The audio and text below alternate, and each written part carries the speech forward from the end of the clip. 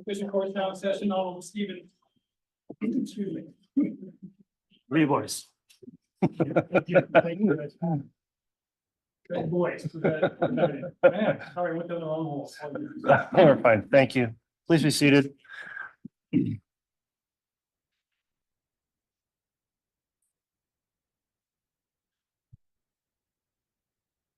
All right. Good morning, everyone. We are on the record now on case CR 22-21-1623, State of Idaho versus Chad Daybell. Prosecution's present as well as the defendant and defense counsel. We are at the stage of the trial where we've concluded the state's case in chief and the defense is ready to begin putting on its case. Before we have the jurors brought in, and they'll be here momentarily. They're lined up in the hall, but I did want to address one thing on the record outside the presence of the jurors. So before we concluded last week, as I'm sure the parties recall, we had after the state rested their defense motion for judgment of acquittal that the court addressed last Thursday. And the court did make a ruling on the record on that as it related to count 4 in the indictment. And upon further consideration, the court will maintain the ruling and deny the motion. In terms of going forward, having thought about addressing that issue with count 4, it's the court's determination at this point. It's going to be addressed with a jury instruction that is going to discuss the difference in the indictment and what the instruction will be as it relates to dates, and will permit jurors to consider those dates originally listed in the first indictment that was not supposed to have been amended on dates. So I'm going to have the instruction, prepared a draft of it, and counsel will be given an opportunity to review the instruction and determine whether or not they agree or whether there's any objection to the instruction in that manner of going forward as it relates to count 4. I'll also note, as we are getting to this stage of the proceedings, we are going to be getting to jury instructions soon. And in this case, it's a large undertaking. On the issue as it relates to the indictment, I just want to give credit where credit's due. And it was my staff attorney, Courtney Stallings, that did discover the issue with the indictment. And she's been working diligently towards also preparing these jury instructions. And I just want counsel to know that it's the court's ultimate duty to make sure the instructions are correct, but I would surely appreciate the assistance and help of counsel doing their best to make sure our instructions are all proper, that they're accurate, they adequately reflect the law and the evidence in this case. And while the court will ultimately approve those, your help and diligence, I hope you can be as efficient and good going through things as my staff attorney has been throughout this trial and assisting in many issues, including that important issue that was discovered last week. So the court is going to talk to counsel about when we'll be proposing a jury instruction conference, of course, before deliberations. And as we get towards the end of this trial, we'll watch the scheduling and how things unfold. And I'll let counsel know when we're going to be prepared to work through jury instructions before deliberations, but it is going to take time and it is complicated, this being a capital case. So if counsel could please keep that in mind as we move forward this week and going forward in the trial, I'd appreciate it. With that in mind, then I think we're ready to start with additional evidence with the defense case in chief. Mr. Pryor, is the defense going to be ready to call a witness once we bring in our jurors? Yes, Your Honor. All right. And is the state ready to proceed? Yes, Your Honor. Okay. Thank you, counsel. So let's go ahead and I'll put one more thing on the record. I did receive the jury affirmation notices from all 17 of our jurors. They're all here today. And so we'll have them brought in and begin with the defense case in chief, please. Judge, permission to approach the podium? Yes.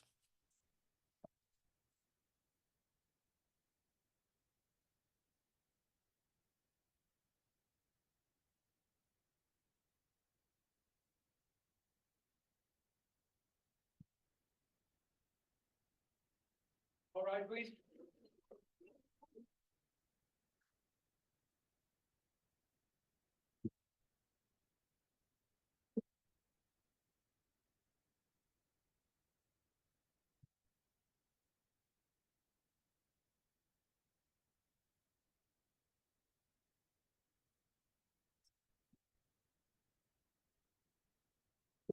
Resolved, President Counter for you. All right, thank you, Mr. Bailiff. Please be seated.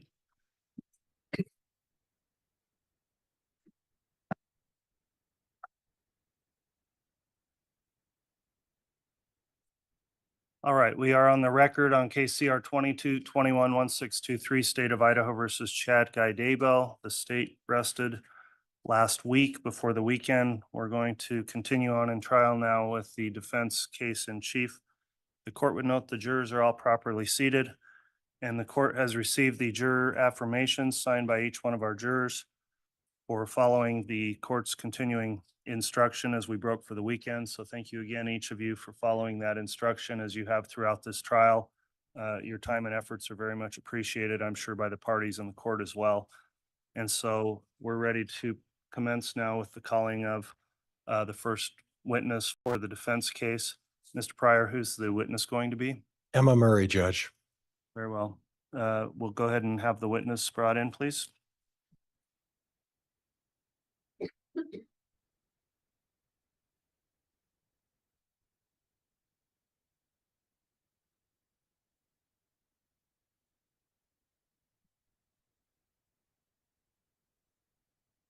You solemnly swear or affirm the testimony you're about to give will be the truth, the whole truth, and nothing but the truth, so help you God? Yes. Thank you.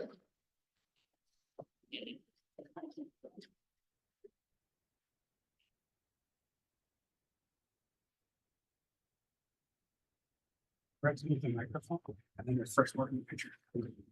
Thank you. May I, Judge? Yeah, before we get started, I was just sitting here considering whether or not the exclusionary rule applies to this witness, and I don't believe it does. Is that correct? That's correct, Judge. But in the issue of precaution, my subpoenas stated that nobody was to observe any of the proceedings, and I will inquire Ms. Murray as to whether she observed any of the proceedings anyway, Judge. Okay, I think it's just fair on questioning for examination on Director Cross, but I won't make any inquiry on the exclusionary order. So with that, I'll just remind the witness then you are under oath for your testimony. You can inquire on direct if you'd like, Mr. Pryor.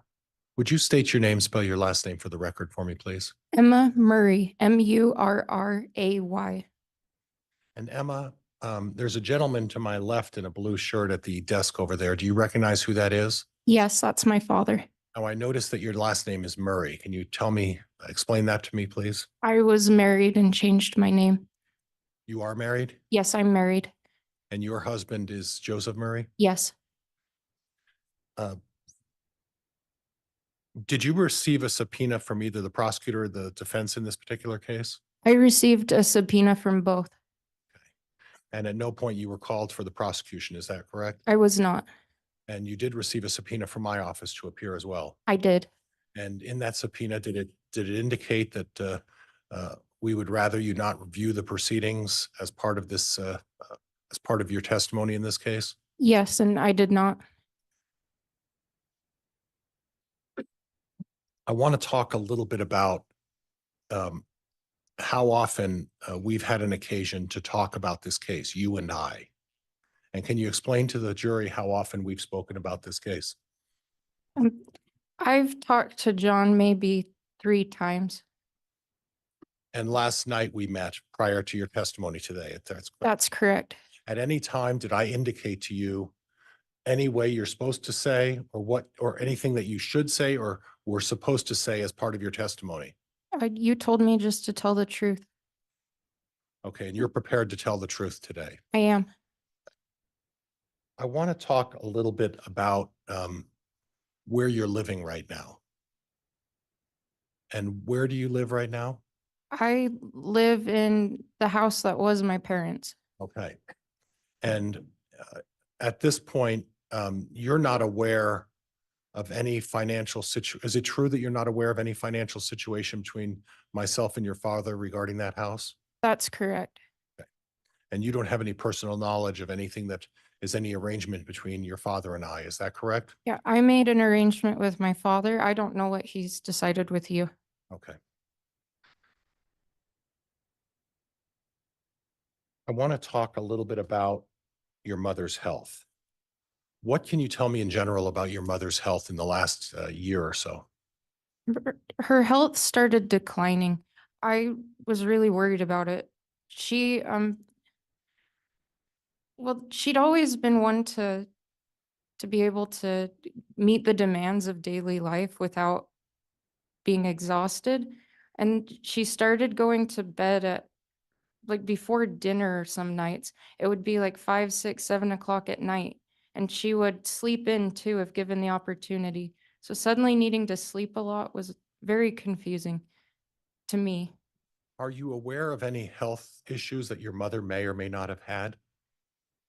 I, at the time, was not. Since her passing, I've been diagnosed with sleep apnea, and my maternal grandfather also has sleep apnea, and uh, she's the generational link between. So I wonder if she did. That's something that obviously we can't investigate at this time, but symptoms like daytime tiredness and not getting restful sleep seem like they would fit what speculation. It's sustained. Okay. Were you aware of any other health maladies that your mother may have suffered from? She had anemia. Okay. Were you aware of any medications that your mother may have taken? She preferred herbal supplements. She did take the generic form of the medication Prozac. Okay. That was the only prescribed medication that she regularly took. Were there any non-prescription medications or herbs or supplements that you're aware of? Oh, definitely. She really liked using colloidal silver was her favorite. It's Slow down for me. Colloidal silver? colloidal silver. It's distilled water with particles of silver in it to the part per million. It tastes like you're drinking water out of a metal water bottle, and it can cure everything. Okay. And I say that with a smile because you really should go to the doctor instead of drinking. Calls for speculation. World. go ahead. She would use colloidal silver as an antiviral, is what she called it. So anytime she felt under the weather, she would take colloidal silver and she would. This calls for hearsay. Overruled. Go ahead. I witnessed her drinking it and she would encourage other people in our household to do so. Were you a consumer of colloidal silver? I was. Okay. How'd that work for you? It tastes nasty. Okay. Did it help you in curing any ailments that you may have had? I don't know. Were there other things that your mother did in terms of remedies to resolve other issues she may have had? She bruised really easily and she used arnica gel. Okay. Arnica is a plant that helps with bruising. She had it in gel form.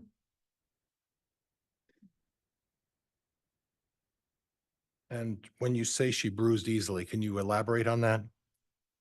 If she were to bump her hip on the counter when she was walking by, she would get a massive bruise from that. Even things like carrying a heavier load of groceries where the bag pressed on her arm would leave a bruise. Okay. Okay. I want to go to the date of October 18th of 2019. Do you recall that day? Yes, Okay. And on the 18th, you were, and before I get there, your mother was employed at a school. Is that correct? that's correct.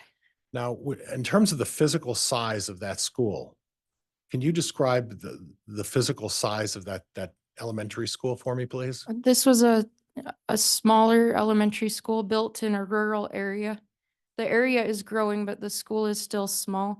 Right now, it houses 3 grades. Okay. So if there was discussion about having to travel within the school, would that be a significant distance that you would have to travel within this school? No, I was also employed there at the time, and it was not a hassle to walk from one side of the building to the other. Okay. And at the time, I'm going to go back to October 18th. And on the 18th, was there some sort of an event or occurrence that was taking place at the school? The next week, there was going to be a book fair. It was going to be held in the library where my mom worked, and she needed to prepare her workspace to become a store. The community was going to be coming in and buying books, and so she wanted to move her personal items and personal books so that way they wouldn't get sold or stolen. And in terms of distance from in this small school you described, how far was your classroom to where your mother's library was? There were two different locations where she would work. One was a computer lab that was right next to my classroom. Um, some people didn't know that, but they shared a wall. You would have to walk around the corner for the entryway, but I could hear her teaching and she could hear me. Her library was just the next hallway over. It was Okay. hardly a walk. When you say hardly a walk, did it encompass miles, No, feet? feet. Okay. Now, in terms of interaction with other members of the school, how would you describe your mother's personality? My mother was an introvert at the core. She could be friendly and small talk with people, but in general, I noticed she didn't confide in people. I also observed at that school, we, like many public schools, needed a lot more employees than we had. So most people were overburdened with work, especially support staff. And so she really didn't have time to visit. Even during lunchtime, when you would typically think someone could sit down and chat with a neighbor, she was helping students go through the lunch line and pay. Would it have been your mother's habit to openly discuss her health issues with members of her school staff? Objection, Your Honor, calls for speculation. Sustained. At any time were you present when your mother discussed any of her health issues with other members of the school staff?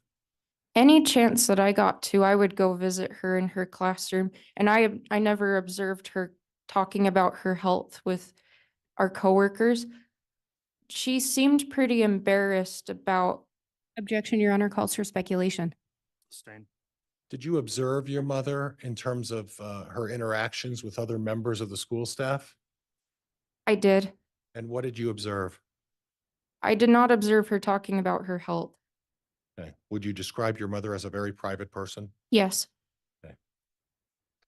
Um, would you agree that it wasn't her habit to want to miss work? she wanted to go every day.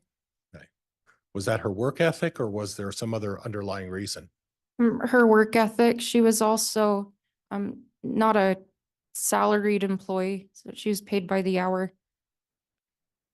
So it was important financially from your perspective that she work? Yes.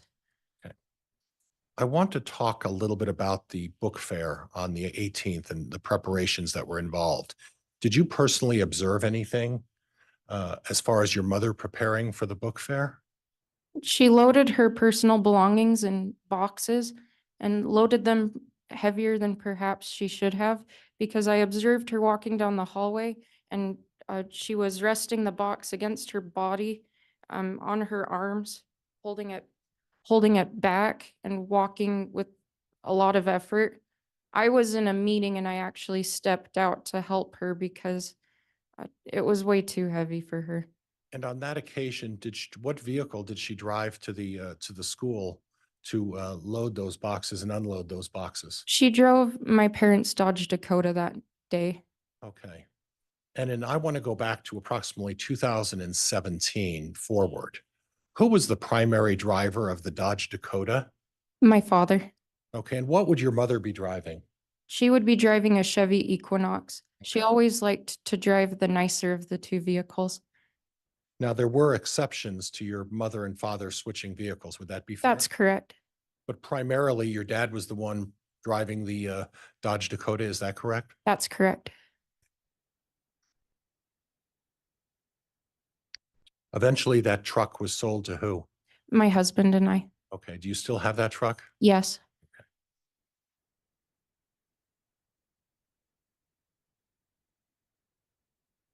Your mother would use a common phrase in the last year of her life in terms of an assessment of how she would feel. And Yep. Yes, Objection here calls for hearsay. Sustained. were there occasions when you would, well, Judge, I think I'll move on from there. That's okay.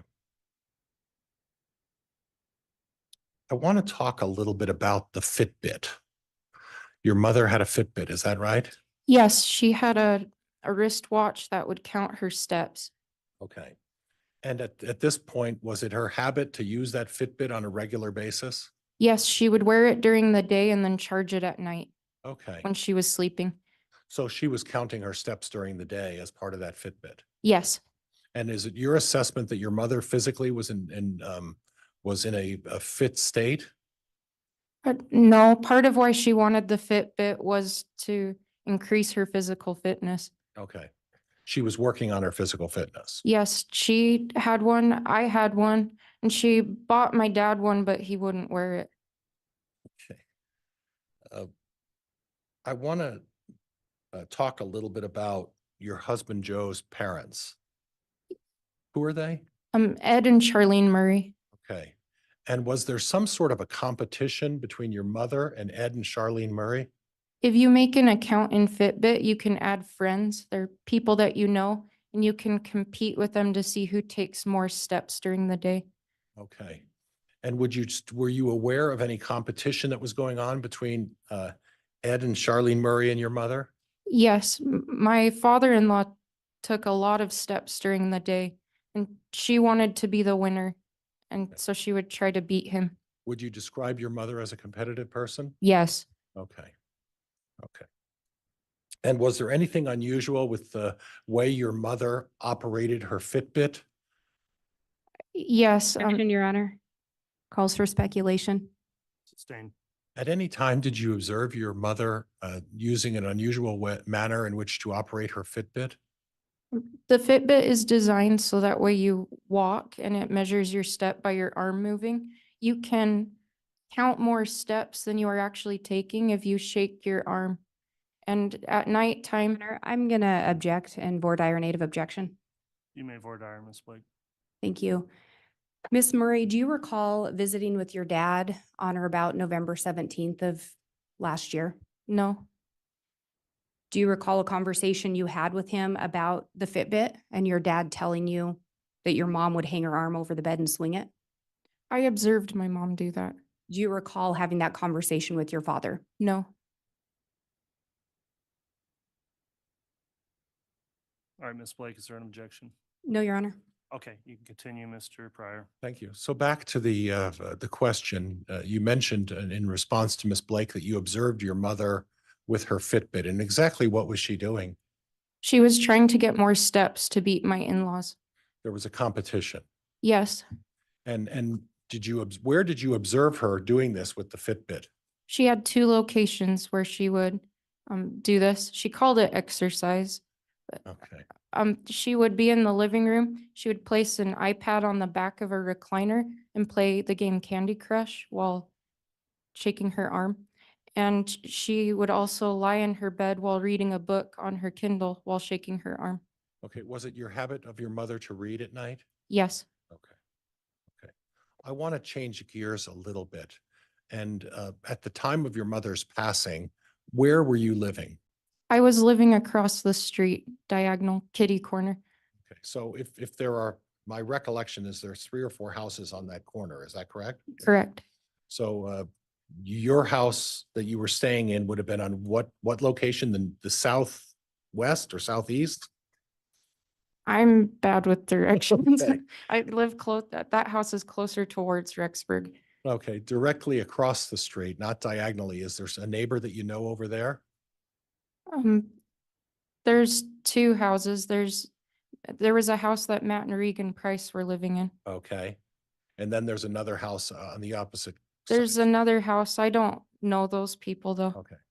So you were across the street and kitty corner from your father. Would that be fair? Yes, Relatively close.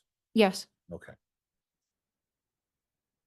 Now, there's been some discussion about your mother training for a 5K race. Do you have any information about that? I was training for a 5K race, but she was not. Okay, and why do you say she was not? I invited her to run with me and she told me no, and that she never would. Okay. Now, there was some discussion about your husband in September sponsoring a 5K race. Do you recall that, of 2019? Yes, he wanted to fundraise for an organization called Operation Underground Railroad, and he organized a 5K race. A similar one had been put on in the community before, and he wanted it to happen again. And so he organized it. My mother helped. Okay. Well, in helping, did your mother participate in that 5K race? She did not.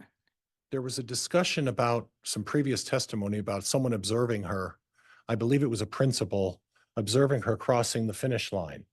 Do you have any personal observations about what you saw that day? My mother may have walked across the finish line while helping with the race administration. She was not entered as a participant and she did not go the entire distance. There were some people at the end of the race who were going very slowly, and a group of people walked with them to encourage them to finish. And she may have been with that group, although I don't remember seeing her. Okay. So what you're saying then is that you may have observed her with some people helping somebody across the finish line, but to your knowledge, she wasn't participating in the race. That is correct. She wasn't registered in the race. She wasn't dressed to run either. She was wearing blue jeans. Okay. And do you specifically remember that from September of 2019? Yes. Okay. I want to change the subject a little bit about the clogging and the Zumba high fitness classes. What can you tell me about you and your mother's participation in those classes? At that time, my mother and I were both overweight and wanted to exercise more. And some ladies at the school invited us to come to a class that they were going to in the evening at a local elementary school in the gym. Can you tell me when approximately you and your mother started those classes? We started going in April 2019. And this was a joint effort to improve both of your fitness? That's correct.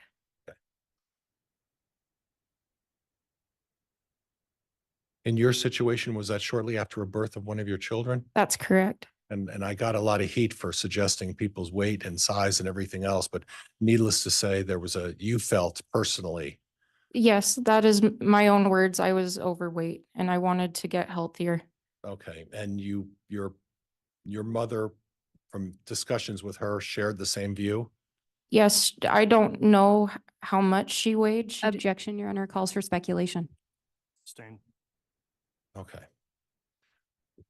In any event, the purpose of the Zumba class was for both of you to try to improve your fitness. Yes. Okay. Can you talk about the level of participation that both of you engaged in as part of those clogging and Zumba classes? The idea of the Zumba class, high fitness, is that you can participate to whatever ability you're able to.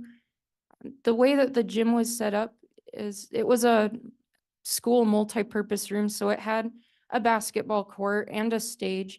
Our instructor would be on the stage where everybody could see her moving, and we would mirror her body movements, similar to how you would copy an exercise video at your house. It was just live.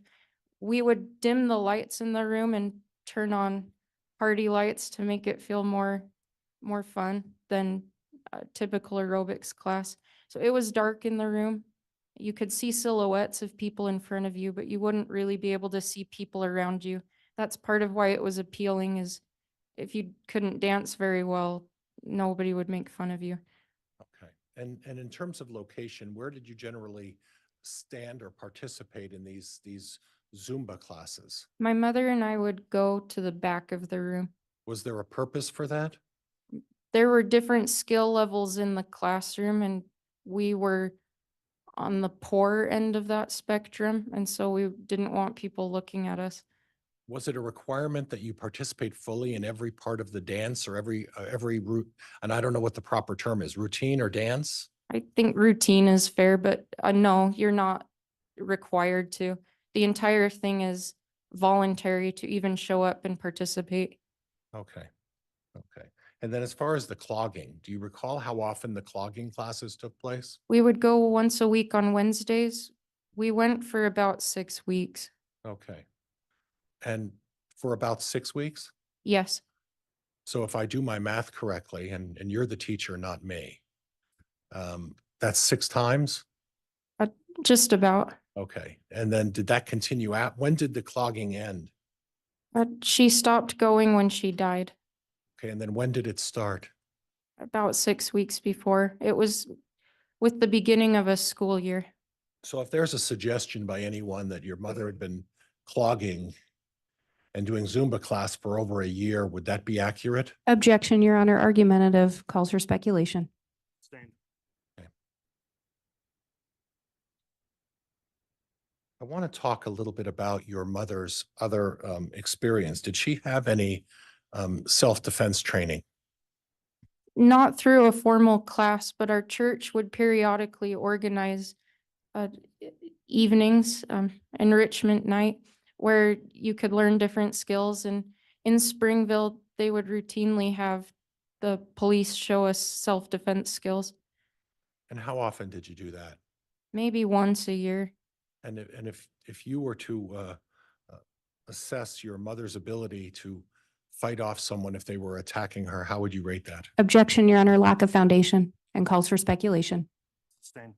Did you ever observe your mother engage in any sort of physical activity where she practiced fending off any assailants? There's a game on the Wii, a video game system called Exerbeat, and there's a kickboxing portion where you can practice punching. Okay. I want to talk a little bit about life insurance. And I want to mention the name Taylor Ballard. Do you know that name?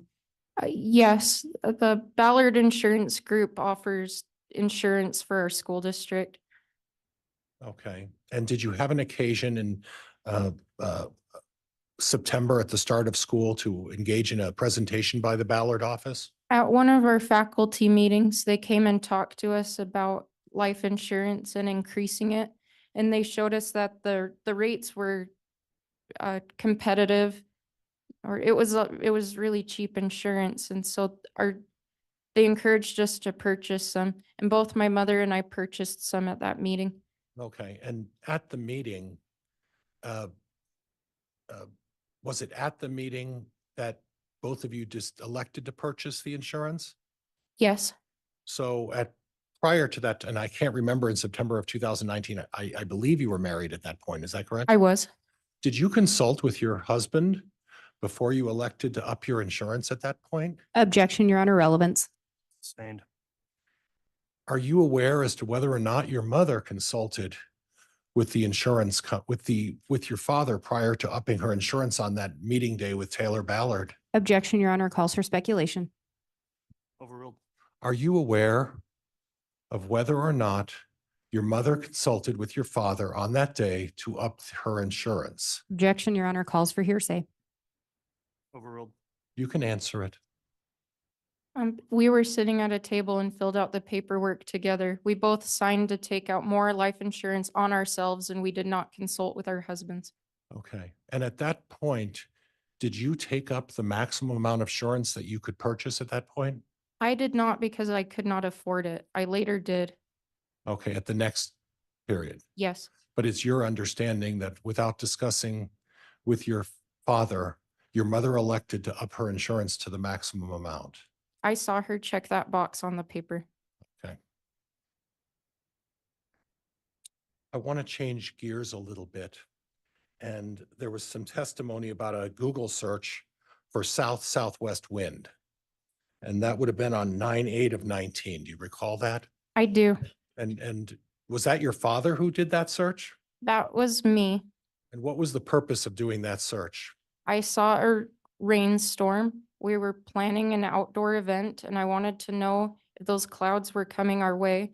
The weather forecast for where we live in Rexburg is sometimes inaccurate because we don't live in Rexburg. So I was trying to be an amateur meteorologist, and the wind the weather app said it was coming from the south, southwest, and I didn't know if that meant it was coming or going from the southwest. And so I did a Google search on the desktop computer that my parents kept in the living room. Okay. That would have been typical at that time. I was late to getting a smartphone, so using a desktop computer would have been more comfortable for me. And it was common just to jump on the computer. There wasn't any login or anything, so it was just getting on the internet. Okay, and the access to that computer, I'd like you to talk a little bit about where that computer was in relation to the rest of the house. My parents had two different computers, a PC and a Mac. There's different capacities of each one, and my mom liked different parts of both for the business. So they had one of both, and they were next to each other in the living room. And the screens were set up so that way everybody could see the screen. And you talked a little bit about your mother and the financial issues. When you talk about and I just had a lapse as to the name of your father's publishing company, Spring Creek Book Company. Spring Creek Book Company, and I'm going to mess it up again, so please bear with me. How would you describe the different roles of your father and mother in terms of their participation in the Spring Creek Book Company? I would say that my dad was the creative side behind it, and my mom was the one that made everything happen with finances and logistics. My dad would find authors or potential authors that could write books, and he would meet with them and give them guidance to write. And my mother would help design book covers. Most of them she did by herself, and she would do the finances and taxes for the company. And they worked together on it. And I don't think they could have done each other's jobs. But there was access in both of them. Was it necessary for both of them to know the passwords to all of the organizational, for lack of a better word, all of the organization of the Spring Creek Book Company? Yes, they were both able to log into the required programs. Okay, there was no need for them to be provided or have someone provide them with the passwords. They were both well aware of them? That's correct. And my mother also would typically save her passwords. So even if you knew it, you wouldn't need to type it in. Okay. I want to change gears a little bit. We're going to get back to your father and his artistic side in a minute. But I want to change gears about the physical description of the home that you're now living in. Would it be fair to say that it's a brick house, Yes, a one-story, yes, that there's a garage? yes, Is there an unusual structure that's attached to the back of the garage? yes. The previous owner constructed a building over the pump house where the well is, the machinery that draws water for the house. And it's unheated. It's built from a different material than the rest of the house. There's not very much electricity that goes to it. Okay. And did any of your brothers or sister ever use that, and what was the word for that? Cozy cone, Cozy, what? cone, Cone, C-O-N-E? yes. Okay. Is there a time when at least one of your brothers would use the cozy cone? We all would periodically, the children. We would play musical instruments up there. It was far enough away from the rest of the house that you could play loudly on drums and it wouldn't annoy mom. And you could turn up your guitar amp as loud as you wanted and nobody could hear it. But I would go up there. My brother Mark would. My sister Leah would go up there to study sometimes because it was quieter. Now, in terms of access to the cozy cone, is it true you have to go through the garage in order to get into the cozy cone? Yes. And how would you do that? Well, you would open the door to go into the garage, walk through the garage, go through another doorway, and you would be in a hallway. And then to go upstairs, you would have to go through another doorway. It was really inconvenient. Okay. I want to touch a little bit about your father's faith beliefs. And my understanding is you're of the LDS faith Yes, and you're a participant, an active participant in your faith. Is that correct? yes. How would you describe your father's faith? I would say very traditional in what he believed. And he would research very carefully, and he wanted to stick to as close as the original form as he could. So he was really interested in teachings from Joseph Smith and Brigham Young and similar early leaders of the church. Would it be fair to describe your father as a fundamental? Yes, Okay. Okay. And you didn't share his religious beliefs? not necessarily.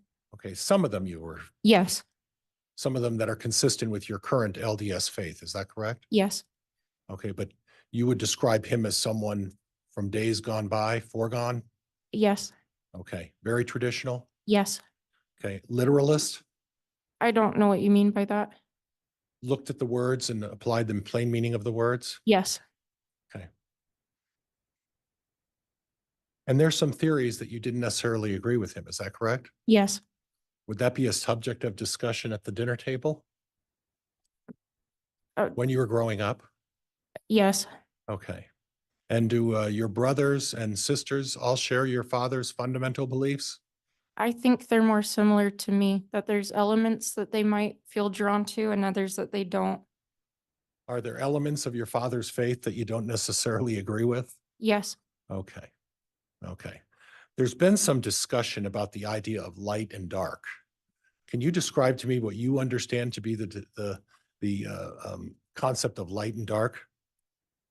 the phrases good and evil would be talking about your actions, what you chose to do, where light and dark would be talking about your motivations. Light it means that you're acting selflessly like the Savior would be, and dark means that you're selfish, focusing inward like Satan would be. Okay. Was this something that your mother, from your discussions with your family, shared with your father in terms of her beliefs? Yes, So would it be fair to say that your mother's beliefs, to your knowledge, were also of the fundamental or traditional node? probably more so than him. Okay. Did she ever have discussions about putting numbers, death percentages or numbers, whether how light and how dark a person would be? Yes, Did she do that frequently? yes. Okay. Was it particularly about anybody, or was it as her day-to-day activities, she would make comments about that? As she came across people and observed things, she would mention it. to- Objection, Your Honor, calls for hearsay. Sustained. Okay. Now, you had an occasion personally to deal with your mother's rating system in terms of dark. Is that correct? Several. Okay. And was there an occasion when your mother engaged in a practice of trying to rid some sort of dark entity from you? Yes. And can you describe what that was about? Objection, Your Honor, relevance. Overruled. Can you describe what that was about, please? I have struggled with anxiety for years, and it was feeling very unmanageable. And I felt like there was a being that was with me. And I talked to my parents about it. And my dad cast it out using the power of the priesthood. And then I felt better afterwards. Okay. When you say the power of the priesthood, what do you mean by that? The power of God given by the laying on of hands.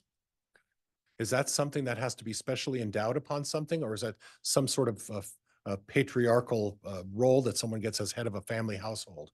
Any eligible man can have it Okay. if they're living and keeping covenants in the church. Okay. And on issues of covenants in the church, your father's not a perfect person, is he? No, And you're aware of a relationship that had been going on, and I'm not trying to embarrass you or cause you some difficulty, but you did subsequently learn that your father had a relationship with another woman, yes, and that was not an appropriate relationship. it was not. Okay. And at this point, it was for all practical purposes, having a relationship with Lori Vallow while still being married to your mother. That's correct. And would you agree that not anybody's perfect?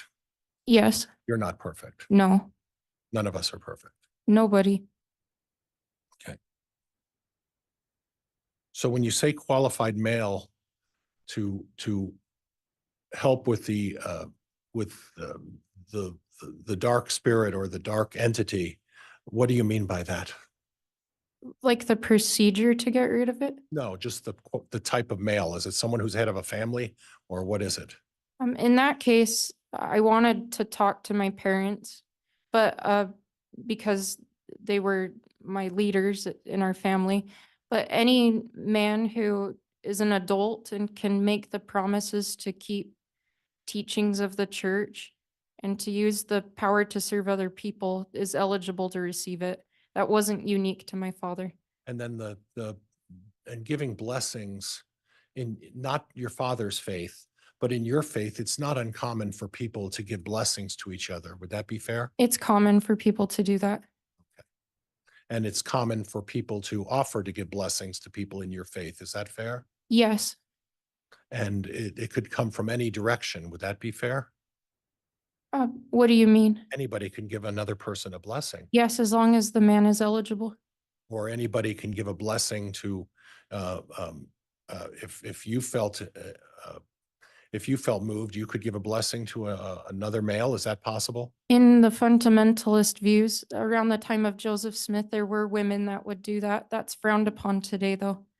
Okay, so at this point, it's usually the head of the male or a male person who is the one who would generally give the blessing to other people. Would that be fair? Yes, that's correct. Okay. Now, while you were dealing with this dark entity, is it your understanding that when you're going through the process of trying to rid that dark entity or that feeling of, and would you describe it as just a feeling? Would that be a fair way to describe it? I felt like there is an actual person trying to control me. Okay. And at that point, after the conclusion of what your mother engaged in and your father engaged in, did you feel relieved or some recovery as a result of that? I instantly felt better. I felt like the individual that was trying to affect my body was gone. Okay, and this is something that is not inconsistent with the LDS teachings, light and dark, and these sort of entities. Would that be fair? And all Christianity and the Bible, the Savior would cast spirits out of people. Okay. And at this point, as a result of casting out the spirits, does that mean that after they cast the spirits out, you die? No, Is there any instant that you can recall in your teachings as part of the fundamental or LDS church where by casting out a spirit, the result is someone dies? no, the goal of it is so that way you have your own body back and can be in control of yourself. Okay. Have you ever heard the word zombies? Just on TV and Okay. movies. Okay. And at this point, are you aware of whether by stating someone's a zombie and you do one of these castings, does that mean the person dies as well? No, Okay. And again, part of that casting and removal of the dark entities is also consistent with your LDS faith. Is that correct? yes, I want to talk to you a little bit about a subject called the emotion code. Are you familiar with that? yes. Talk to me a little bit about that. It was developed by a man named Bradley Nelson. The idea of it is that you use Objection, Your Honor, relevance. Sustained. Were you aware of whether or not your parents used the emotion code? Yes, they did. Objection, Your Honor, relevance. And I would use it. Anything? Hold on, before you keep answering, there's an objection that's pending. I am going to sustain the objection. There's been no relevance established for this, Mr. Pryor. Okay. Well, I was trying to establish by having her talk about the emotion code, Judge. Well, that's backwards of how we get evidence in, so please see either ask additional foundation or ask another topic. Do you believe that your father and mother thought they could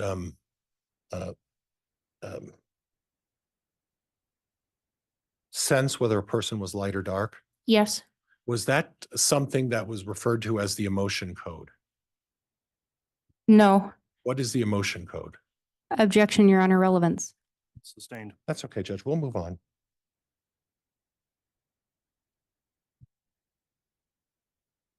Did you believe or ever observe your mother reflecting on her ability to identify what people's true intentions were? Yes. And would you talk to me a little bit about that? Objection, Your Honor, relevance. Overruled. Talk to me a little bit about that. My mother learned about muscle testing or reflexology as a child from her parents, and later learned more about it through a class called the Emotion Code. The idea is that you use your body. Objection, Your Honor, relevance. Sustained. Okay. Did you observe which one of your parents was better able to apply this issue of this true intentions? My mother was more skilled at it. Okay.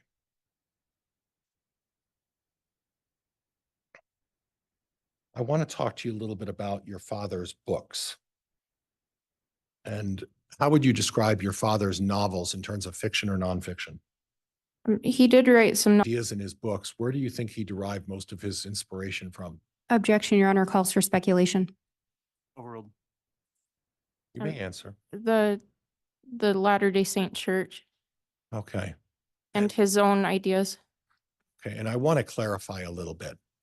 When you say the Latter-day Saint Church, you're not necessarily meaning the current Latter-day Saint Church, are you? No. You're referring to what was at some time a more traditional view of some of the readings of the Latter-day Saints. Yes. And would you agree that it was your father's intention to sort of, and through his books, discuss some of those theories and express those through his books? Yes, similar to how historical fiction can teach about the past, he wanted to teach about the future with fictional characters. Okay. And it doesn't necessarily mean, as someone like you who's has firm belief in the LDS faith, that you would necessarily agree with everything he put in his books. Would that be fair? Yes, it was an interesting experience to read and to think about what I would do in similar situations, but I did not interpret it to be scripture in any way. Nor did you interpret it something that you would generally accept or believe. Is that correct? Correct. Okay. How would you describe your father's personality? Very introverted. Much like your mother, Yes. without name calling. Would you describe your mother and father as more of a bookworm type? Yes. Okay. But your father enjoyed expressing his views about his religious theories, correct? He enjoyed speaking in front of groups and teaching, but not necessarily talking one-on-one with many individuals. That would be very draining for him. But talking in front of a group and teaching had a different energy about it. Okay. And your father found great satisfaction in anyone who would take an ear expressing his views, and once he got on the subject, he would. It was something he was passionate about, and he enjoyed talking about it.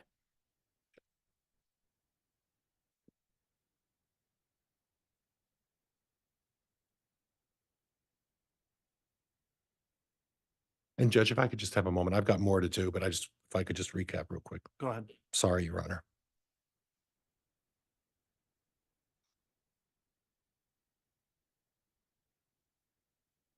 I want to talk to you a little bit about whether or not you know if your mother is familiar with paintball guns. As a family and like her current family with husband and children. I'm talking about from her past. Oh, that's a common recreational thing where we grew up in Utah. It wasn't something she enjoyed doing, but she probably went at some point. Okay, were you familiar with her brother and uncle who were involved in that? Yeah, she had an older brother and an uncle who was about their age that liked to do adventurous things. Okay. So at the time, do you recall the incident with the paintball gun incident? I do. You recall approximately when the date of that was? October 9th. Did you have an occasion to talk to your mother about that? Yes, I had been with her moments before. She had dropped me off from our clogging class, and then she went home. And she posted on Facebook about it. That's how I learned about it. And I called her immediately. Okay. Was there any confusion as to what she felt someone was pointing at her? She was very sure it was a paintball gun. Okay.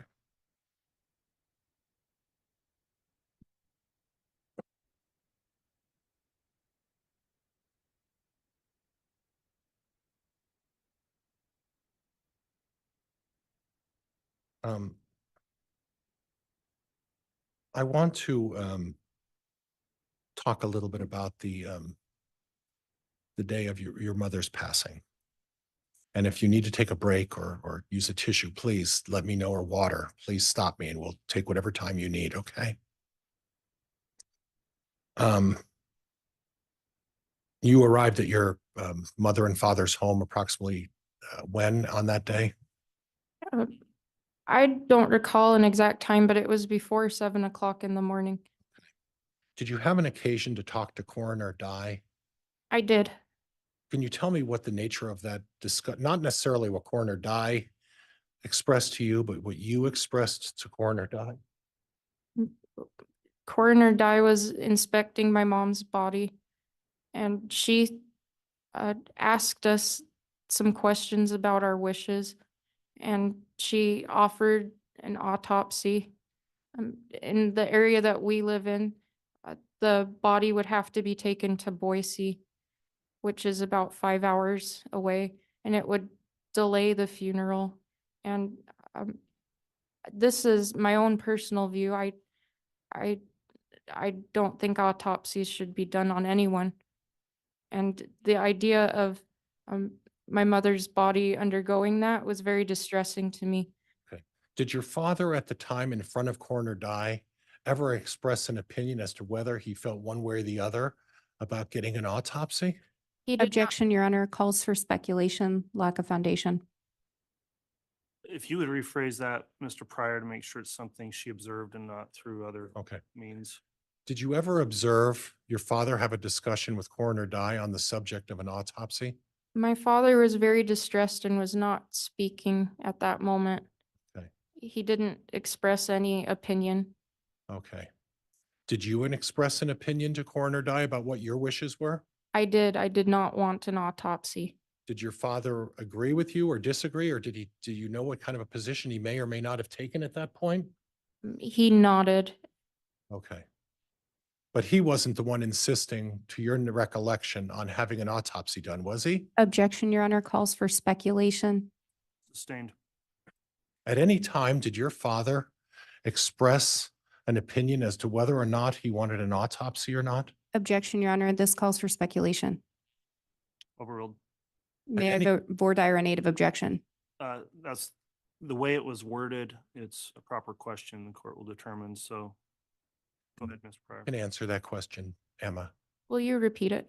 Madam Clerk, would you repeat the question for Emma?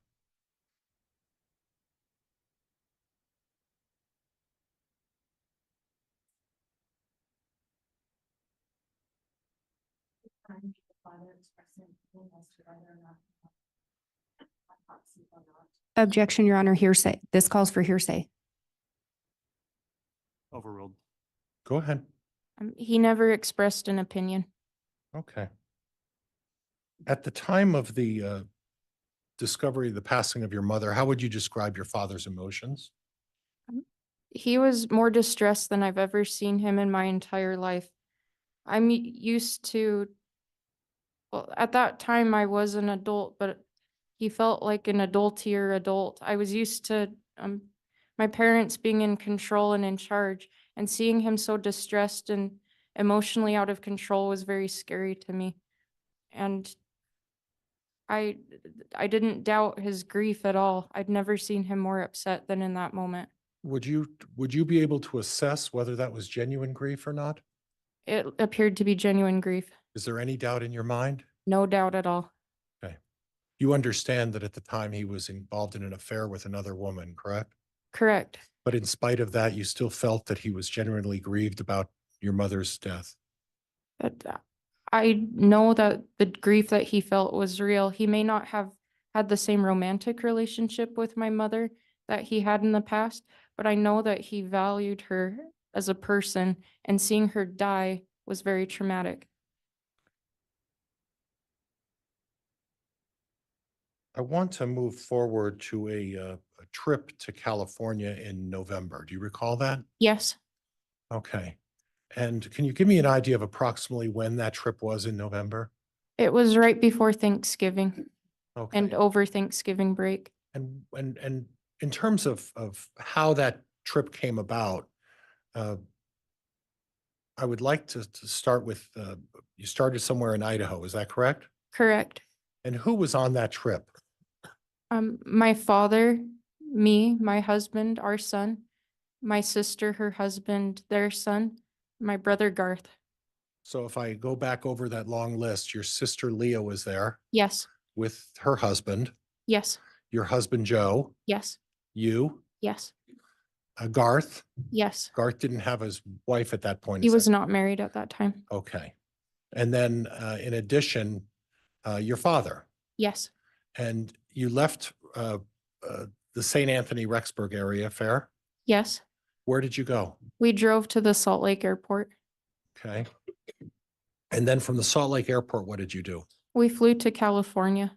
Okay. And then what did you do in California? We went to Knott's Berry Farm, Okay. How long of a trip was that? just a few days. Was it a Thanksgiving trip of some kind? Yes, Okay. And then what was your father's plans after that weekend? he was going to go live in Hawaii. Okay. And was that going to be a permanent move? No, Temporary? that's what he said. Okay. And was there any secrecy applied to that meeting? Was there any way that he was trying to conceal where he was going or what he was doing? No, Okay. So it was public airline tickets, yes, public transportation, yes, public hotels. yes, Okay. Public planning. yes. Okay. And at some point, was someone else planning on going on that trip with you? Yes, Lori Vallow attended with us. Okay. Did she drive from Rexburg, St. Anthony area with you folks to Salt Lake City? She did not leave the same time we did. And she Okay. did not leave from the same location. Okay. Do you know where she left from? I do not. Do you know when she arrived with you in California? She arrived later that night, about 12 hours after we had left.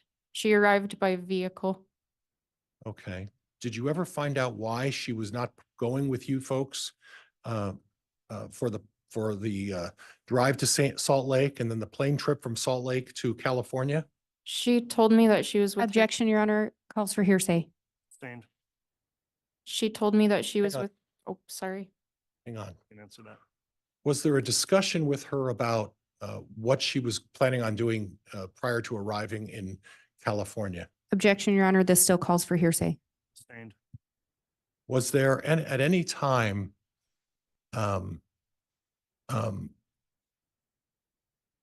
did you learn at any time what Lori Vallow was doing before she arrived at California? Objection, Your Honor, this still calls for hearsay. Response, Mr. Pryor? It doesn't call for hearsay. I'm asking whether she learned of something, Judge. I'm not asking what she said to her. Your Honor, may I voir dire native objection? No, I'll overrule the objection. She can answer. Did you at any time learn of where Lori Vallow was doing on the before she arrived in California? She told me that she was. Hang on. I don't want you to say what she told you, whether you learned information. I learned that. Objection, Your Honor, this is why it calls for hearsay. Judge, I'm not again asking for what Ms. Vallow may have said, although I think a statement of a co-conspirator, it comes in anyway. Well, that is true. Co-conspirator statements do come in. Your Honor, not from, only as a party opponent, so the state would still object. This calls for hearsay. It's not based on personal knowledge. Judge, there's no indication that Ms. Vallow is on my side or in any way in support of. Your Honor, case law is clear. All right.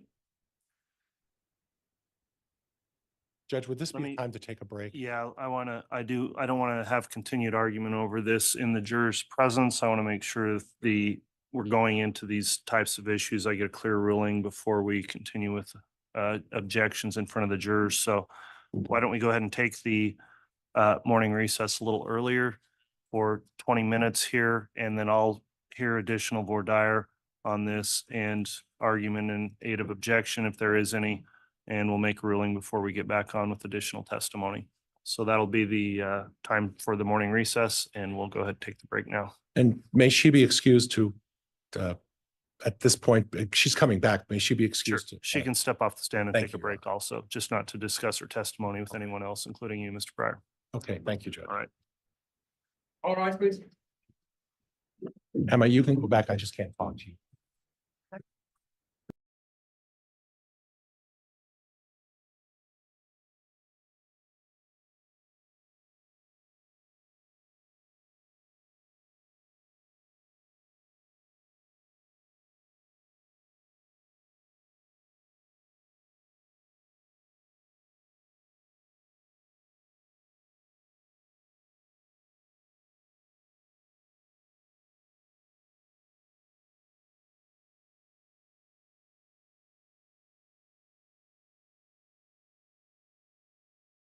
Over the break here, you indicated case law is clear. I'd like to know if you have any citations for me to consider over the break.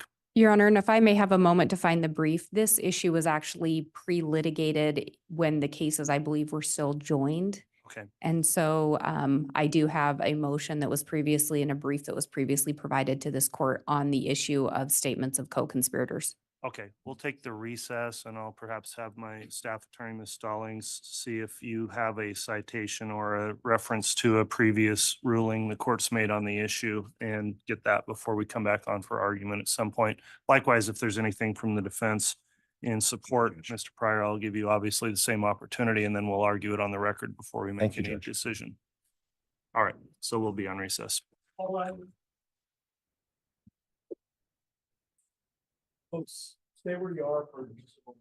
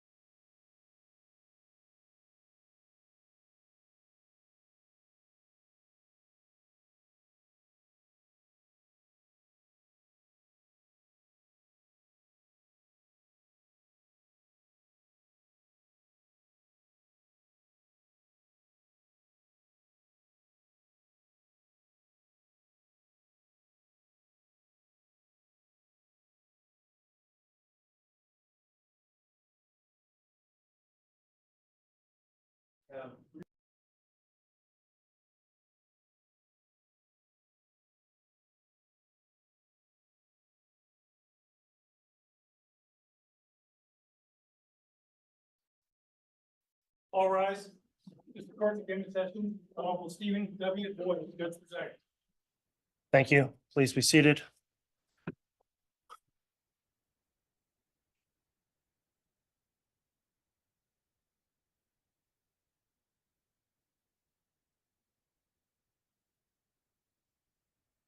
All right, we're back on the record on CR 22-21-1623, State of Idaho versus Chad Daybell. We took the mid-morning recess.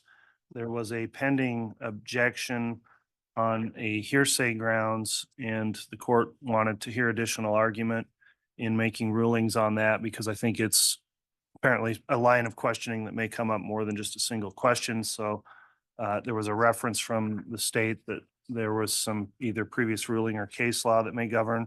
So in support of the proposed objection, I'll allow the state to make any argument. I'll hear any response from the defense, and we'll go ahead and argue this matter outside of the presence of the jurors, who I will note are not present in the courtroom at this time.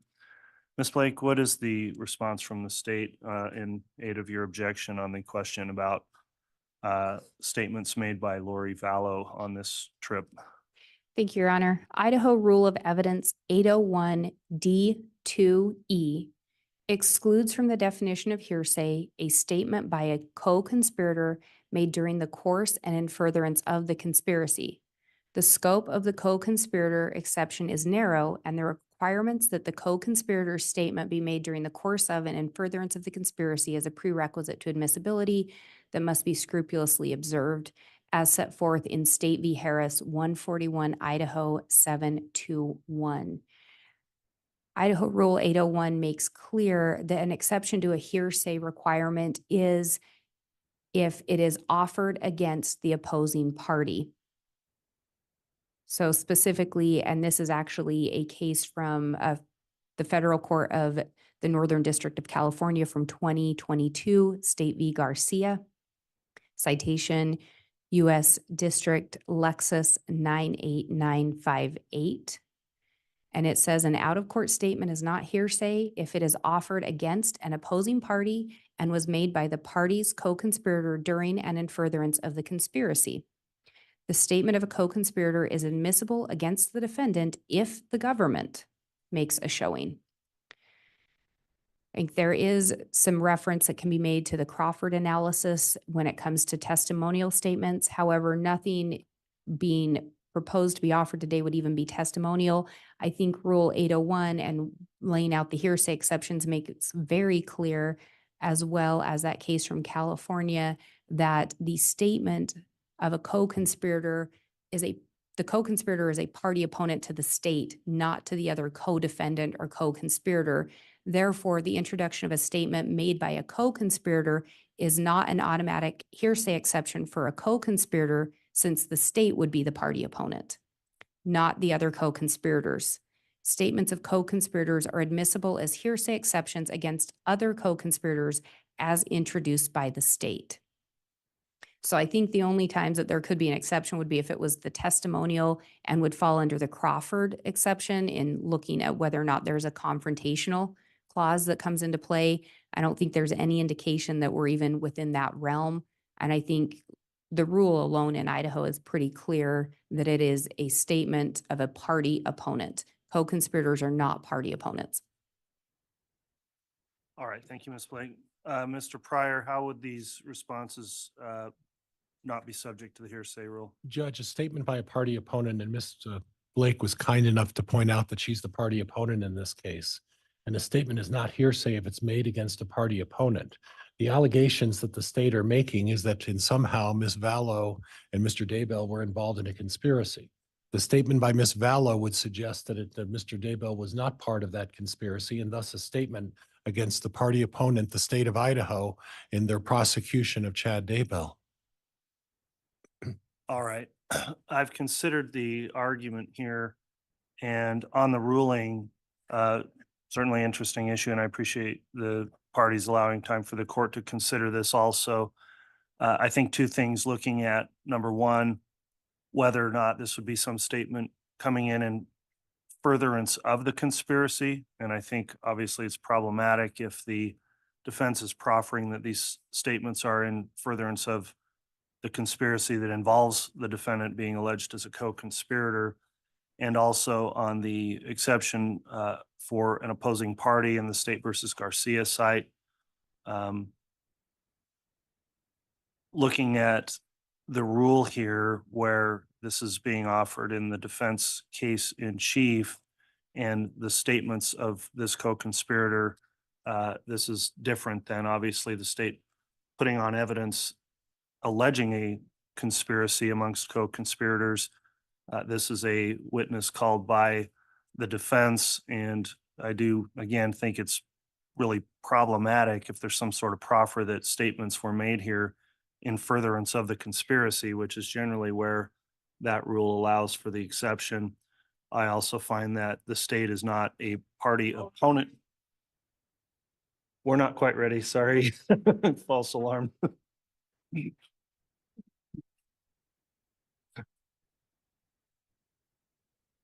All right, I'll just note on the record, the jurors started entering the courtroom, but were excused without hearing any of the court's ruling here. For these reasons, though, also it's not a statement of offered against the opposing party here. There's no indication that there's any statements directly from Lori Vallow about or against the state of Idaho here. So the court is going to sustain the objection on this or any other grounds that come up in relation to statements made by Lori Vallow, unless, again, they fall within these narrow exceptions under 801 D2E. The court finds that does not apply as an exception, so I am going to sustain the hearsay objection. So that'll be the court's ruling. And Judge, if I could have some parameters, my understanding is that the court is excluding Emma Murray from stating what Lori Vallow told her, but that doesn't exclude me from inquiring as to whether there was a discussion about a particular topic. At least the way I read the rules, that doesn't exclude me from inquiring as to whether a particular topic was discussed with Ms. Murray and Ms. Vallow. Is that correct?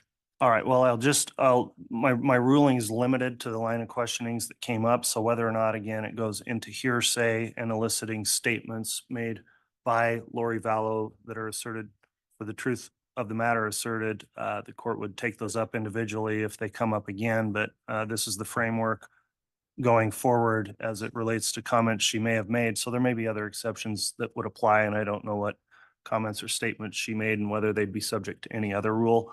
But in terms of the co-conspirator exception, that'll be the court's ruling. Okay. Thank you, Judge. All right, thank you. That'll be the ruling then on that. And so we'll go ahead and have the jurors return since I know they're ready, and then we'll have the witness please return to the stand. And Mr. Pryor, you can take the podium. Thank you.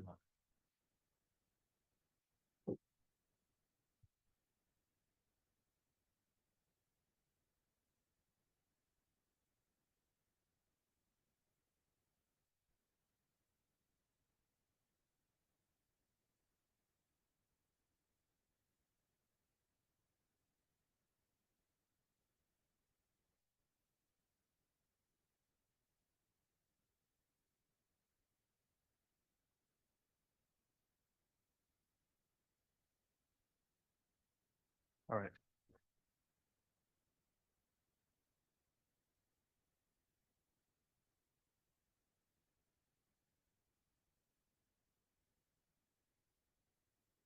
All right,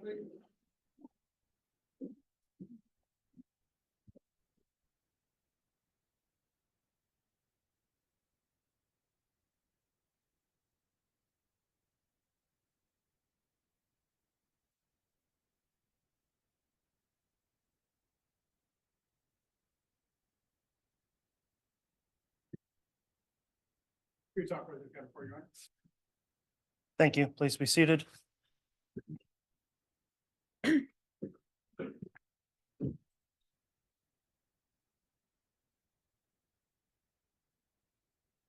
All right, the court will note the jurors are returned to the courtroom at this time. We appreciate your patience as we work through an evidentiary matter. We do have Ms. Murray on the stand. I'll remind you, you're still under oath for your testimony on direct examination from the defense. Mr. Pryor, if you'd like to continue, you may. I just want to advise you that you can't tell me what someone said and repeat what someone said, but you can answer my questions without telling me what the person actually said to you. Do you understand that? Yes, Okay. So it's your understanding that at the Knott's Berry Farm trip, Lori Vallow came from another direction. Is that correct? yes, She didn't participate in the travel plans with you to California. Is that correct? yes, At any time, without telling me what she said, was the topic of the location of the children discussed with her? yes, Okay. At any time, did you and your father ever discuss his knowledge of where the children might be? yes. Okay. What do you understand your father's knowledge of where the children were located during the time that investigators were looking for them? Objection, Your Honor, calls for hearsay. Overruled. Go ahead. From my understanding, and from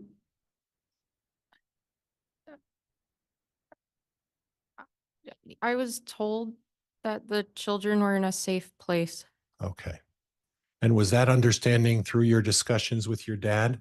Yes, At any time, did your dad actually know where that safe place was with your discussions? Objection, Your Honor, calls for hearsay. The only way she'd know this is based on hearsay and calls for speculation. Sustained.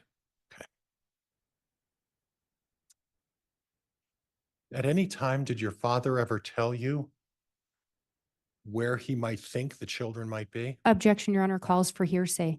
Judge, I'm not asking for an answer. I'm asking whether there was a discussion regarding that subject. May I have a quick sidebar with counsel?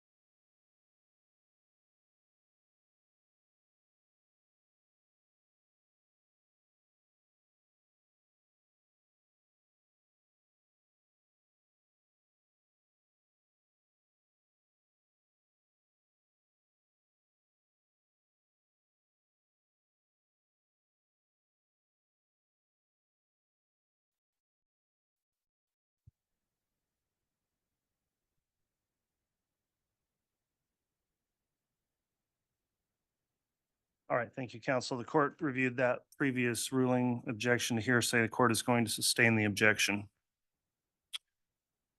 So at some point, is it fair to say that you had a discussion or multiple discussions with your dad about where the children might or might not be?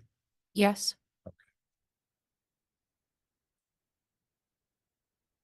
I want to go to the issue of the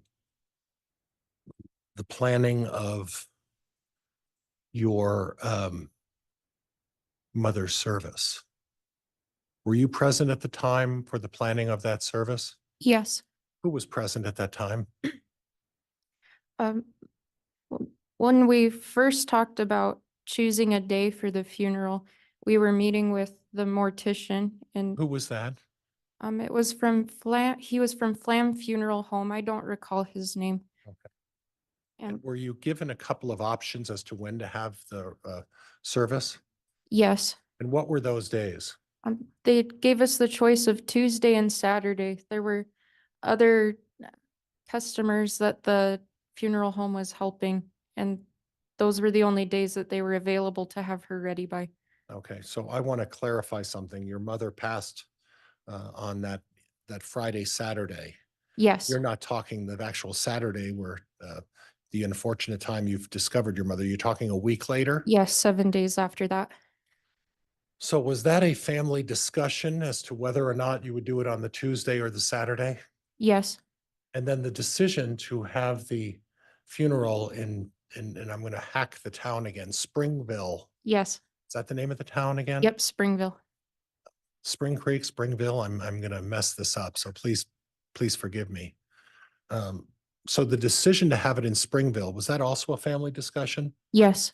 And the decision was made for Springville as opposed to Rexburg. Why? My mother had lived in Springville far longer than she had lived in Rexburg, and her family still lived there. And there was a family plot in the cemetery, so it just seemed like the natural decision to bury her there. Okay.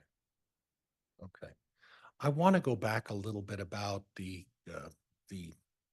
um, the outdoors and your mother's participation in the outdoor activities around the property. Can you elaborate a little bit about what your mother's primary interest and role was in terms of the outdoors?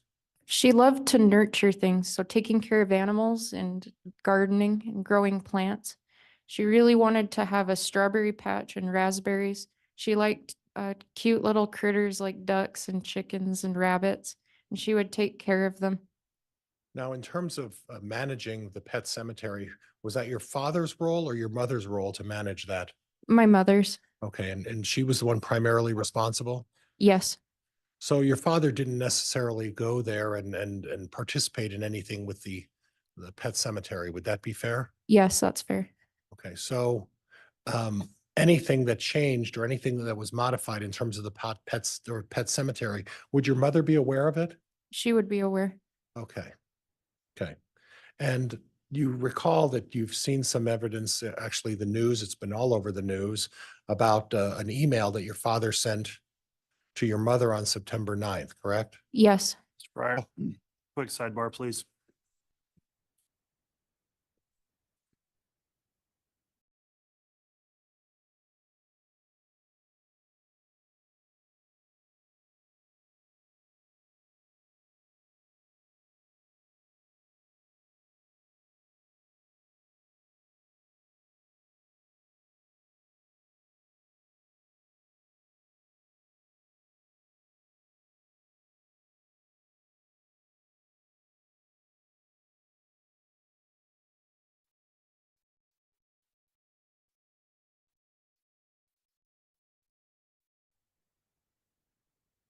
All right, Mr. Pryor, please continue.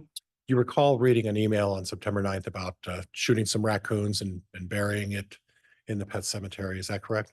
it was a text message, I believe, but yes, I did. Would it be unusual for your father to send your mother a message if he was involved in the something involving the pet cemetery? Objection, Your Honor. May I voir dire native objection? You may. Miss Murray, did your parents tell you about every message they ever sent each other? No, Did you look at their phone records routinely? no, Did you look through their phones routinely? no, Your Honor, this would call for speculation. I'm going to object. Sustained. Okay. Again, it was your mother's primary responsibility to manage the pet cemetery, correct? yes, And it would be, if your father were to do something in the pet cemetery, would it be unusual for your father to have to let your mother know that he was doing something? Objection, Your Honor, calls for speculation. Sustained. I'll move on, Judge. You mentioned that you lived kitty corner to the your dad's house. Is that correct? yes, And has there been occasions when you folks have also encountered issues with animals on the property? yes, And in some of those instances, were those animals buried as a result of being shot yes, on your property? yes, Okay. And do you have any knowledge about animals being shot on your dad's property as a result of issues with either livestock or otherwise? yes. Okay. And some of the animals that were on your father's property at the time, can you go through the list of different type of animals that were on your father's property at that time? There were a lot of cats. We live right by a busy highway, And so all throughout, there's stray cats that get hit and my mother would feel bad for them and they weren't even our cat and they'd get buried. And some pet dogs, raccoons, skunks, rabbits, ducks, chickens, sometimes sparrows even too. And your mother was a kind and considerate person, Yes, and she felt that that was the reason for why she erected the pet cemetery. Is that correct? even if it was a pest animal, she didn't want them to be disrespected. Now, I noticed that when you ran off the laundry list of animals, that during the time period of, let's start with the beginning of November or beginning of 2019 through at the time when your father was accused of this. Are you aware of whether or not your father owned a dog? My father did not own a dog. He does not like dogs. So there was no dog on the property at that point. Is that correct? Correct. That they owned. Oh, that they owned, yes. You guys had a dog across the street, right? We did. Okay. And you don't know whether Regan Price and her family had dogs, right? They sometimes have, but I wasn't sure at that time if they did. Okay. I want to talk to you a little bit about your feelings about law enforcement in this case. And there's been some mention previously about your, at least indicating that you had some difficulty with law enforcement. Can you explain that to me? Yes, when I first, I heard from Garth that a detective had come in. Objection, Your Honor, calls for hearsay. Sustained. Okay, you can't say what Garth told you, but I want to talk about your personal experiences in dealing with law enforcement and how you felt about that. I was aware of an event that had happened with my brother and I wanted to learn more about it. So I contacted the same detective that had talked to him. Now, in an instant, was it that same detective who talked to you about the exhumation of your mother? Yes, And who was that detective? Detective Hope. Now, do you recall when you had that discussion about the exhumation of your mother? December 13th, 2019. Okay, and at that time, was it your indication that your mother had not been exhumed? Yes, I thought she was resting in peace, just like we left her. Okay, and was the subject of the discussion with Officer Hope that your mother in the future would be exhumed? But he said it had already happened. Okay. And was that the first time you heard about it? Yes. And if you need to take a break, you tell me, okay? Okay. At any time prior to your mother being exhumed, did anybody from law enforcement ever tell you that your mother was being exhumed? No, Did you ever hear from your mother's family in Springville that they were going to exhume your mother from the ground? no, nobody knew. Okay. And to your knowledge, the amount of time, do you have any information as to the amount of time from the minute they started the exhumation to when she was placed back in her grave? How much period of time that was? At the time, I didn't know. Okay. Were you ever misled about whether there was going to be an exhumation or not after the exhumation took place? No, You were never misled? I don't understand the question. Okay. Did an officer ever tell you that they were going to do an exhumation even though it had already occurred? Yes, Who was that? Detective Hope. Okay.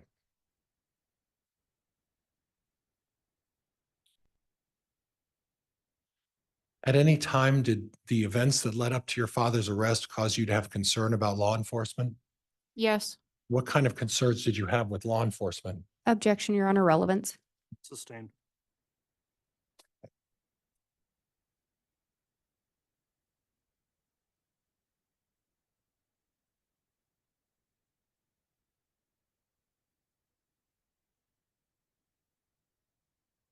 Did you feel like you were at any time under scrutiny as part of this case? yes. What sort of situations was it that felt that you were placed under scrutiny? Any interaction I had with law enforcement. Okay, was there an occasion at a gym that caused you particular concern? Objection, Your Honor, relevance. Overruled. Was there a particular situation at a gym that caused you particular concern? Yes, What was that situation? I went to exercise with my sister-in-law Who and was the sister-in-law? Michaela Daybell, Okay, that would be who's, my brother Seth's wife. okay. I can't keep all of you straight. I'm sorry. And then what transpired at that point? What did you observe? We were in a section of the gym with lightweight dumbbells, and Detective Hermosillo came and started exercising near us. And it seemed like a part of the gym that would have been too easy for him, and he stood closer to us than felt Objection, comfortable. Your Honor. This is calling for speculation. Judge, she's describing an event, not speculating about anything. It's overruled. Go ahead. He was standing closer to us than felt comfortable, and it felt like he was trying to listen in on our conversation. Were there other occasions, either at church or otherwise, where you felt that people were maybe judging you? Yes, Give me an example. I had a detective from Madison County confront me in the hallway at church. Okay. And was that an uncomfortable situation? It was really uncomfortable, and I haven't attended that congregation since. And was that a situation where your role at the church was what at the time? I was asked to help teach young children in the nursery. And my daughter was in that class, so I was really excited to. Did this particular detective have some sort of authority over the church or a position in the church that allowed him to dictate whether you were schooling young children or not? Objection, Your Honor. Relevance. Sustained.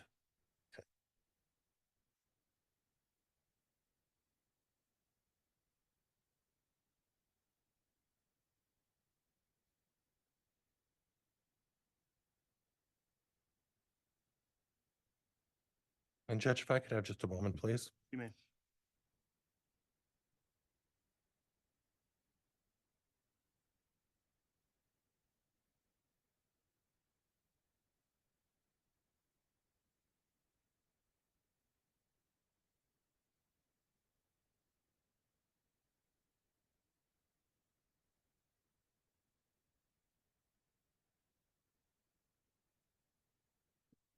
Did you have an occasion to meet with that same Detective Hope at your school? Yes, Do you recall when that was? I only met with him one time. Okay. Do you recall what the nature of that conversation was? Um, The idea was I wanted to ask him what was going on, why he was contacting members of my family. In what regard? He was asking where my dad was, and we gave him my dad's phone number and told him he was in Hawaii. But they, they said that they had no way of contacting him. That seemed untrue. Because you had previously provided that phone We information? provided contact information, and they said he was in hiding, but we told them where he was And when do you recall telling them where your dad was in Hawaii? at that meeting. Okay. So a suggestion that you felt that the suggestion that they weren't able to locate your dad and that he was somehow running or hiding was inaccurate? Yes, Okay. I want to talk to you about the day that you were present for your dad being arrested. Do you recall that? Do yes, you know the day that that was?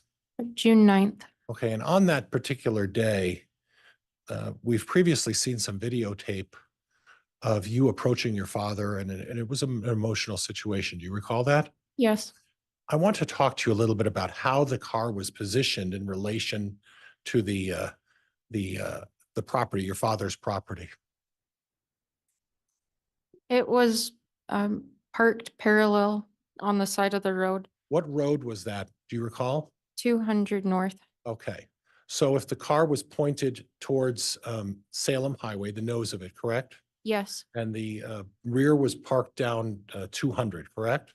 yes. So it was pulled over on the side of the road. If someone were to look out the right side of the car window, what would you be looking at? The house. If someone were to be looking and turning and looking behind the seat, back towards the trunk or that corner, what would they be looking at?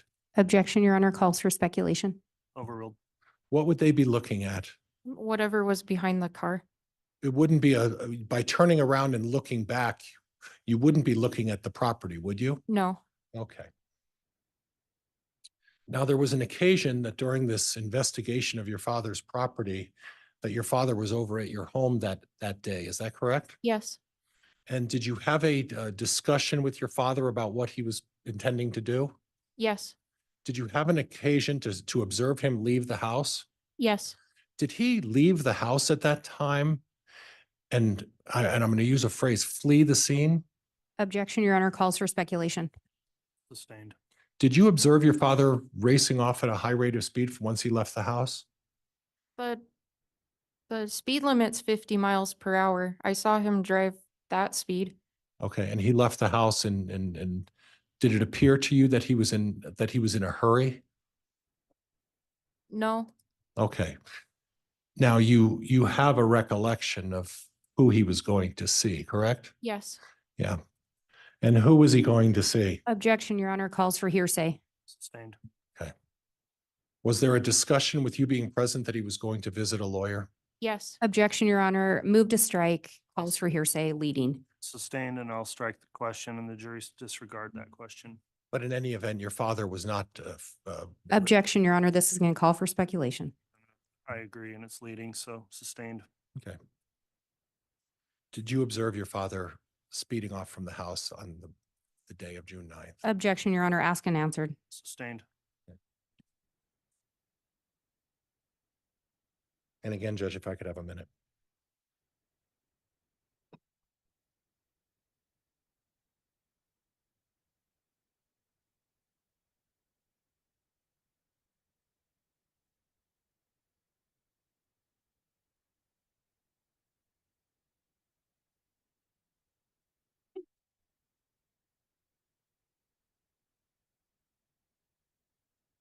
On the day of your mother's funeral, how would you describe your father's reaction? typical for any grieving Latter-day Saint husband. What does that mean? He cried. He also seemed happy at moments. And when you say typical, what do you mean? Is that typical? Latter-day Saints believe that we will be resurrected and be with our families forever. So a funeral isn't saying goodbye forever. It's a see you later. It's a break. Okay. So would it be fair to say that he had mixed emotions, both positive and negative emotions? Objection, Your Honor, calls for speculation. Overruled. Would it be fair to say that he had mixed emotions? Yes,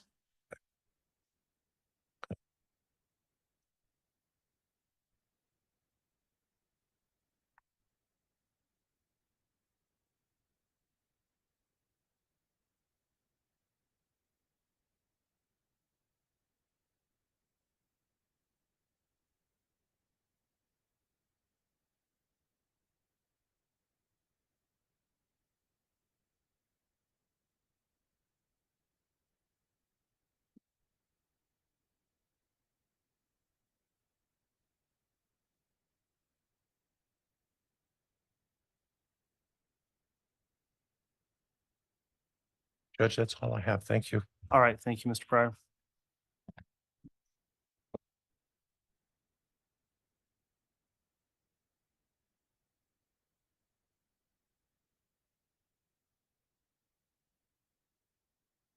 All right, Ms. Blake, cross-examination.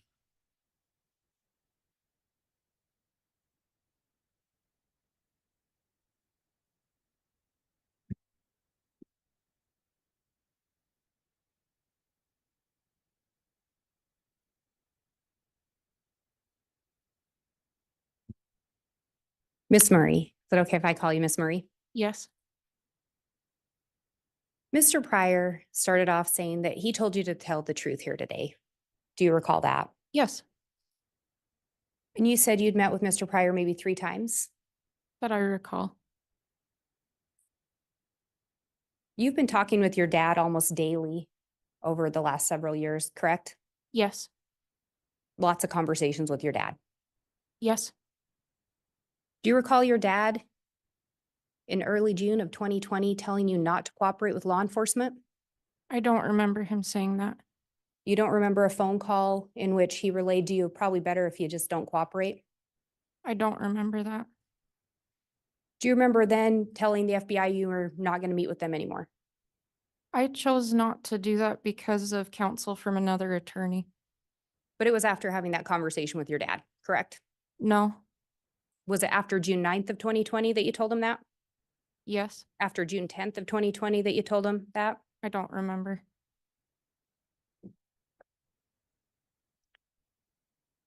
Do you recall visiting with your dad as well? Yes, Do you recall a visit on around November 23rd of last year? not specifically.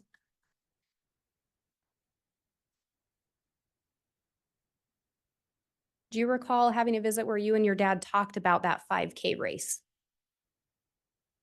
Yes, And do you recall your dad telling you that you might want to say certain things? no, You don't recall that? no, Do you recall then talking about a race in 2013? yes, You recall your dad saying, once again, maybe say that? no, Do you recall your dad talking to you about the one that exercised with you at Zumba that Tammy wasn't able to keep up? She would just make up her own moves. Do you recall your dad telling you that? no, But you've had a lot of visits with your dad, yes. so it may be hard to remember everything he's told you. He's never told me to say anything. So you don't recall him telling you those things. No,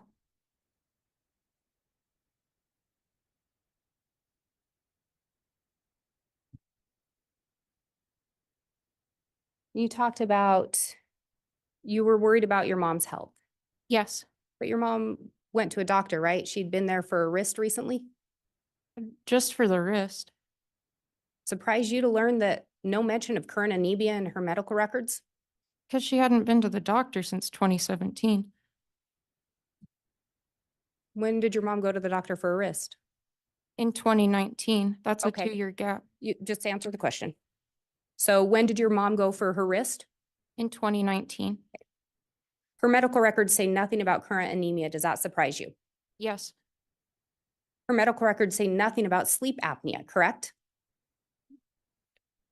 uh, I don't know.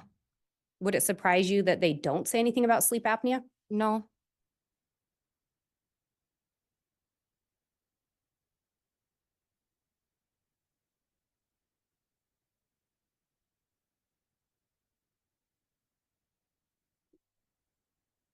Talked about your mom going to bed early. Again, what time did you say she'd go to bed? it varied depending on the day, but 5, 6, 7 o'clock, Were you over at the residence when she'd go to bed? usually, Would you go in and visit with her? if she was awake. Would you go watch her while she was in bed? No, So you don't know what she did when she went to bed. Fair to say? fair. So you don't know what she would do with the Fitbit when she went to bed, right? I watched her do it several times. Several times. You didn't watch her nightly go to bed. I did not.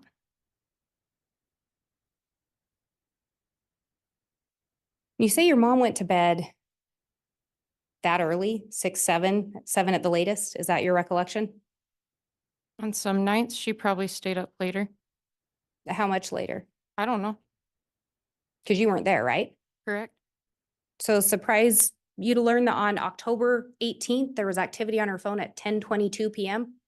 No, That's a lot later than 7. she had been sick that night. I stay up later when I'm sick and have just thrown up as well. Were you there that night? No, Did you see her throw up? no, So you don't know. nope, You only know what you were told. yes,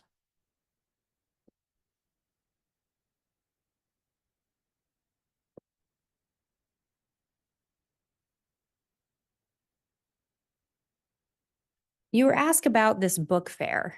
And you talked about your mom carrying a heavy box. Do you recall that? yes, But your mom was carrying the box, right?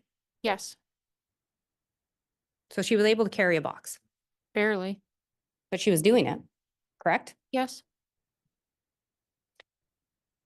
You were asked about who drives the Dodge Dakota. Do you recall that question? yes. Any reason why your husband would have referred to the truck keys as your mother's? They had 2 sets. And the set that my husband used was my mom's. Any reason why he would have to get those keys from your mom? Yes. Why was that? He wanted to borrow the truck to work potato harvest, and she was the closest of my two parents to him. So they both had keys to it, Yes, both access it, yes, both could drive it. yes.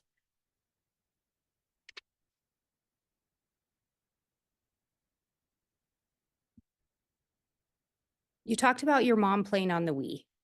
Do you recall that? Yes, And what kind of game was that again? an exercise game. Did you see her do that a lot? In 2018 and earlier. Was that something that she enjoyed? Yes, Fair to say your mom enjoyed physical activity? she enjoyed video games. And when you say video games, some of them, you described the Wii. Were there other types of video games your mom liked? Yes, And what were those? farming simulations, Pokemon. Would she play those on her phone? Do you know? Yes, and other handheld devices. And then she liked to play the Wii as well. Periodically.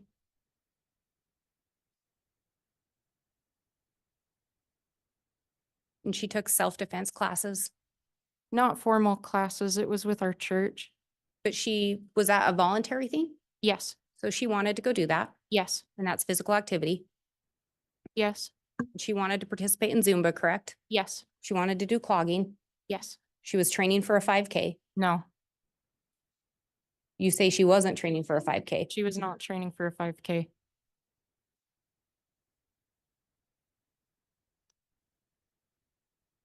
Would it surprise you that other people said she was?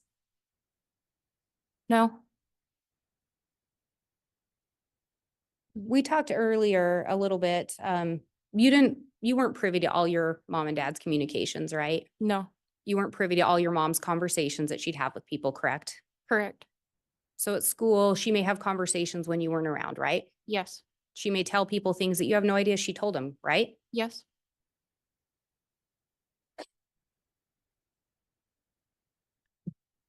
And council talked to you about an insurance policy that was increased. Do you recall that? yes, And you said your mom did that on her own. yes. Why was your dad's signature on the application? I think she took out insurance on him. Your Honor, may I be handed State's Exhibit 151? Yes.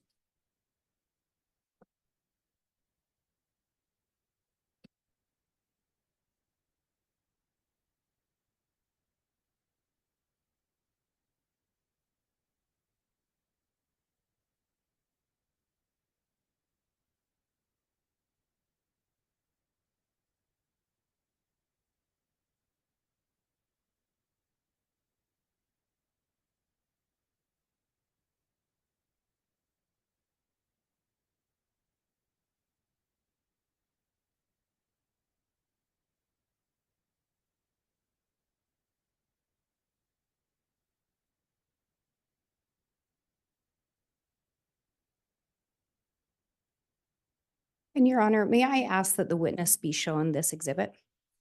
You may. I'll have the marshal please retrieve that.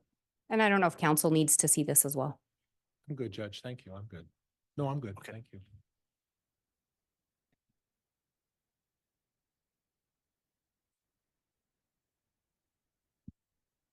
And Ms. Murray, if you can just look that over.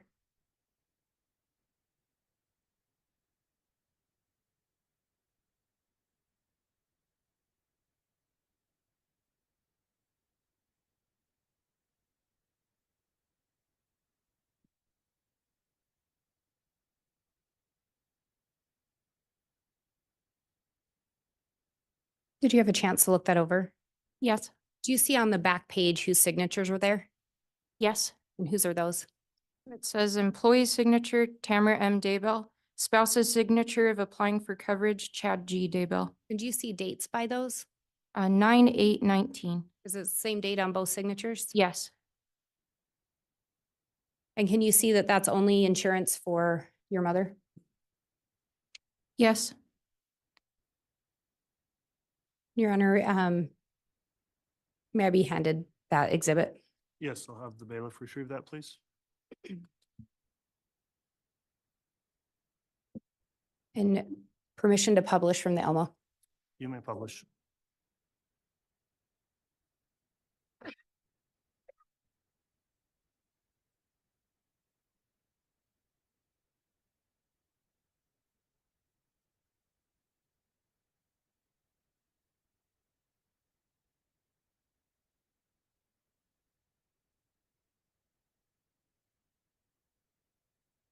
And Miss Marie, can you see which company this is through? Yes. And what company is that? Life map? And then do you see kind of towards the bottom, a box marked with an amount? Yes. And what is that box? 80,000?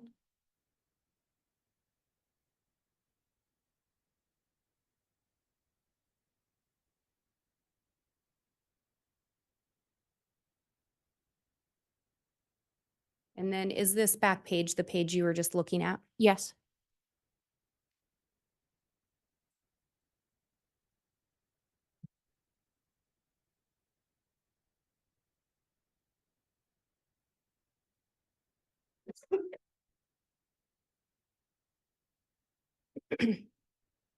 And Miss Marie, I believe you indicated that your parents would share their passwords with each other. Yes. So is it fair to say that they could access each other's accounts? Yes. So your dad could delete emails or block contacts on your mom's account? If he knew how.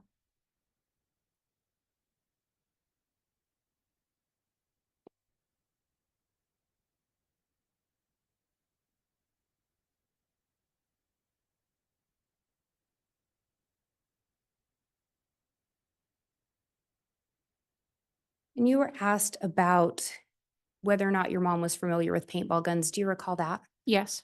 And who is Garth Daybell? Garth is my older brother.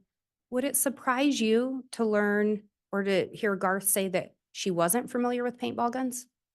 I don't think he said that. Would it surprise you if he did? Yeah, that would surprise me. Did you ever shoot paintball guns with your mom? No. Ever see your mom with a paintball gun? No. Ever see your mom with a rifle? No. Ever see your mom with an assault rifle? No.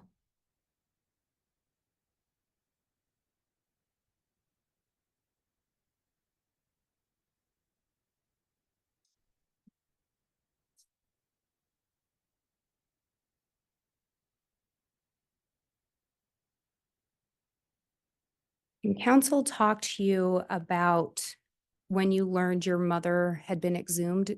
Again, do you recall approximately when you learned that? Yes. And when was that again? December 13th. And you talked about a meeting that you had with Detective Hope. Is it that same meeting? Yes. And do you recall at that meeting, Detective Hope inquiring of you or letting you know that they were still concerned with the whereabouts of JJ Vallow? Yes. Do you recall him telling you that they were still looking for him? Yes.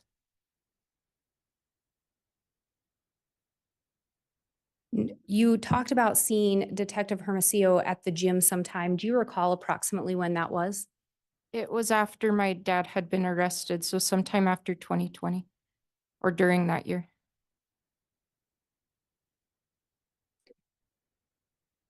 And when you met with Detective Hope, do you recall him telling you that all they wanted to see was JJ was safe and find out where he was located?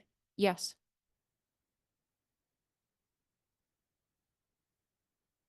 Do you recall indicating that you were in contact with your dad at that time? Yes. Did you ever ask your dad where JJ Vallow was? Yes. What did he tell you? He told me that he was in a safe place. Did you ever ask your dad where Tylee Ryan was? Yes. What did he tell you? In a safe place. Do you know where JJ and Tylee were found? Yes. Where? In the backyard Of whose property? of my dad's property.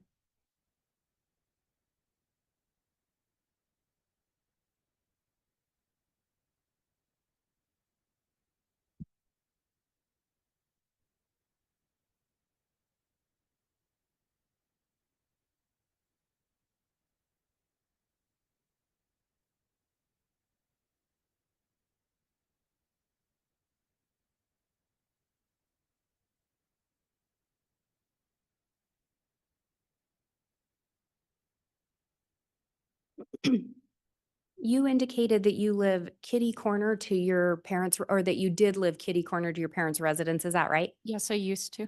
What direction was that from your parents' residence? It was towards Rexburg, which I believe is to the south. Southwest.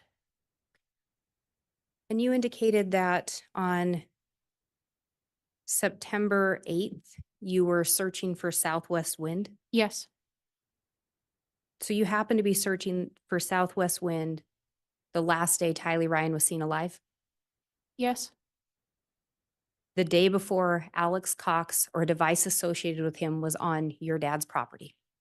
yes, The day before your dad sent your mom a message about shooting a raccoon and burning limbs on that property? yes,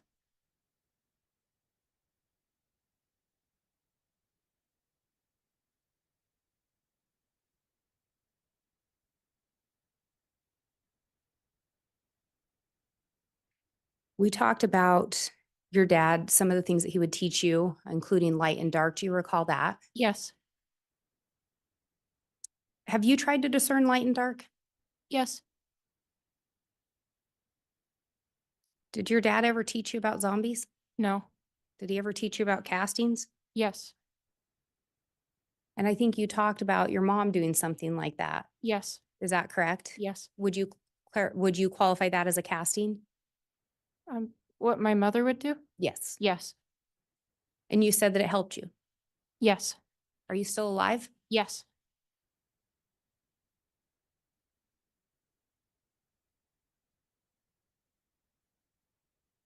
Did your dad teach you about multi-creations? yes, You said he didn't teach you about zombies. yes, I think you said your dad was passionate and he enjoyed talking about his views. yes, Your dad ever talked to you about death percentages? yes,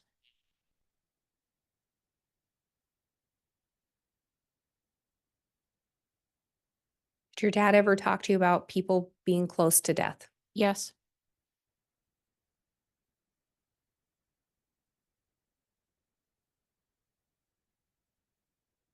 Do you recall any specific people your dad talked to you about being close to death? Yes. And who was that? Well, my mom was one of the people, but it was not death so much as how connected your spirit was to your body. My mom would feel lightheaded and say she didn't feel quite connected to herself, and they would reconnect her spirit to her body. When your dad would talk to you about castings, did he explain to you anything about the body having to die? No, Explain anything to you about the body having to be destroyed?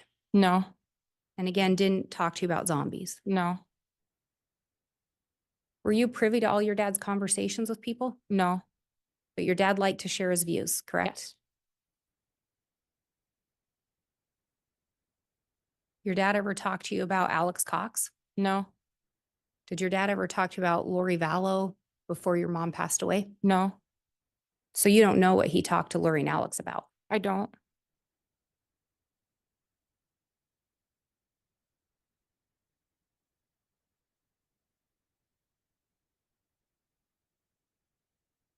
And counsel talked to you about some of the books your dad writes. Do you recall that? Yes, Have you read a lot of his books? all of them. So are you aware in his autobiography that he indicates the visions in his books are true? Things Ye- that he's seen? Yes, And is it fair to say were they sold at religious bookstores? yes, So some people may have put more stock into them. yes,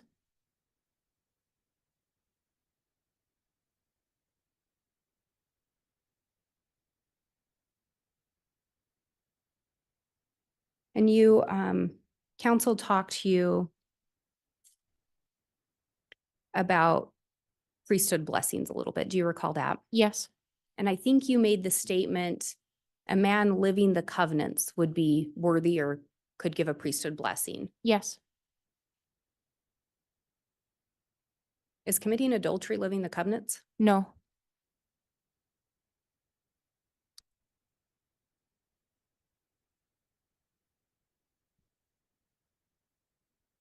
When did you learn that your dad was having an affair with Lori Vallow?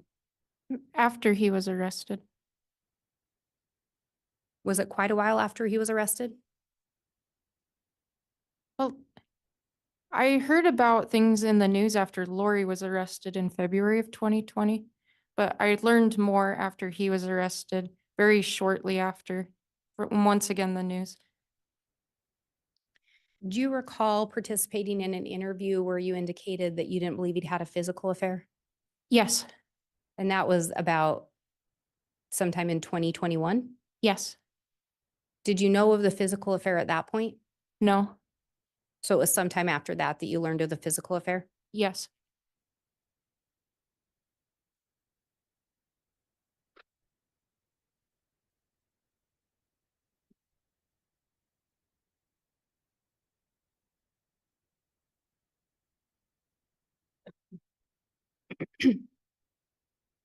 And then I do want to talk to you a little bit about the day that your mom passed away.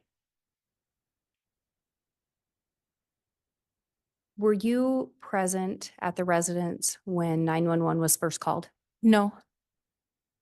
When you arrived at the residence, who else was there? My father, my older brother Garth, my husband, sheriff's deputy. There may have been two, but I remember one that walked with me from my house. And the coroner was, I think, arriving the same time that I was. I can't remember if she was there before me or not. Were you, is it fair to say your dad had conversations possibly outside of your presence? Yes, Were you there when your dad was providing your mom's medical history to Deputy Greenalch, the officer? yes, Were you there when he provided it to Deputy Coroner Cammy Wilmore? yes, And were you there when he provided it to Coroner Brenda Dye? yes.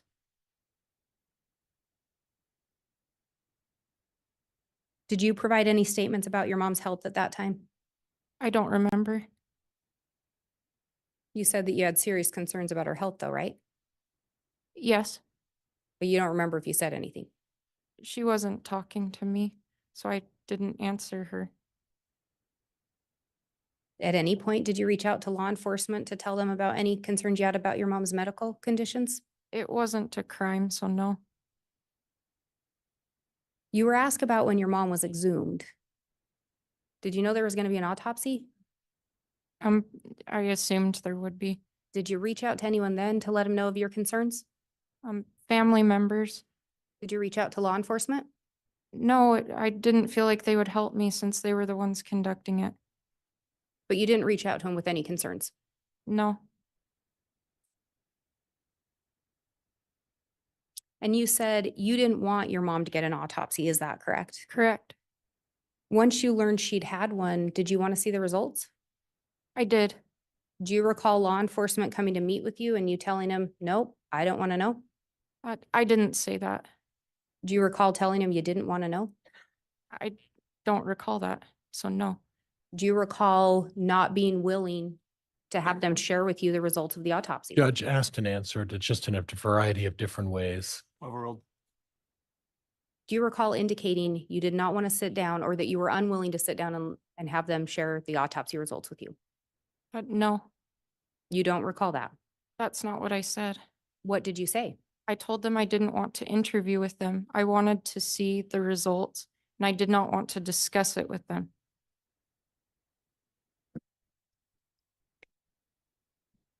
And do you recall them indicating you wouldn't have to do an interview? They were just going to share the results with you. They never said that.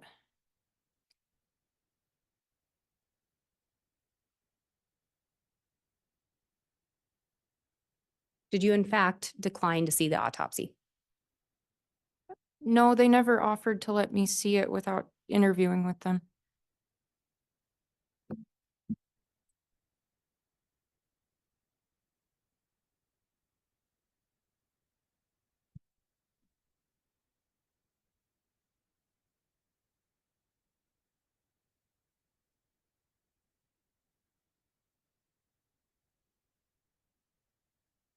So you were unwilling to sit down with law enforcement. In that instance, yes.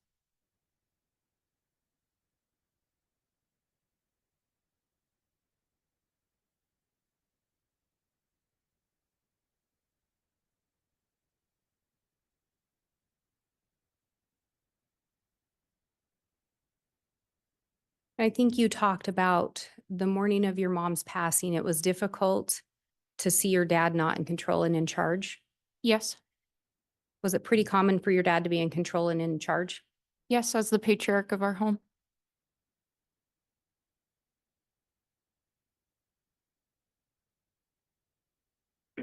And you were asked about how your dad seemed when your mom passed away. Do you recall that? Yes. Did your dad ever share with you a text to Lori No. that was sent on less than 24 hours after your mother's passing on October 20th of 2019? My dad didn't share text messages with me. So would it surprise you to learn that your dad texted that he was sad, but not for the reasons everyone thought? Well, when I But yes first, or no? oh, Would it surprise you to learn that? no.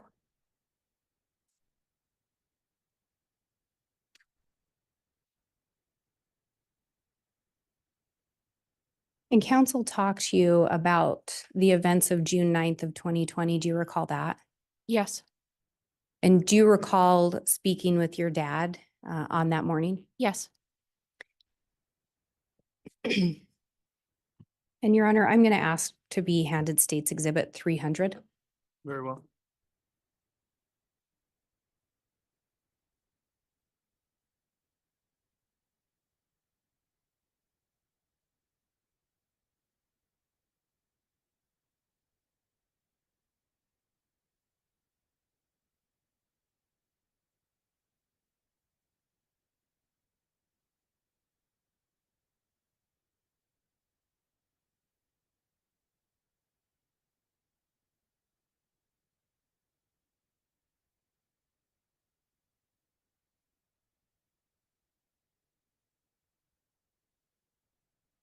Okay.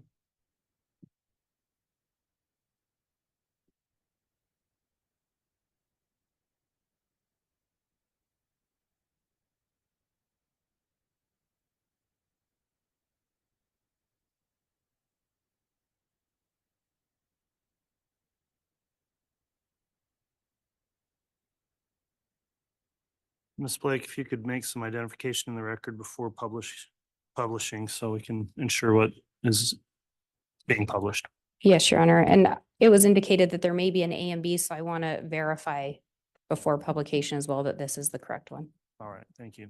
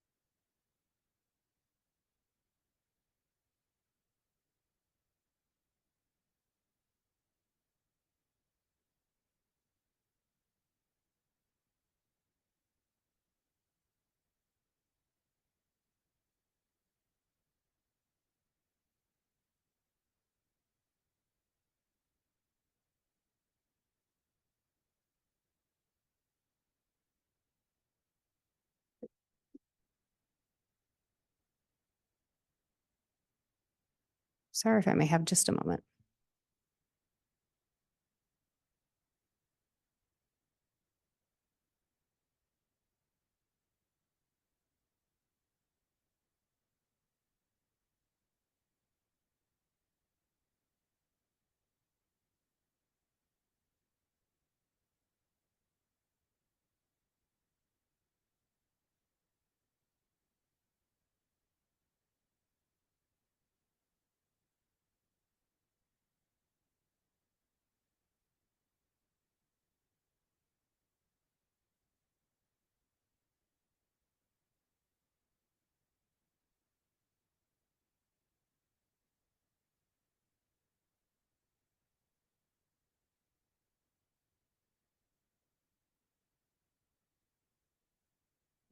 And Your Honor, this is 300A. It is the body cam video from Detective Wheeler that was previously admitted.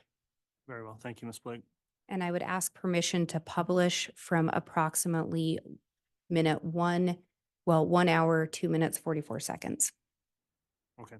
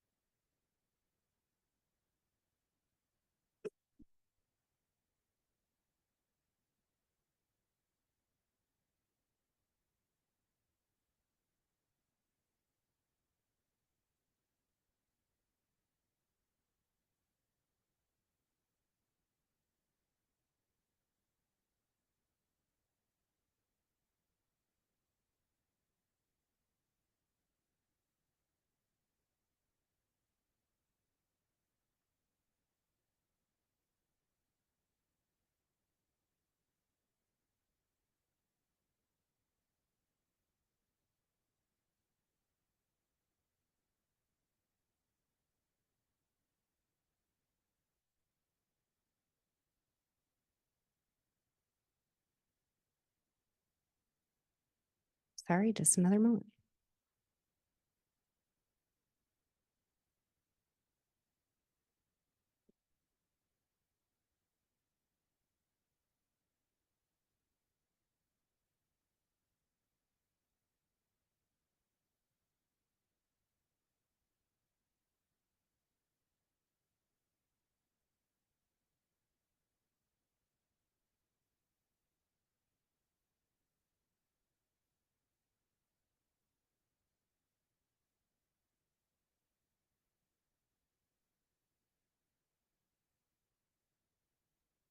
All right, everyone, if you'd like, we can take a stand up, not leave, but stand up break.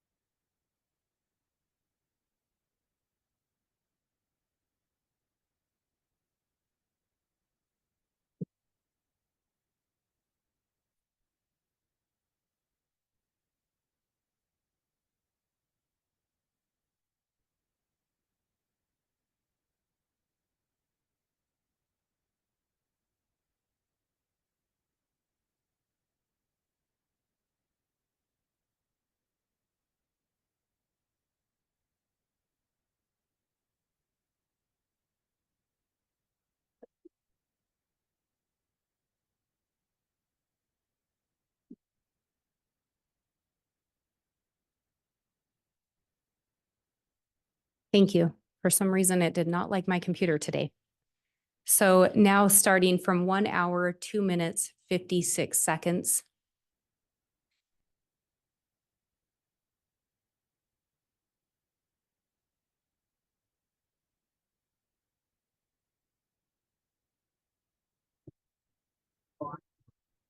Dr. Chad, to stay here with her.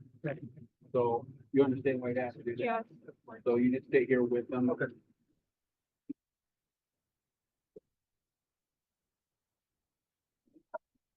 Hi. They said I could talk with you and I didn't want you to be alone. Thank you. I love you so much.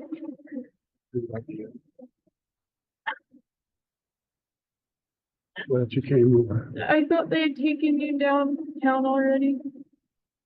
I got them out to the Carolina County line. We saw it as soon as you left. They chased you down and then they came back. Ron, Ron? just concerning the car. Huh? I know I they, asked him oh, about okay. it. What's that? Oh, just about the car. Oh, we'll take care of the car. We're gonna take it. Is she able and we will- to get it? Yeah, you can do that. We may have to go through the car if you're arrested in it, Right. the things we gotta do, but then she can She can have her bananas and her, I gave him First. food. We'll try to get it covered for us. Okay. You can eat it.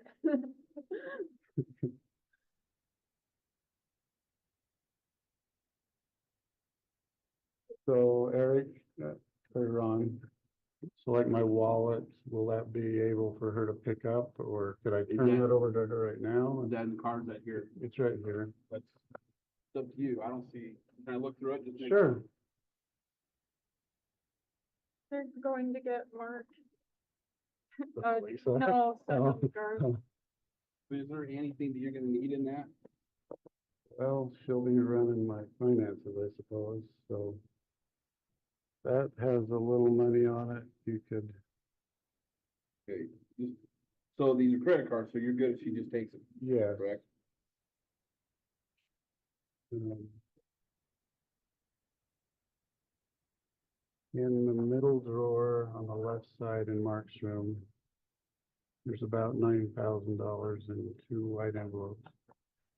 Okay. So get that.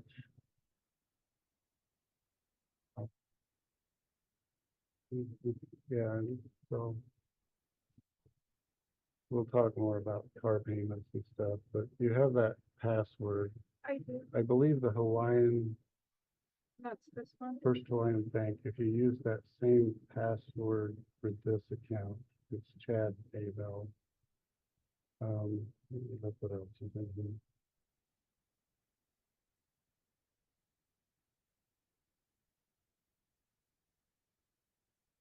Producer there. This has nothing on it. It's like $6. That has to go away. So this, okay, in that same drawer.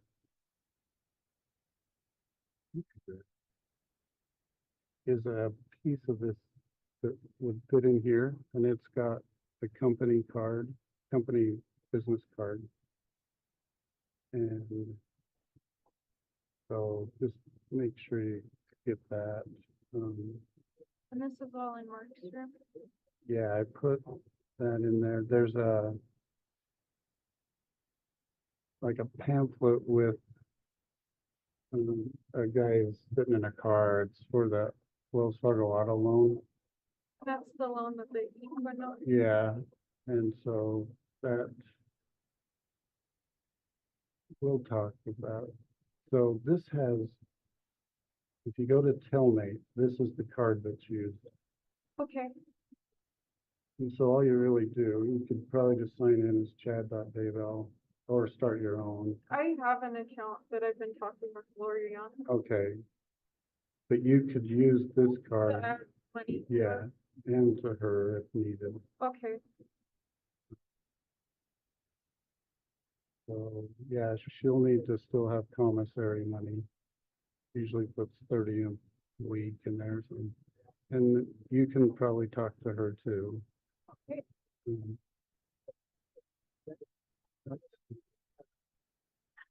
I'm sorry. I love you so much.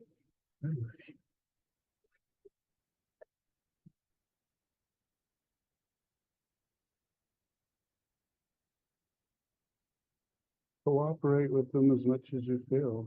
You know, They've been kind to us today.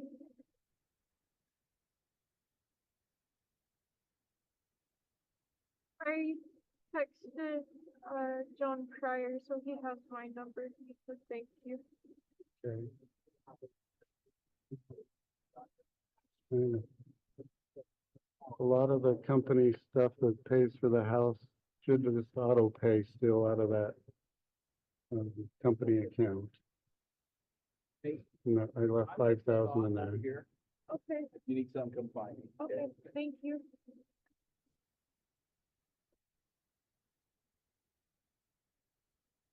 Any other questions you have? I think. Well, it sounds like you're not gonna be out in a little Right. while. So I think my landlord texted me just to feel bad for me. I think I'm gonna come over here. That's what I needed you to say, because, yeah, you and Joe and whatever Mark wants to do, he should stay with either you I'll or me. take care of Mark, I'll take care of Lee. That's the card. I will, Dad. They'll take care of me. We'll But- take care of you the best we can. Sorry to interrupt. So keep paying the mortgage out of the company. Okay, No, you can probably set it up though. okay. I'm trying to, it's Wells Fargo. In that same pamphlet. Remember the password, I'll look, but but I've had a lot of success with mom stuff, just saying, will you help me? My mom died. I'm pretty sure, will you help me? My dad's in jail. That's the same. it should be paid through July 1st. Okay, And I think the car is paid through July 15th. So you shouldn't have any bills to worry about.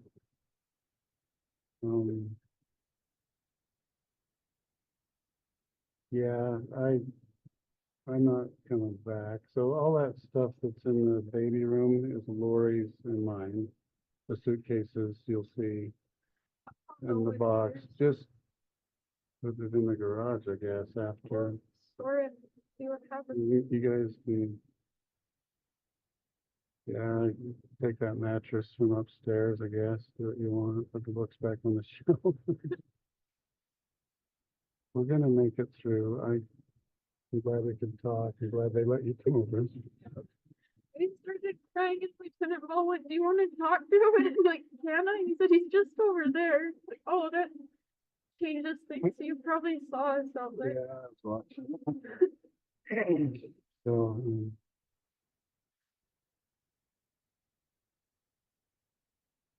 boy, things will slow down for you guys and get left alone. But yeah, they'll let you move out of there. You just get over here. You know, get Garth. Well, I It still feels better. I would be moving soon. That's what the spirit was telling me, but I didn't know how it'll. I felt like I needed to learn more, Hmm. and now I get it. So yeah, this is essentially your house, and we'll talk to Joan Cryer about the financial arrangement, but you should be fine for a while. I think long enough to get on our feet.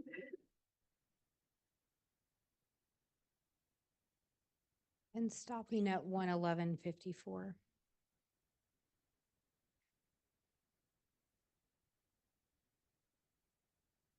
Do you recall this conversation with your dad? Yes, And when you first walked up, your dad didn't ask you if you knew why he was arrested, did he? no,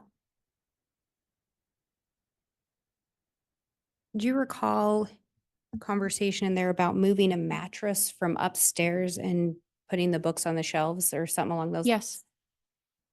Where was the upstairs? It was in the top of the cozy cone. So there was a mattress in there? He had just barely put it there. Typically, no one lived up there. It's like the one time of year that the temperature actually cooperated. There just wasn't room at the house. There's a lot of people living there at the time. So there was an upstairs that had room for a mattress though. Yeah, And there was some talk in there about some cash that he wanted you to have. Do you recall that? yes, And he talked to you about how to pay the mortgage yes, and talked to you about letting you take the car. yes. And prior to that, or around the same time, do you recall him making an $8,000 deposit into your account? Yes,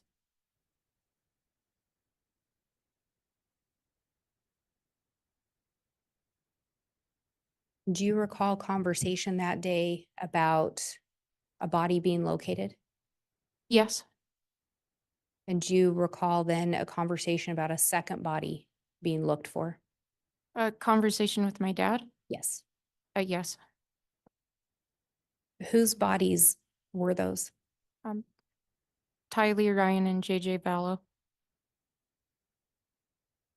I have nothing further. All right, thank you.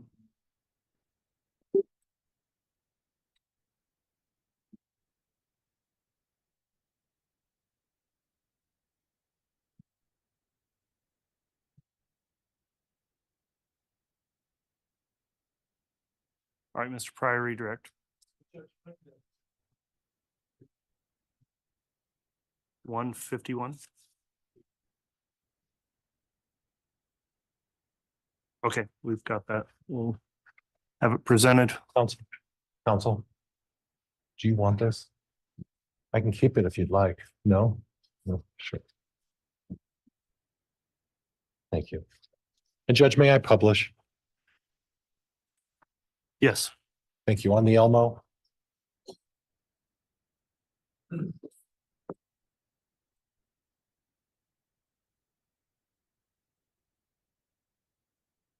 Emma, I'm looking at the life map insurance. And is that the one you talked about with Taylor Ballard? Yes, You previously testified that your dad would sign if he was also applying for coverage. Do you recall that? yes, Could you do me a favor under your dad's do you recognize which one is your dad's signature there? yes, Second one, right? yes. Below your mom's? And would you read starting with spouse's signature? Spouse's signature if applying for coverage. And what did you understand that to mean? Um, Either my dad was applying for coverage or my mom didn't read the directions. But it was your understanding at the time that the decision and the amount of coverage was a decision your mother made at that time, correct? Correct. Okay.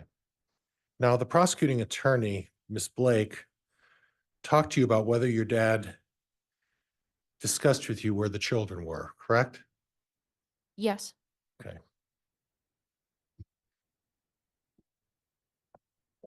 Was there ever a discussion with your dad that Lori Vallow was concealing the location of the children from everyone? yes, And as part of that, your dad never knew where the children were. Is that correct?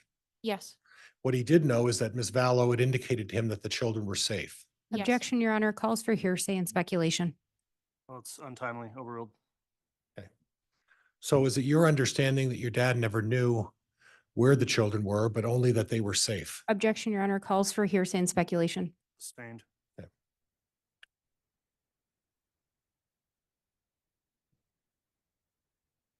I want to talk lastly about one other subject that the prosecuting attorney brought up. She mentioned to you that why you never brought up an issue about your mother getting an autopsy. Do you recall the day that your mother was exhumed? I think it was December 11th, Okay, and then the first time you learned about an autopsy and that your mother had been dug out of the ground would have been on what day? December 13th. So do you think that it would have been practical for you after they conducted the autopsy and dug your mother out of the ground to file an objection or complain? It was already completed. I have nothing else, Judge. Thank you. All right. I will conclude the testimony of this witness then. Thank you for appearing. You can go ahead and step down. Can she be released from any subpoena, counsel? Judge, in the event something comes up during the testimony, I'd like to keep her under subpoena at this point. Okay, and that's fine. You are still under subpoena, so you may be subject to return. You're not subject to the court's order on exclusions, so you can talk to counsel if you have any questions about that. Thank you for appearing again.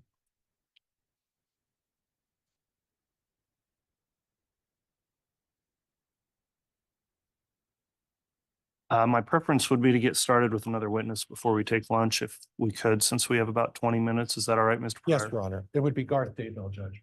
Okay, we'll have the defense call the next witness then.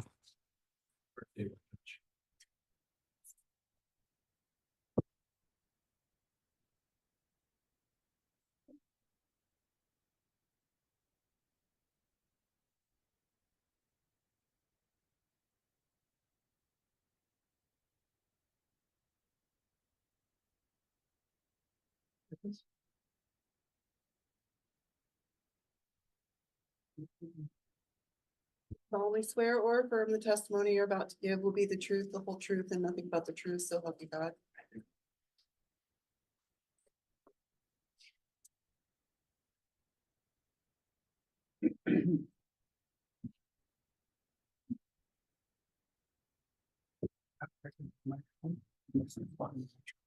Thank you.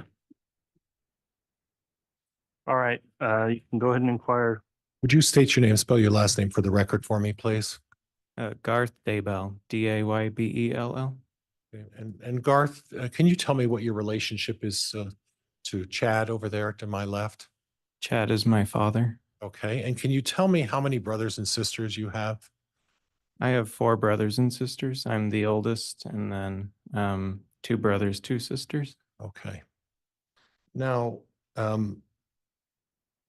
I want to start out by saying that at the time your mother had passed away, and if at any time, Garth, you need to take a break or have a drink of water, please tell me, okay? At the time your mother passed away, who was living in your dad and mom's home? So in my parents' home, it was my dad, my mom, and me. Okay. And in terms of the sleeping arrangements, how were the bedrooms aligned in that house? So at the end of a hallway, there was on the left would have been my bedroom, and on the right across the hall would have been my parents' bedroom. Okay, and if you were to estimate, and you only have to estimate, it doesn't have to be scientific, how far would you estimate is the distance between the bed you were sleeping in the one bedroom and the bed that your mother and father shared in terms of feet? So I would estimate about 20 feet between the 2 beds. Okay. Now I'm going to switch around a little bit and go on a couple of other different topics, so please bear with me, okay? There is a method to this madness, I guess, but do you have a recollection, and I want to say prior to 2000, not John Pryor, but prior to 2017, who was driving the Dodge Dakota? Prior to 2017 was my dad. Okay, and then after 2017, was your dad still driving the Dodge Dakota? He was not. Okay, you're sure about that? I am sure. Okay. Who was driving the Dodge Dakota? It'd be my mom. Okay, okay. And she was primarily the one driving that? Oh, I think I have it backwards. Well, that's what I want to ask you, and I want to make sure that you're being accurate about this. So prior, and maybe I confused you by doing that. At the time of your mother's death, do you know which vehicle your dad was driving? My dad was driving the Dodge Dakota. Okay, and is there a reason why are you nervous? I am. Okay, okay. Do you share your father's introvert personality? I do. I consider myself pretty shy. Okay. So at the time, and I'm going to go back, and this is prior meaning before 2017. Again, do you know who was driving the Dodge Dakota? But before 2017, it would have been my mom. Okay. And then do you have a reason as to why that changed? Do you recall? If I recall, it had something to do with car troubles. Okay. And then your mother started driving a different vehicle? She started driving an Equinox. Okay. And was that her primary vehicle? After 2017, yes. Okay. But there were occasions when they switched off, is that correct? Yes, Okay. But primarily your father would be the one seen in the Dodge Dakota, correct? correct. Okay. Okay. Now, I want to talk about the summer of 2019 and in regards to raccoons. What do you recall about that summer in regards to raccoons? That summer, I was testing out a new tent and out in the backfield, and I heard a rustling, and I went out and I looked up into the tree, and there was a raccoon there. And so I ran inside and I told my dad, there's a raccoon. And it was very close to where our rabbits were being kept. And so I told him, and we went out. He grabbed the shotgun and he shot the raccoon. And was that in the evening? Was that during the day? When was that? It was about 10 at night. Okay, so an evening. Yeah. Okay. Was it exclusive that you would only see raccoons at night, or were there occasions when you would see them in the morning or the afternoon? I saw them at night, except for when we had trapped them. Okay, and you had trapped them during the day Hmm. when they were raiding your What were they raiding? The rabbit hutch, or it was a rabbit pen. We had set up a fence. Okay, so they would come in during the day to go after your rabbit food or rabbits? The food, and we were worried they would go after the rabbits eventually too. Okay. Did you have an occasion to catch other raccoons during the summer of 2019? We did. How many other raccoons did you catch during the summer of 2019? It was 3 or 4 if I remember. And do you have a recollection of approximately where on the property those were buried? We typically buried them in the compost heap behind the silver shed. Okay. Were there other animals that were buried in a different place on the property? Yes. And where would those other animals be buried? Animals that were more of pets, we would bury out near a raspberry patch. Okay. So it would be unusual for your father to put a raccoon in the raspberry patch then. Would that be fair? Yes. Okay. So would he typically tell your mother if he did something like that? Yes. Okay. Was the silver, and what did you call it? The behind the what? Silver shed. The silver shed, was that getting full at some point? The shed was pretty, or you mean The ground around the shed is where you were putting them in the compost. I would think so. There was a few animals in there. Well, more than a few, correct? Yes. Okay. So at some point you also set traps for the raccoons. Do you recall that? Yes. Who did you get the traps from? Our neighbor, Matt Price. Okay. And at some point, was there issues with the operation of that trap? Sometimes they could get in and get the food without the trap activating. Okay. Okay. Now, and when that happened, would that mean the door wouldn't close, or what would go on there? So the door would remain open, but the food would disappear. Okay. And was that happening throughout the summer? It was. Okay. And eventually, did you catch that big raccoon? There were so many, I don't remember. Okay. And at some point, I apologize to interrupt. There's just an issue I want to bring up briefly on a sidebar here.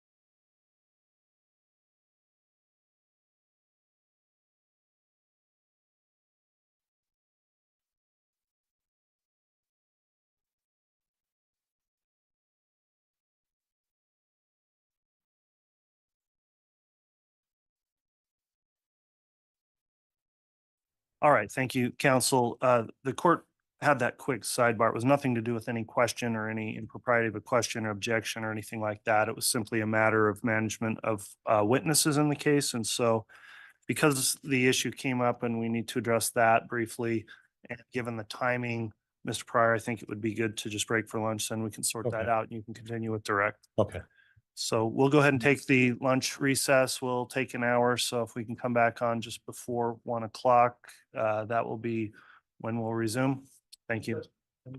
Mr. Daybell, Garth, be advised not to talk about the case or meet with anybody regarding the case as well, okay? Yeah, while you're under oath, don't discuss your testimony or talk to anybody else about how you're going to testify between now and when you return, please. Yes. All right, thank you. All right, please.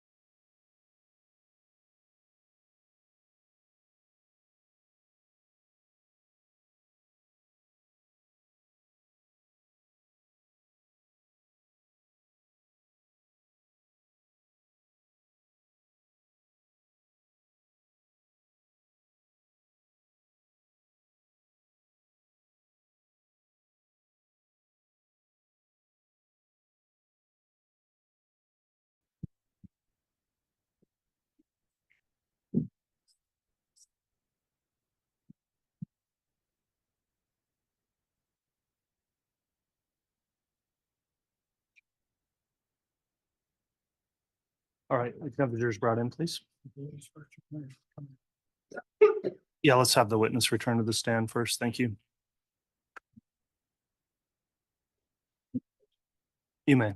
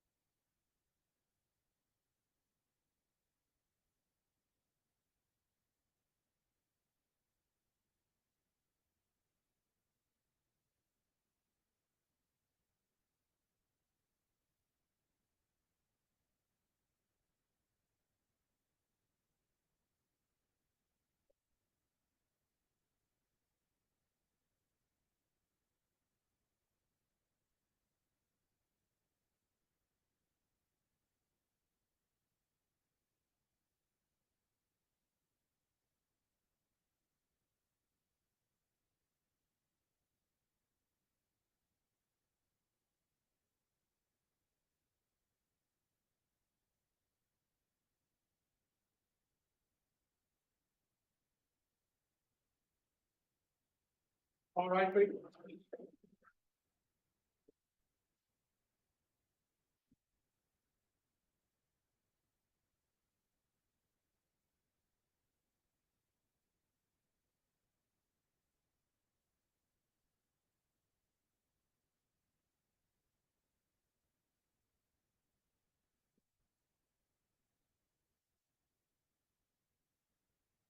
Please, all President Counter for your honor.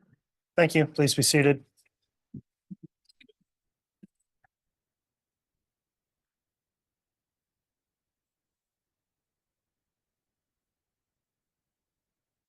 All right, welcome back, everyone. Like to remind everyone here in attendance, there's a courtroom conduct order in effect, and I appreciate everyone complying with that thus far today. We're on the record on CR 22-21-1623, State of Idaho versus Chad Daybell. We just concluded the lunch recess, and Garth Daybell is on the stand in direct examination. If you'd like to continue with your direct, Mr. Pryor, you may at this time. Thank you, Your Honor. All set, Garth? Yep. Okay. Now, Garth, before we go forward, we had previously been talking about the raccoon in the cage. But before we go forward, how many times prior to today have we spoken together? I think no more than 3, Okay, including today. okay. If you include today, we did speak yesterday for a brief time. Is that correct? Yes. Did I tell you anything to say, or did I encourage you to testify a certain way? No. Did I give you any advice of any kind? The only advice given was to just tell the truth. Okay. And you're prepared to do that today? Yes. I want to talk about the September 9th of 2019. Do you recall that? I think that if I recall correctly, that's the day that I drove home. Okay, and about what time did you get home that day? So I got home from work about a little after 4, because that's when my contract hours ended. And so it'd take about 20 minutes to drive home, and I pulled into the back driveway. Okay, and hold on a second. I guess I didn't cover this very well. You are currently employed as what? I'm a 8th grade science teacher. And where do you teach? Madison Junior High in Rexburg. Okay. And at the time in 2019, were you working as an 8th grade science teacher? I was. Okay. And did you have another job as well? That October, I worked as a scare person at a local haunted house. Okay. Okay.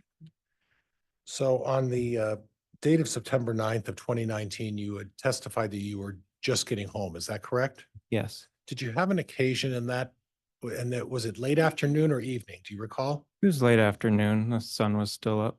Okay. Did you have an occasion to talk to your father? I did.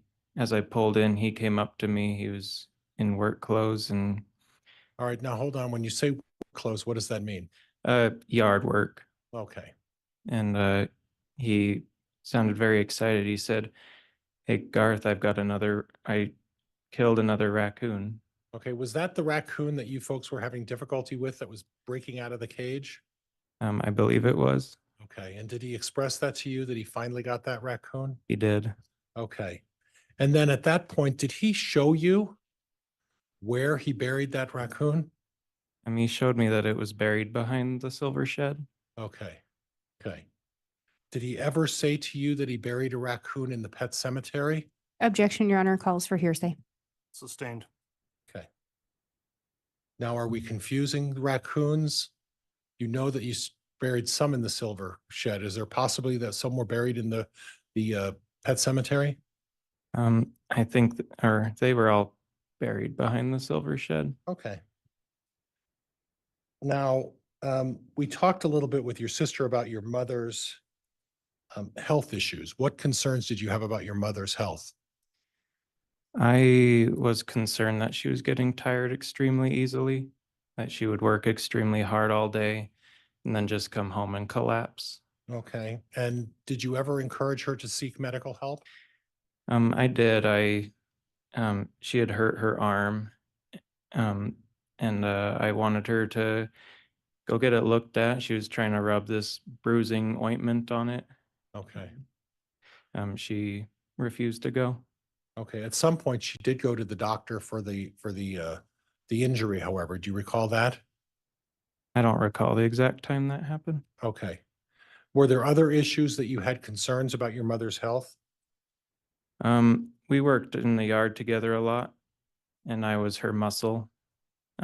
She would direct me where to dig and move stuff and cinder blocks and garden things and yeah, she had a hard time doing those heavier things. And why do you say she had a hard time with it?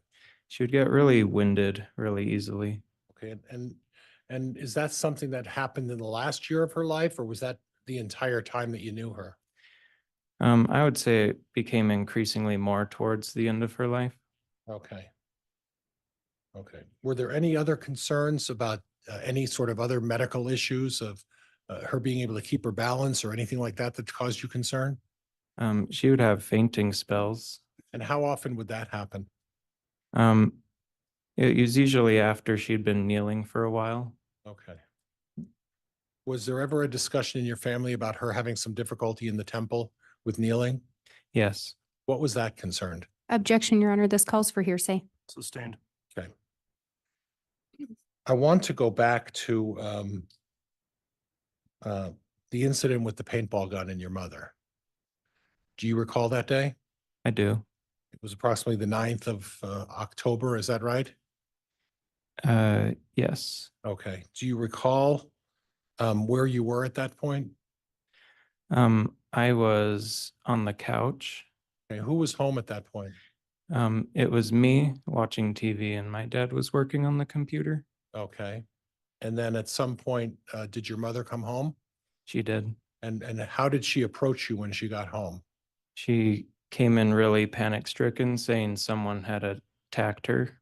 Okay. And did she say with what? She said with a paintball gun. Okay.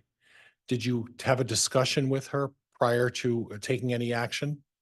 So when she said that, I was filled with rage and I wanted to go find whoever had done this. And but before I chased after someone with a gun, I said, "Are you sure it was a paintball gun?" Okay. And she said, "Yes, it had the thing on top." The thing on top. What do you mean the thing on top? Um, I think she was referring to the hopper on top where you put the paintballs. Did she specifically identify a hopper on top of that gun? She did by showing me a picture on the computer and pointing to the hopper on the picture. Did she Google a picture She did, and she showed you the picture on the computer? yes. Now, I want to go with one other topic. At some point, your father and your mother and you were there. Is that correct? Yes. And were all of you looking at this image on the computer? Yes, Okay, and then an officer by the name of Coulter Cannon showed up at that point. Do you recall that? I do. And at some point, did you or your father and mother show Officer Cannon the picture of the paintball gun on the computer? We did.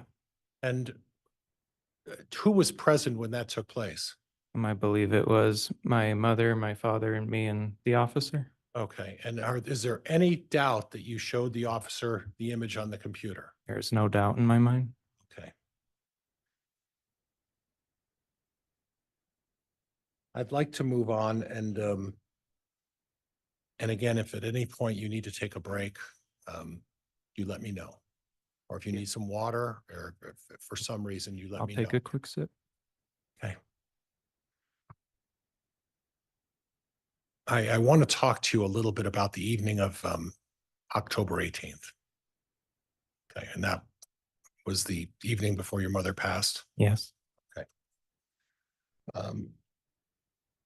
You were working that day and you mentioned something about in October, you were working at a scare what? So there's a local haunted house in Teton, Idaho, which is about 20-ish, maybe half an hour away from where I lived, and a seasonal attraction that I would go work. I'm dressed up in a costume to scare people.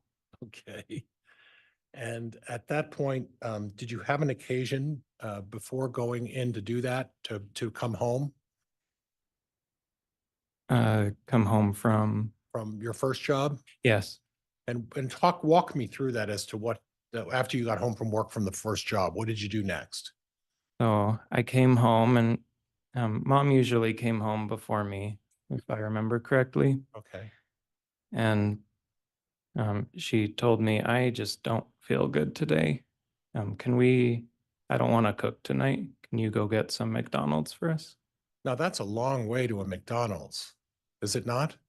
Well, I mean, we're used to driving into town for various things, So so then what town did you drive to for the McDonald's? Rexburg. Okay. And forgive me, I don't recall if there is a McDonald's in Rexburg. There's two. Oh. Okay. Then did you get some food for you folks? I did. Who did you get food for? So I bought food for me and my father and my mother. Okay, do you recall what you got for your mother? Her favorite meal was the quarter pounder with cheese. A healthy meal. Depends. And anything else? I don't remember if she wanted anything else with it, and fries. Okay. Yeah, I feel like I got her a combo.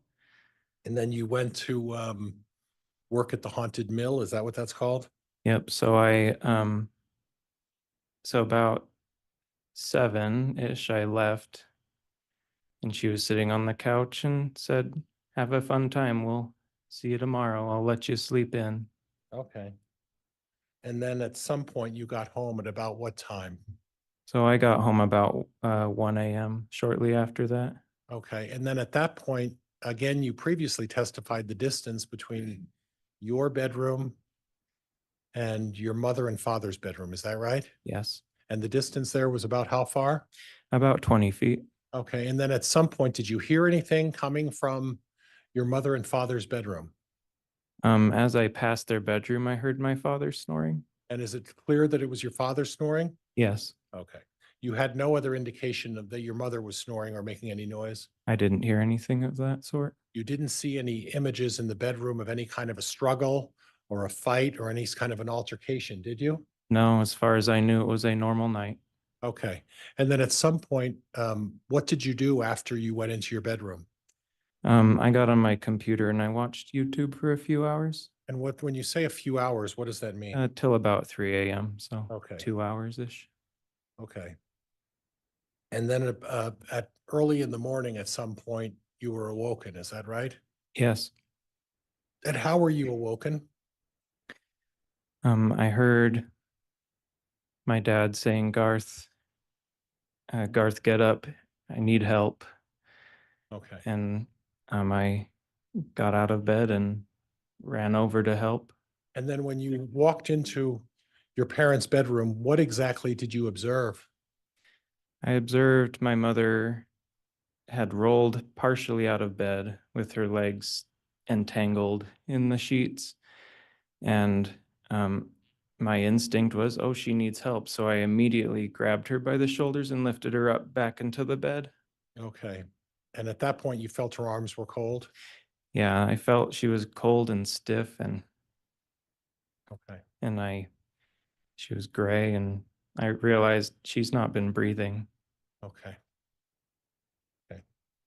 And at some point between the time you got home at 1 o'clock and the time you went to sleep at about 3 o'clock, did you hear anything or any indication that there was any kind of sound or struggle?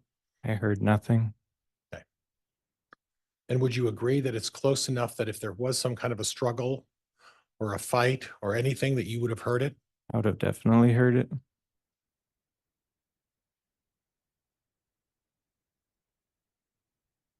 Were you present with the discussion with the Flams about when to have the funeral? I was. And what do you recall of that conversation? I don't remember exactly what he said, but he said it seems pretty simple here. We can have a funeral this day or this day, and Do you have a recollection of which the two choices I of days feel like were? it was either Tuesday or Saturday. Okay. And you could choose, and was it your impression that the family would have been able to choose either day? I do, yeah. I feel like we would have been able to. I want to fast forward to a vacation to Knott's Berry Farms. You remember that? I do. Do you have a recollection of how long that trip was planned in advance? It was about a week. It felt like a week ahead. Okay, and at that point, when I say all of you, your family gathered in Rexburg or St. Anthony, is that correct? Yeah, we were at that house. Okay, and who was with you at the time when you decided to head to Salt Lake City? It was um it was my dad and me and Emma and Joe, and that might have been it. Or Adam and Leah. Okay, Yeah. and at the time, was Lori Vallow with you guys at that point? She was not with us at that point. And then you drove to Salt Lake City, is that correct? We drove to Salt Lake City to go to the airport there. And then you flew to California? Yes. And at some point later on in the trip, Lori Vallow showed up separately driving to the California location? She did. Okay.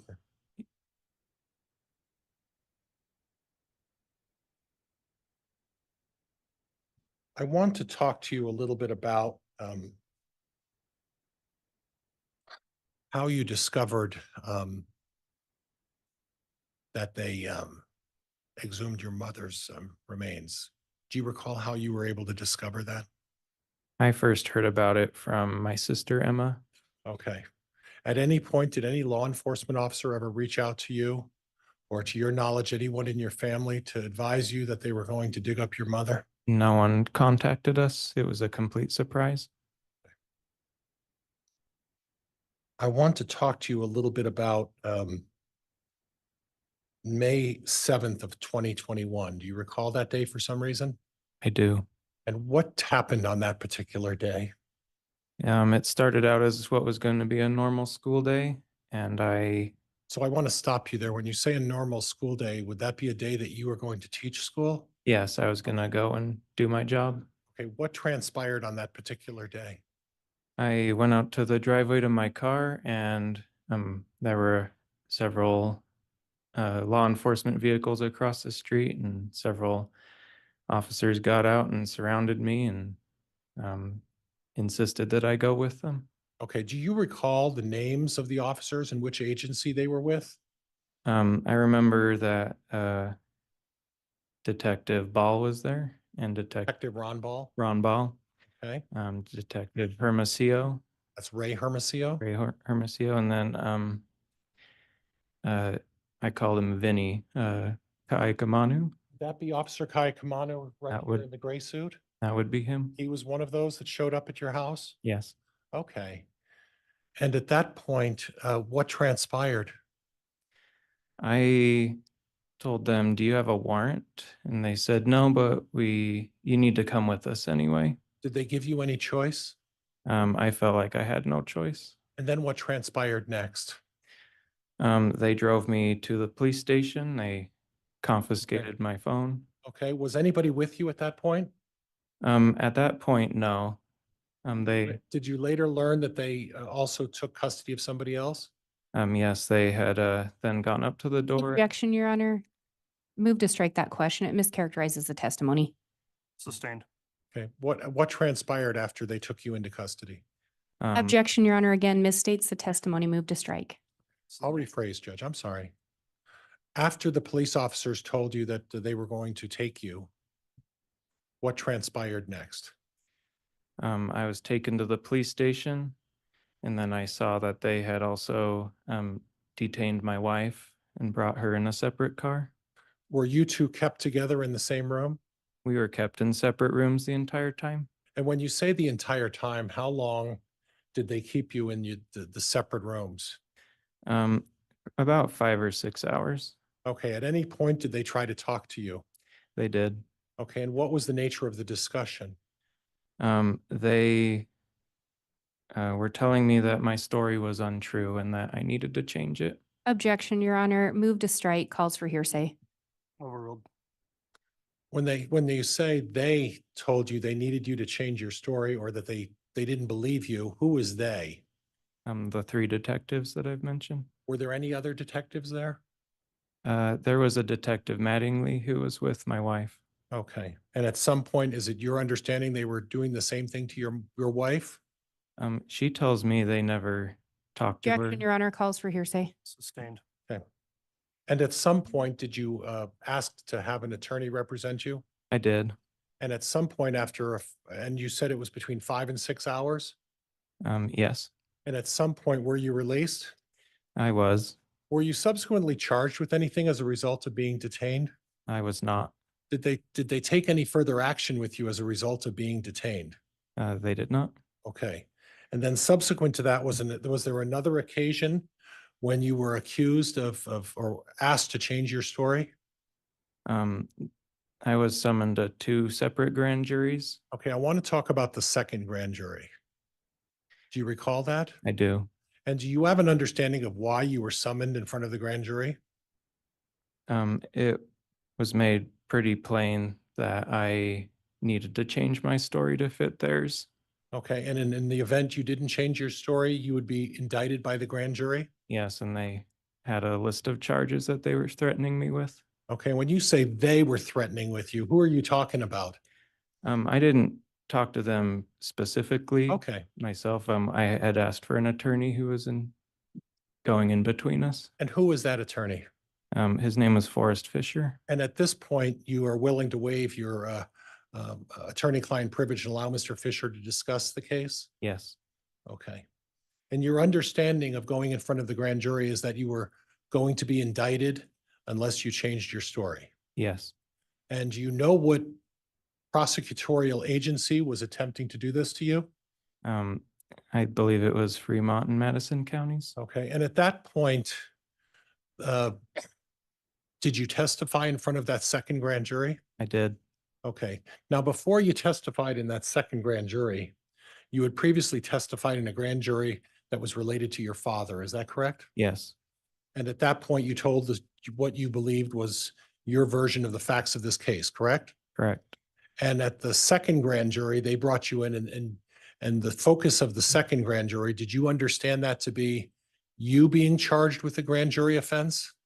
I understand that it was that way. I felt I was feeling extremely pressured. Pressured by who?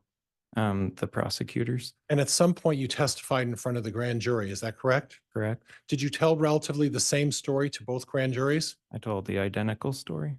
At any time, were you ever indicted by the second grand jury brought by the prosecuting attorneys against you? I was not. But you felt that at that point, the purpose of the second grand jury was to try to threaten or persuade you to change your story. Is that correct? Yes.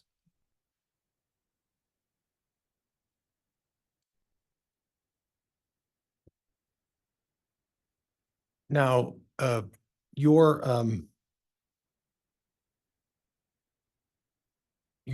faith is you're of the LDS faith. Is that correct? That is correct. And how would you characterize, let me put it this way. Would you agree that your faith is maybe different than your father's?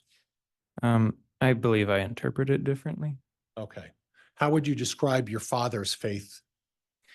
I would say it's more traditional, meaning closer to the way it was 100 years ago.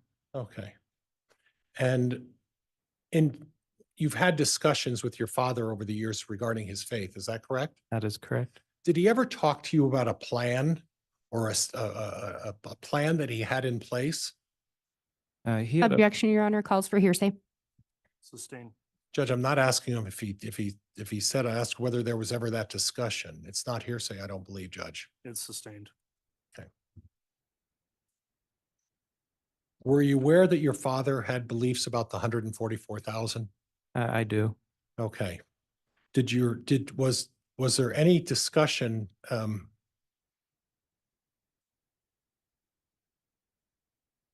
well, let me move on for a minute, Judge. That's all right.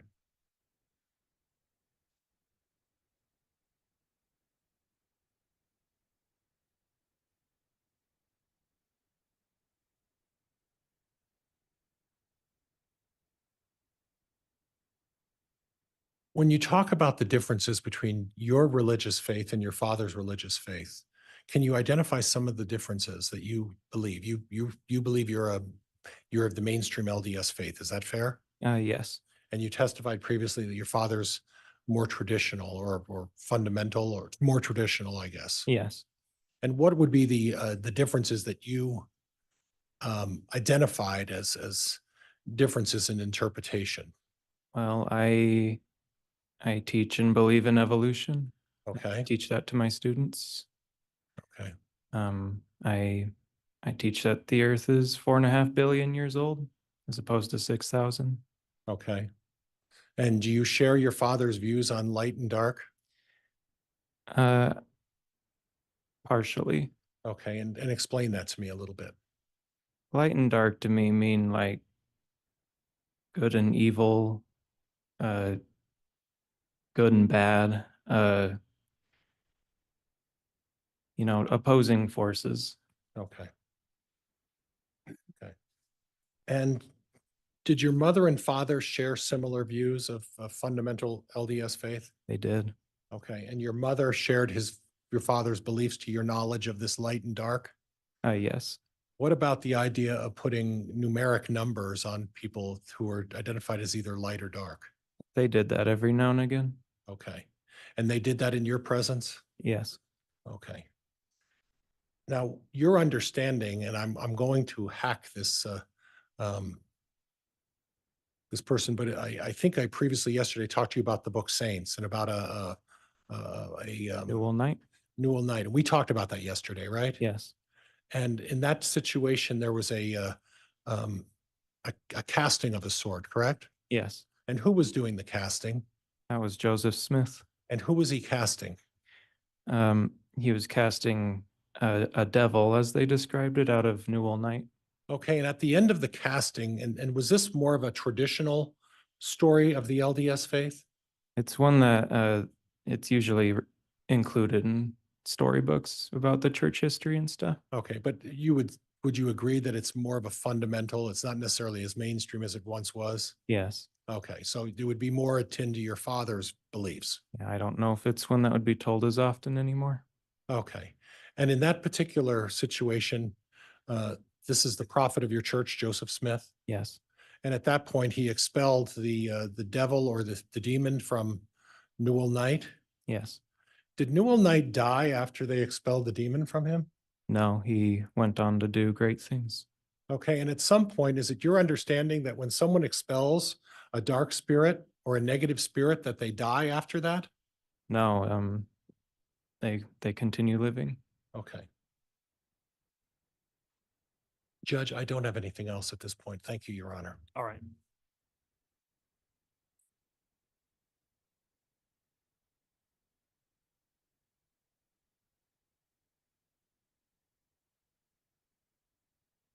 When you're ready, cross-examination, Ms. Blake.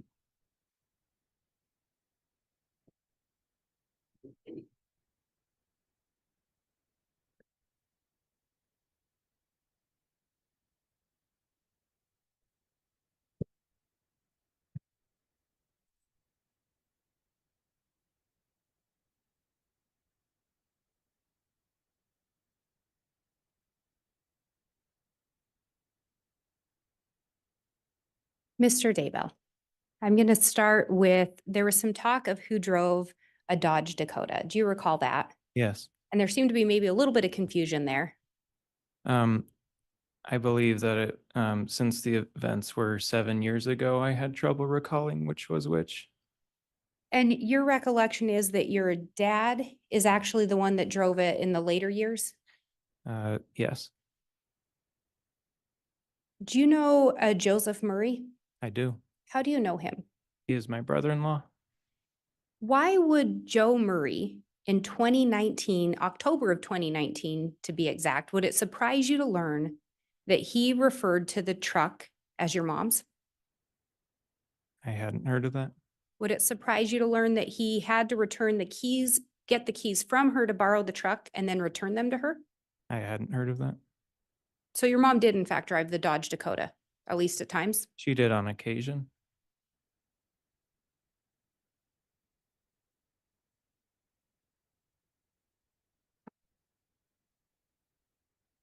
You talked about your dad telling you about a raccoon that he'd shot around September 9th of 2019. Do you recall that? Yes.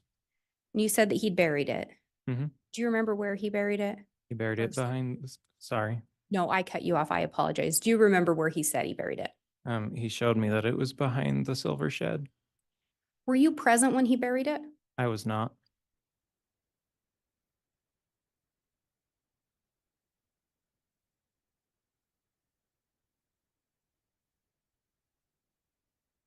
And you talked about having some concerns about your mom getting winded. Do you recall that? Yes.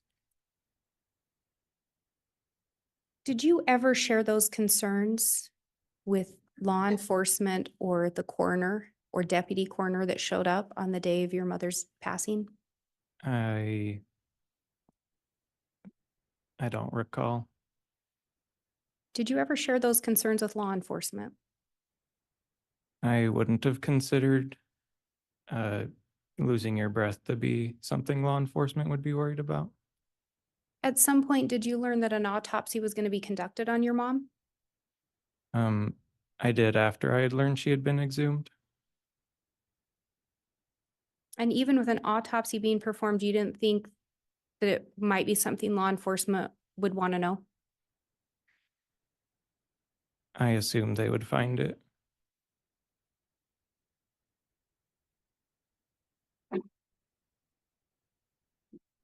Did you ever shoot paintball guns with your mom? I did not. Did you ever see her with a paintball gun? I did not. Did you ever see her with an assault rifle? I did not.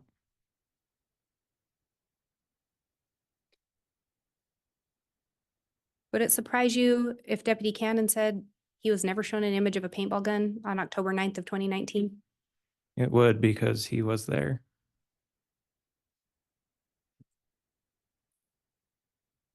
I think you testified that initially when your mom came running in, you were upset. Yes. Is it fair to say you wanted to catch whoever this was that had pointed some kind of a gun at her? Yes, I wanted to catch them. When you ran outside, did you see anyone? I did not. It was so dark that I couldn't. Yeah, he could have been anywhere.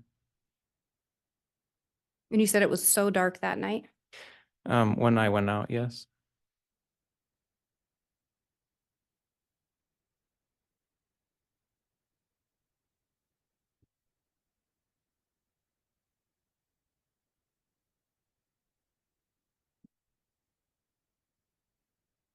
And you were asked about the events of October 19th of 2019 from council. Do you recall that?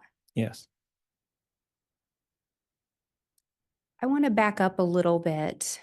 Do you recall when you got home from work? It was a little after 1. And what did you do when you got home from work? I pulled into the driveway, went in the house and got ready for bed. And then, as I said earlier, I watched YouTube for a few hours. Did you see either of your parents when you got home? They were both in bed. And how did you know they were both in bed? I saw their forms, their shapes in the bed as I passed by their room. Did you go in and talk to them? I did not. They were asleep. You say they were asleep, but did you actually go in the room? I assumed they were asleep. So 2 bodies lying in the bed. Yes. Anyone else in the house when you got home? It was just us.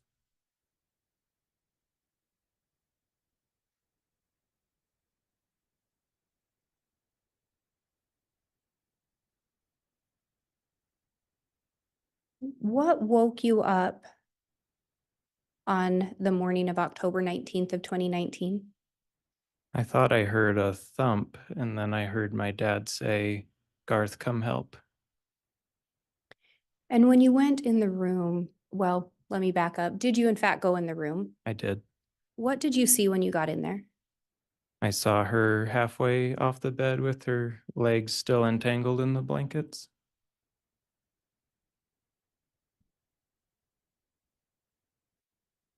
And what action, if any, did you take at that time? I immediately thought she needs my help, so I lifted her immediately back up into the bed.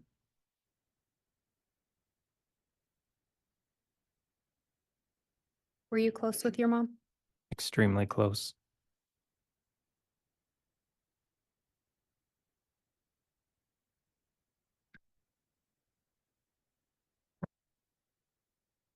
And council talked to you about May 7th of 2021. Do you recall that?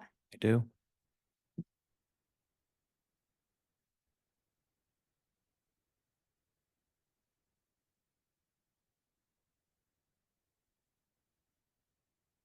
Do you recall law enforcement actually knocking on your door?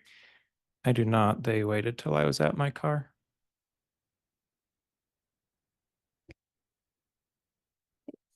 And do you recall when you got to the police station that they left the door open to the interview room? They did. And do you recall that they immediately told you they'd call your attorney? I believe I had to ask for one. And did your attorney in fact show up? A few hours later, And was your attorney present for questioning? he was. Did law enforcement actually get you breakfast? They did buy me some McDonald's. They offered and I accepted.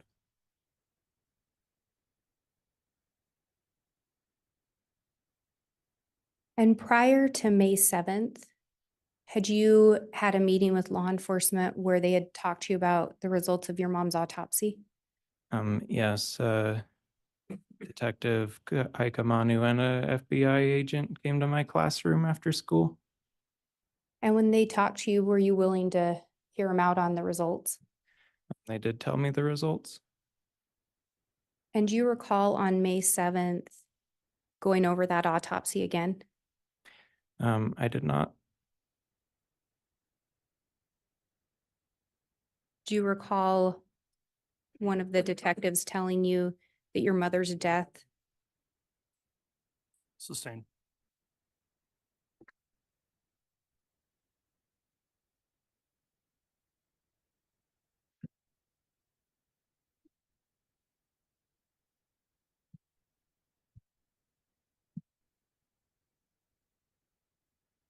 Do you recall talking to an individual named Micaiah Bagelin and telling him you found your mom dead in her bed and your dad gone? I don't recall talking to him about that. Do you recall talking to Cara Briggs, who's now Cara Daybell, and Emma Moss about finding your mom on the couch? I told Kara. She's now my wife. And there was talk of some testimony at some grand juries. Do you recall that? Um, Sorry, let me back up. Let me rephrase that. Do you recall counsel asking you about having testified at a couple proceedings? Sorry, I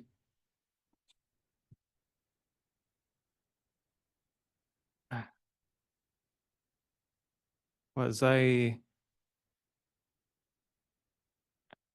don't quite know the rules, but when you were talking to me about Kara and Emma, can you repeat that question? I don't know if Yes. Do you recall telling Cara and or Emma about finding your mom on the couch? I did not tell them that she was on the couch. Do you recall having talked to one or both of them? I do. I had told them that the night before I had seen her on the couch as she said goodbye to me. And if they were to say something different, would that surprise you? I mean, I've heard that before.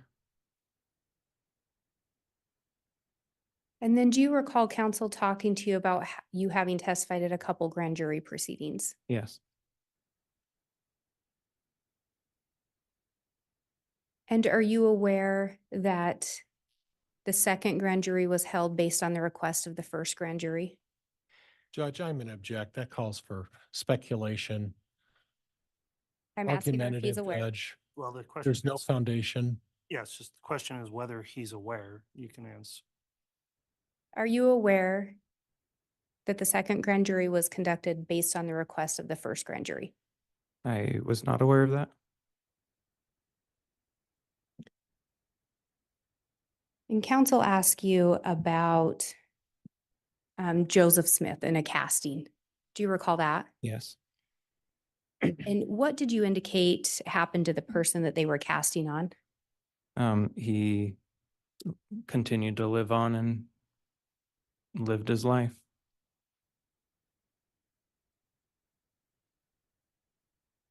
Are you aware of your mom having been designated as being possessed? I had not heard that before. Had you ever heard of JJ Vallow being designated as being possessed? I had not heard that. What about Tylee Ryan? I had not heard that. Is your mom still alive? She is not. Do you know where the remains of Tylee Ryan and JJ Vallow were located? They were found in the backyard. And when you say the backyard, whose backyard? My father's. I have no further questions. All right.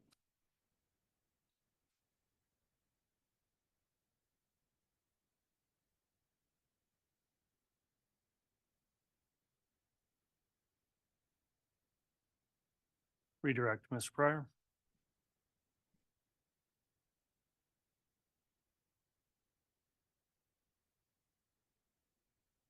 Garth, regardless of what the first grand jury may or may not have believed, did you understand that the second grand jury was convened to determine whether or not you were being untruthful in any way and whether you should face perjury charges? And that's the way I understood it. Okay. And again, who brought that grand jury against you? Objection, Your Honor, asked and answered. Sustained. Okay. And your recollection and your belief is that you were not indicted by the grand jury, correct? That is correct. And did you feel like that someone was trying to intimidate or threaten you to change your testimony? I do, yes. And who would that be? Madison and Fremont County.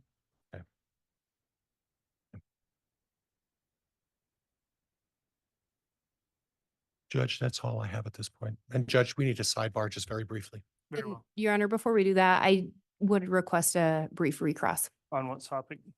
on the topic of the furtherance of the grand jury and what he believed. Just on that very narrow topic, Ms. Blake, I'll allow that and we'll have the sidebar after that. Thank you.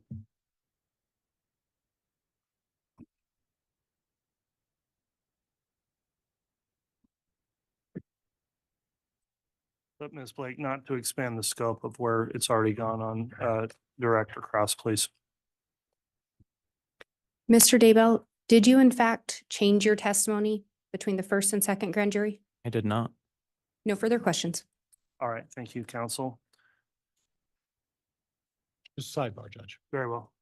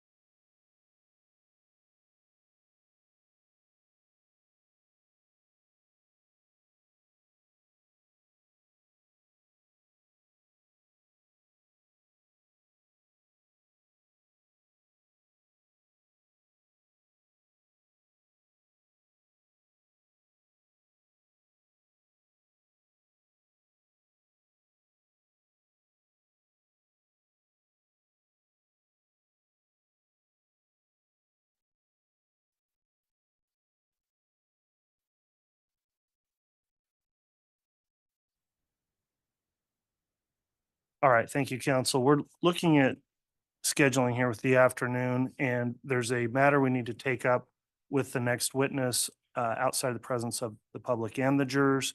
And I understand it will be a fairly quick witness after that, and the matter won't take long, but we do need to do that on the record. And so we're going to arrange a spot to meet with the witness and counsel outside the presence of the courtroom. I am going to ask that everybody just remain in the courtroom while we take care of that business. Optional if you'd like, but everybody, of course, is allowed to stand up and stretch if you'd like. If you do leave the courtroom, though, you won't be permitted reentry, and we'll try to resolve that as quickly as possible and then have that witness take the stand. So we'll go ahead and go on the record outside the presence of everyone, take up this issue, and then we'll be right back. All right.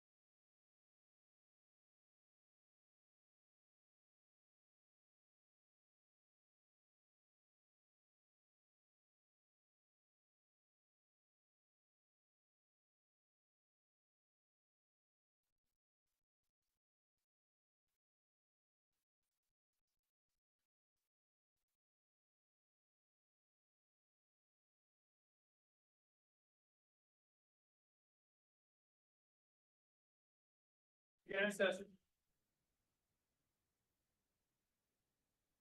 Thank you. Please be seated.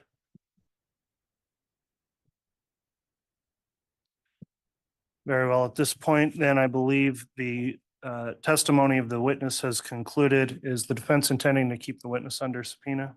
No, Your Honor. I don't know if the state had him under subpoena or not. The state also had a subpoena. We would release Mr. Daybell as well. Okay, thank you. That concludes your testimony. You can go ahead and step down.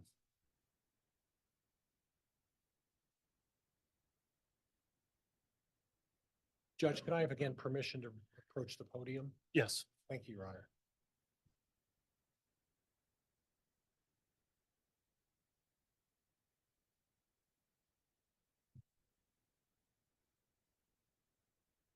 All right, Mr. Pryor, you can call your next witness. Defense would call Forrest Fisher. Very well.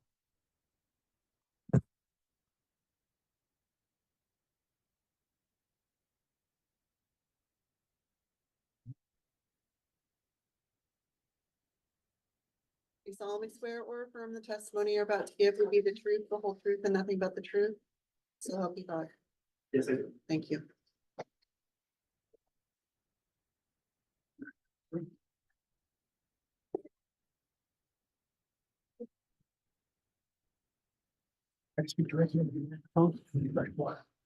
Thank you. May I, Judge? You may. You can Would you inquire. state- Would you state your name, spell your last name for the record? Thank you. Yes, William Forrest Fisher. Fisher is Fischer. Mr. Fisher, how are you employed?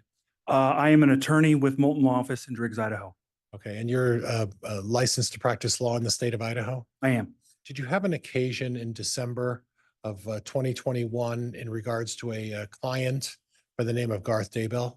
I did. What was the nature of that representation? As part of my employment, my office contracts out with Fremont County to do contract public defense work. And so under that contract, I was asked to come down to St. Anthony to the Fremont County Courthouse to represent Mr. Daybell, who at that time was under a grand jury testimony situation. Was it a grand jury indictment against Mr. Daybell? Or proceeding? It was a proceeding. Okay, and the distinction is that a grand jury is summoned and they hear testimony, is that right? I believe so. This was actually my first encounter with a grand jury. Oh, okay. Lucky you. Yes. And at that point, were you aware of what charges were being attempted to be brought against Mr. Daybell? I was not, nor that I can't really recall it this time. Okay. But you do recall that it was Mr. Daybell was the focus of the grand jury? Mr. Garth Daybell, yeah, that is correct. That's Okay. correct. And you don't have any recollection of what the underlying facts were about why he was brought in front of the grand jury? Not specifically. It was a long time ago. I can't really recall. I do recall at that time, he had actually previously testified in front of the grand jury. And when I was brought in, the grand jury had some follow-up questions, and that's what I was called in to assist him with during that time. So you don't remember if this was a second grand jury that was convened? I believe it was the second time they called him in. I'm not sure if that was a completely separate grand jury. I believe it was the same grand jury, but I can't really recall. You're not sure about that? That's correct. Okay. Is it possible that it was a second grand jury convening against Mr. Daybell for perjury? Objection, Your Honor. Asked and answered calls for speculation. Sustained. Do you have any recollection of the advice that you gave Mr. Daybell at that point? Some. At that time, I had come in and Mr. Garth Daybell had some questions. He was concerned, given the fact that they had asked him some questions and he had previously testified. And so I consulted him as a defense attorney to answer only the question that was being asked, and that if he wasn't quite sure, that he could take the time to confer with me. I was not in the grand jury. I wasn't observing it. I was sitting outside of the courtroom. And I told him that if he ever needed to take a break, he could come talk to me. We could talk about the situation and go from there. Beyond that, I told him not to talk to the press anymore. Okay. And at this point, you don't have any distinct recollection as to why you were there or what you were doing, is that right? I was there to advise him on giving testimony in his follow-up grand jury questioning. And my role as a defense attorney, and I believe in talking to Mr. Daybell at that time, was to ensure that he did not get himself into any trouble by possibly committing perjury or not remembering something quite correctly. I was there to assist him and to ensure that he, if he had questions, that he could come and talk to me and that we could go through it on a step-by-step basis. Do you recall ever telling Mr. Daybell that this was a trap designed to catch him? I don't recall ever saying that, though that would possibly be something that I might have said. I don't recall specifically. Okay. As a defense attorney, that's always something that we're concerned about, is that if they've previously testified on something, that if they're called to testify on the same thing again, that there is the potential as a defense attorney to potentially cross yourself. And so to watch out for that. And your understanding is the focus of the grand jury wasn't about Chad Daybell. It was solely about Garth Daybell and his previous testimony. Is that correct? That is correct. And at this point, your understanding is that grand jury did not indict Mr. Daybell for any kind of perjury charge. Is that correct? That is correct. Judge, I have nothing else. All right.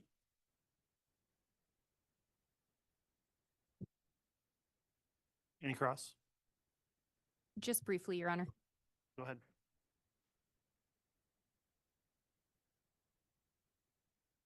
Mr. Fisher, it was your understanding then that it was the same grand jury with some additional questions? I don't really, I presume, but I didn't know for sure. And at the end of the day, you provided legal advice to your client, correct? That is correct. And he testified in that second proceeding, That is correct. and there was no indictment. That is correct. I have no further questions. All right. Thank No you. follow-up, Judge. Very well. That'll conclude the testimony. Mr. Fisher, thank you for appearing. Thank See you, Your back Honor. in Driggs someday. All right. Thank you.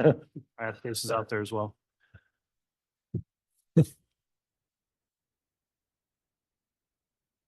All right, at this point, given the time, I think this will be a good stopping point for the mid-afternoon break. Is that what council would request as well? Yes, Your Honor, if that's the court's prerogative, I think that would be appropriate.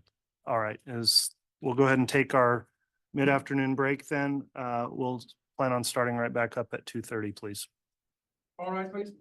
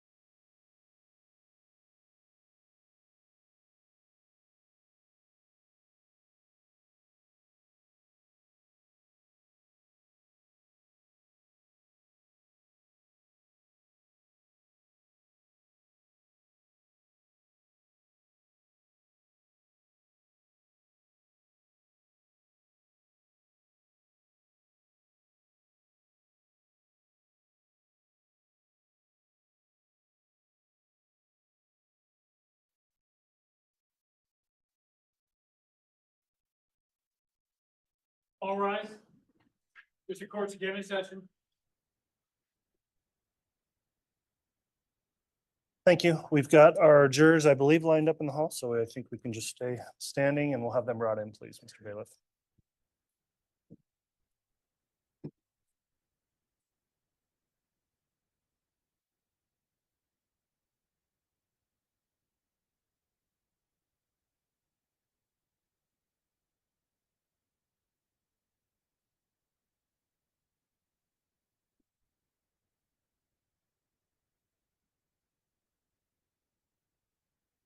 All right, please.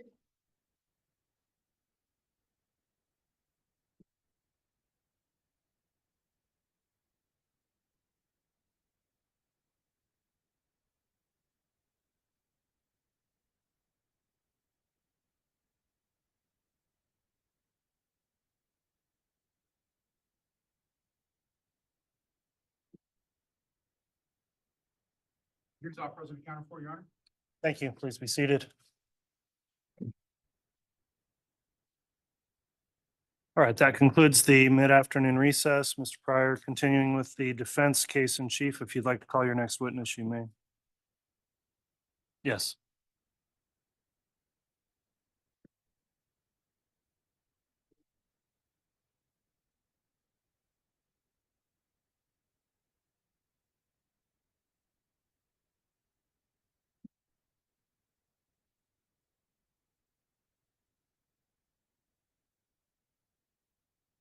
Do you solemnly swear or affirm the testimony you're about to give will be the truth, the whole truth, and nothing but the truth, so help you God?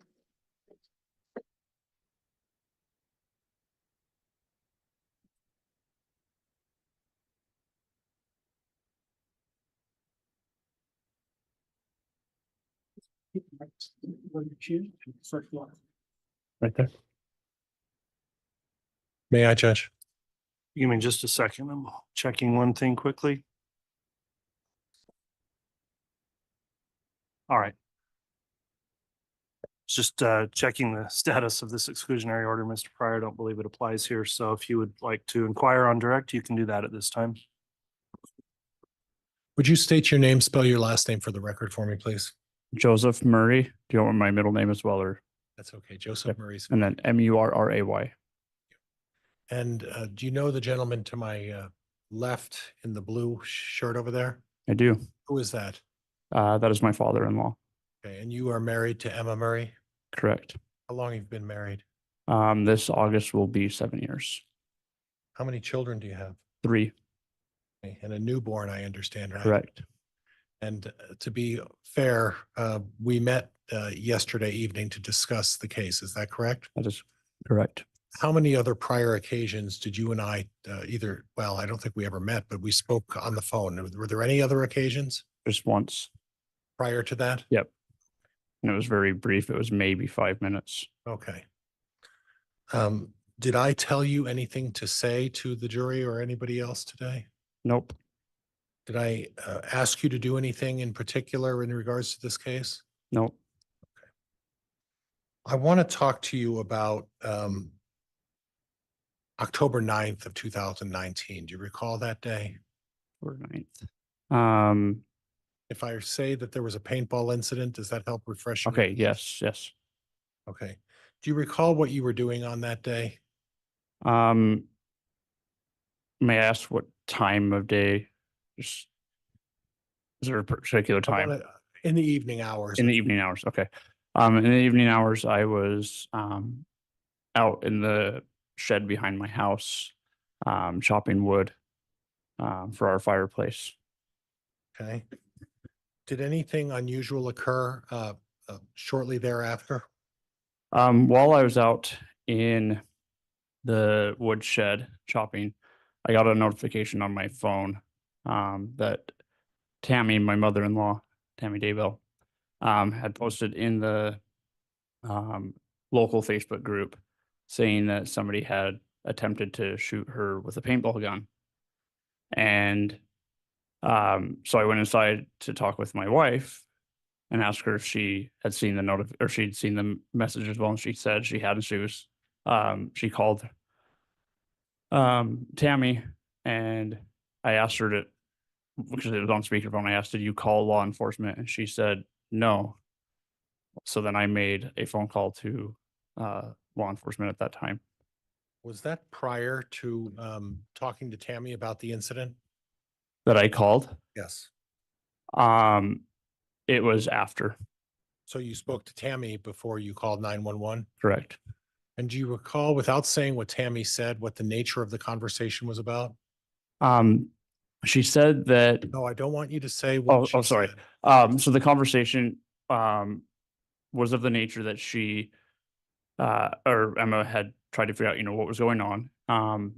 And she had told, or during that conversation, it was brought up that the person that had shot at her. Objection, hearsay, Your Honor.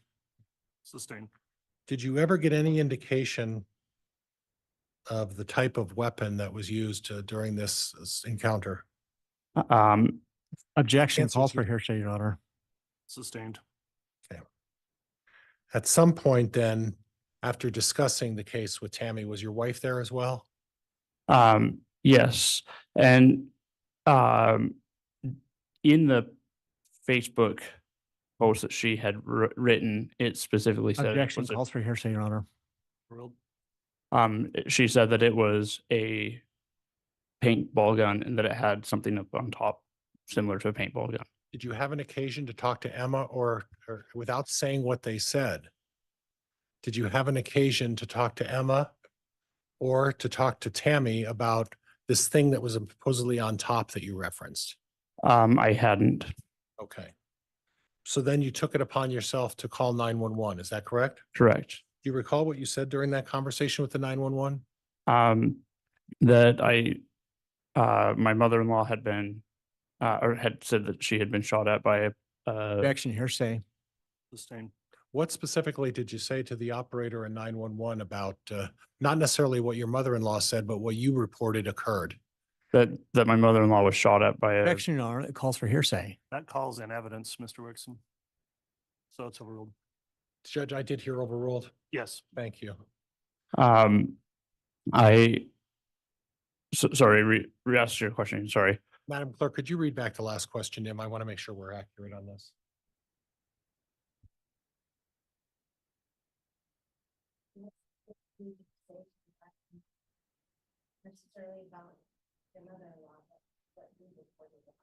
Okay, so I don't know verbatim what I had said on the phone call, as that was several years ago.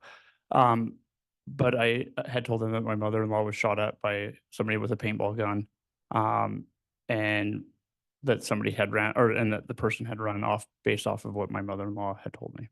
Okay. So at this point, at any time during this incident, did you see anybody run off around the house or near the house at that time? No. During this incident with the paintball gun, where were you specifically when you got that Facebook account notification? I was in the woodshed because I lived kitty corner from them at the time. Okay. I was in the woodshed, which was behind my house, which was not even in the view of my in-laws' house at that point. Okay. At any time, did you hear a scream or a yell? Nope. Did you hear any kind of noise or commotion over there? Nope. Did you hear any kind of a swishing sound or anything that would indicate a rifle was shot off? Nope. Okay. Now, back in that woodshed, you may not have heard a swishing because you were quite a ways away, Yep. correct? But again, you didn't see anything either, correct? Nope. And at any time, did you ever tell a police officer and advise a police, well, let me put it this way. Do you remember talking to a Coulter Cannon? I do. Okay, how did that transpire in your discussions with Officer Coulter Cannon? So, after making the phone call, I continued out chopping wood. And I was actually over by my garden because I was trying to watch to see so I could talk to the police officer. So I was closer or away from my house at that point, in the pasture. And I had seen him approaching, and so I ran up to him.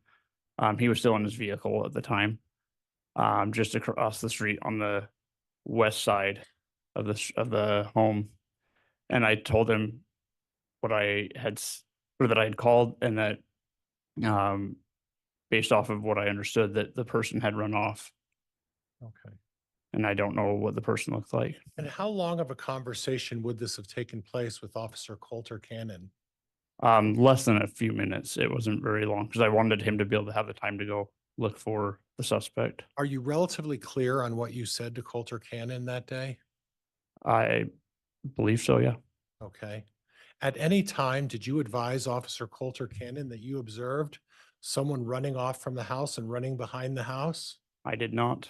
How certain are you that you never made that statement to Officer Coulter Cannon? Without a doubt. Did you talk to Officer Coulter Cannon about this being a paintball gun? Yes.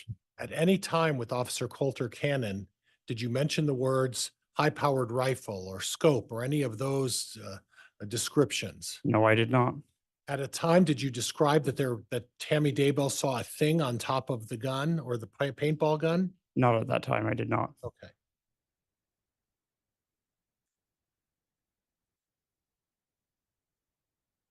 Subsequent to this, did you have an occasion to talk to any other members of the family about this incident? Directly after? Yeah. Just my wife. Okay. Okay. Did the two of you discuss that whether or not this was a paintball gun or not? We didn't. Did that discussion ever even get breached at any kind during the discussion with your wife? No. Was it very clear to you that this was a paintball gun that was used on that day? Based off of what my mother-in-law had explained to me, yes. Objection, hearsay, Your Honor. Overruled. Thank you, Judge. I think he answered it, Judge. You said overruled, did you not, I Judge? said overruled and he answered Yeah. yes. I think he answered it already, Judge, well, before you even said it, I Correct. believe. All right, thank you, Your Honor. May I move on, Judge? Yes. Thank you. I want to talk about the Friday, October 18th, which would be the day before your mother-in-law passed away. Do you recall that day? I do. Okay. Before I get to that subject, I want to talk to you about something about a I'm going to get it right, a 2004 Dodge Dakota. Okay. Do you have that vehicle? I do. When did you get that vehicle? It would have been in the spring of 2020. Spring of Late 2019, early 2020. I can't remember exactly. You don't know when. When you say late 2019, what would Like December. Okay. Yeah, it would have been December because I had just gotten, it was like closer to the end of December. Now, who did you get that from? For my father-in-law, Chad Daybell.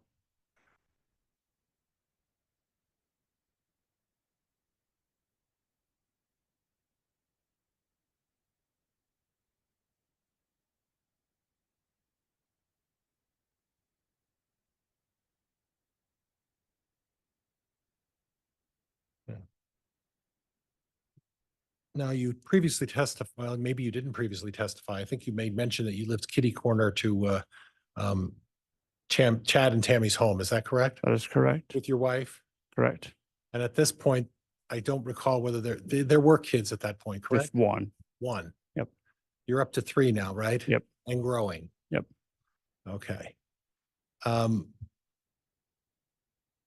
Did you have an occasion to observe Chad's regular patterns of travel, living kitty corner to him?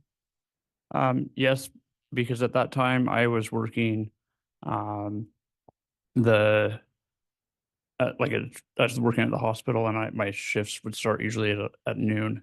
And so I would have to get ready and take our son to daycare. And oftentimes during that time, I would cross paths with Chad as he was heading to the Salem church. So you're familiar with his individual patterns of travel in the mornings, is that correct? Correct. And about what time, you mentioned something about the Salem church. About what time did you see him going to the Salem church? At about 9 o'clock in the morning. How consistent, that's a big word. How often would you see that? Was that a regular activity?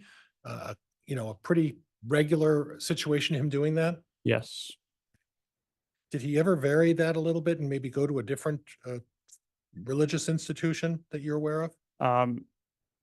I know because and when I would see him, he would be leaving the house generally, and he had his laptop case in his hand and some paper.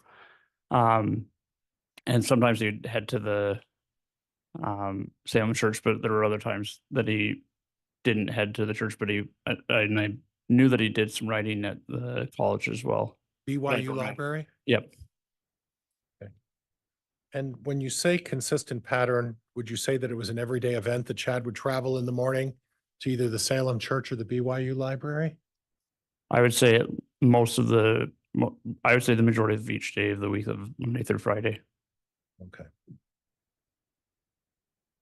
And the vehicle, if we were to go back to late 2018 until late 2019, when you were provided that vehicle, who was the primary driver of the 2004 black Dodge Dakota? During which time, sorry? 2018, late 2018, let's say November, December of 2018, to the time you acquired it in late 2019. Who was the one primarily responsible for driving the Dodge Dakota? Chad was. All right, what did Tammy drive?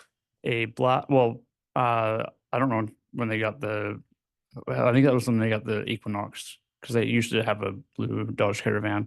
But then they bought I don't know what year it was, but it was a black Equinox. Okay. So at some point it was Tammy who would drive the newer car? Yep. And Chad would drive the older car? Correct. And whenever you saw Chad travel during his daily visits to the Salem church on a regular basis, it was the black Dodge Dakota that you would see him driving. Is that correct? Yes. Occasionally Equinox, but generally it was the truck.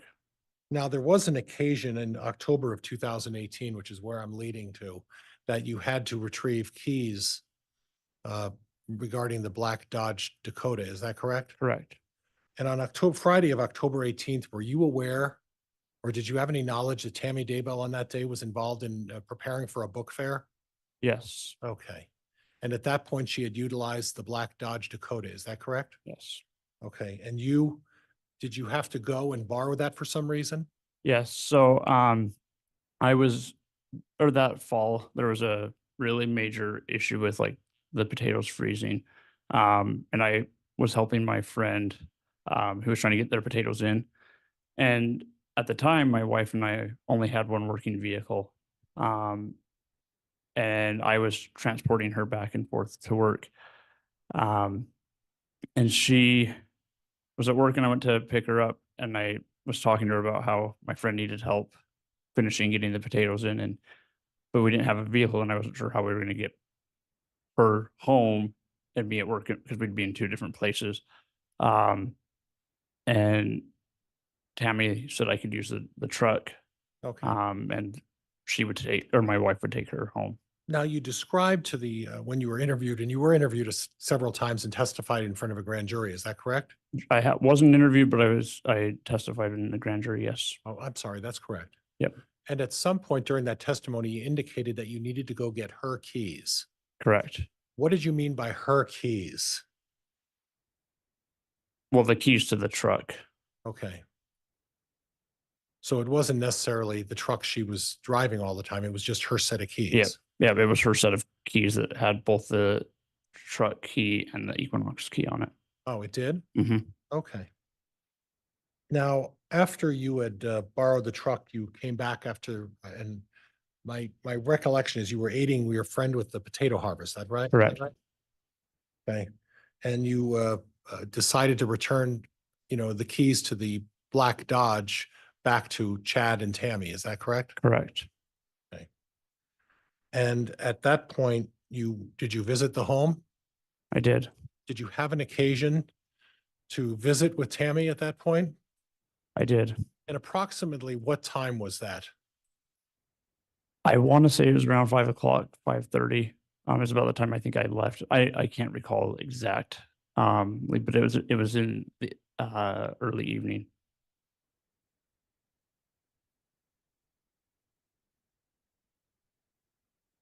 Did you have an occasion to talk to Tammy? Yes, I don't want you to say what she said. No. I went into their house and I handed her the keys. And at that time, she was sitting on the couch. in the Okay, living was room. Chad there as well? He was. Okay, so when you handed her the keys, is there a reason why you gave them to her as opposed to Chad? Because they were her set of keys for both of their vehicles. Did Chad also have a set of keys to those vehicles? Yes, Okay, so when you use the term, and that's where I'm getting at, so when you use the term her keys, they were actually her set of keys for both vehicles, correct? correct. Chad also had a set of keys, which would be referred to as his keys, right? Yep. Similar to my wife and mine, Okay. like Everything- most married couples. Everything's fair, right? Yep. And at that point, when you went in to see Tammy, did you observe anything unusual? Um, well, earlier in the day, she was exhausted, but All right, she now, seemed more I want you to exhausted. stop there. Okay. When you said Hold on. earlier in the day, There is a lot of talking over the top of each other, and I know this is difficult for the court reporter, so both Mr. Pryor and the witness, Mr. Murray, please just talk one at a time. Thank Okay. you. and Joe, what I was getting at, as you had mentioned earlier in the day, you had mentioned something about her physical condition. About what time was that? That was around 2, almost 3 o'clock when I went to go get the truck And where did you go get the truck? from the school. And that was the same day that she was working on the book fair, is that correct? Correct. Did you happen to observe her lifting any boxes or anything unusual at that point? I did. What did you observe? She was carrying around several scholastic school book boxes that are probably about this big, that were pretty heavy. And you had mentioned that she looked, I don't want to put words in your mouth. How did you describe her appearance at that point? She seemed exhausted and exasperated. And exasperated for what reason? She just didn't seem like she was feeling well. Okay, She seemed really worn out. Objection, speculation, Your Honor. Overruled. okay. She seemed very worn out. Correct. She had been working lifting boxes all day. Correct. At some point later in the evening, did you have a chance to visit with her? Yes, when I brought the keys back, Okay, and what did you observe at that point? she was sitting on the couch, and she seemed very exhausted, like I said from earlier, but then was coughing pretty hard. Okay. Was there any indication that she appeared that she was sick or that she was having any other symptoms? No, Okay. And at that point, was Chad there as well? yes, And where was he sitting? he was sitting. So you come in the front door, and then over here's they had the couches kind of set like this, and then right behind the couch were their computer desks, and he was sitting at the computer desk. And and I almost did it again. When you're describing Tammy on the couch, what was her positioning on the couch? Was she spread out or was she sitting up? She was sitting up. Okay. But was it very clear to you that obviously she was in some form of distress? It appeared that she was sick and that she wasn't feeling well. Okay. On the next day, she passed in the night. Did you have an occasion to go over to the house? I did. I was actually getting ready to go to work that next morning because I worked on Saturdays, the morning shift. And I was getting ready to go to work and I saw a deputy vehicle out front. And I couldn't see Garth's vehicle. And at first I was worried that maybe he hadn't shown up home from work that night. And I thought something had happened to him. So then I went back in the house again and had notified Emma. She called Tammy, and of course Tammy didn't answer. She called Chad, and Chad didn't answer. She called Garth, and Garth didn't answer. And finally we were getting ready to walk across the street to their house. And then a deputy and Garth met us and told us what had happened. Okay. And at some point, how would you describe Garth's reaction? Very shaken up. Okay. Did you have an occasion to observe Chad at that point? I did. And how would you describe Chad's reaction at that point? I had never seen him the way I'd seen him that night or that morning, sorry. Very just, he was wandering aimlessly, and just, he kept holding his head like this and he kept asking, what are we going to do? What are we going to do? And I've never seen him in that state before. Would you describe that as being distraught, Yes, upset, yes, shock? yes. Did it appear that that was genuine to you? Yes. I want to step away at some point. Well, before I do, were you present when there was a discussion about whether or not to get an autopsy on Tammy Daybell? I was. And what did you observe in that regard? Objection calls for hearsay, Your Honor. Sustained. Okay. At any time, did Chad Daybell request that nobody do an autopsy on his wife? No. Objection calls for hearsay, Your Honor. It's not timely overruled. Okay. I want to talk a little bit about the Daybell property in general, okay? Okay. You're familiar with the property. Yes. If you're going on the front of the house, which would be Salem Highway, which runs past your house as well, correct? Right. Your kitty corner, but southwest? Correct. Okay, I got it right. But how far of a distance are you from Chad's house? Oh, I couldn't give a definitive answer, but it's, I mean, their house is closer to the front lot as is ours. Okay. And then across the street, directly across the street on Salem Highway was another home, and do you know who was living there at that time? Yes. Who was that? Matt and Regan Price. Okay, and did you have an occasion to socialize or get to know them a little bit? Yes. Did you have an occasion to talk about animal problems, raccoon problems during that particular summer? Yes. And how often did that take place?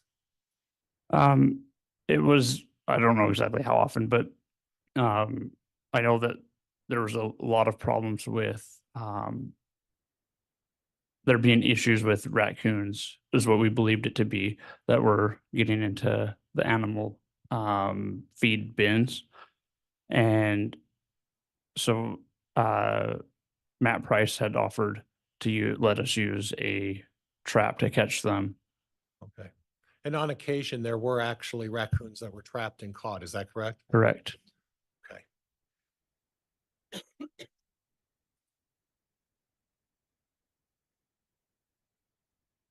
I want to talk a little bit about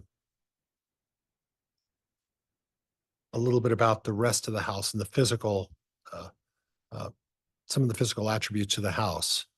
There's a particular red shed on the property. Is that right? Correct.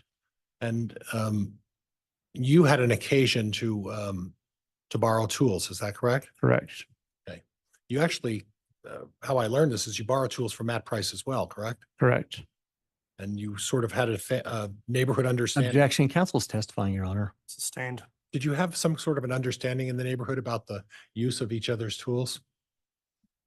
Yes, anytime I didn't have a tool that I needed for yard work, I'd either ask Matt Price or my mother and father-in-law. Okay. And in regards to the red shed, was that something you required a key to get into? No. How would you describe access to the red shed? So it was on the west end of it. There's a garage door. Simply you turn the handle and pull up the door. Okay. Was that ever locked? No.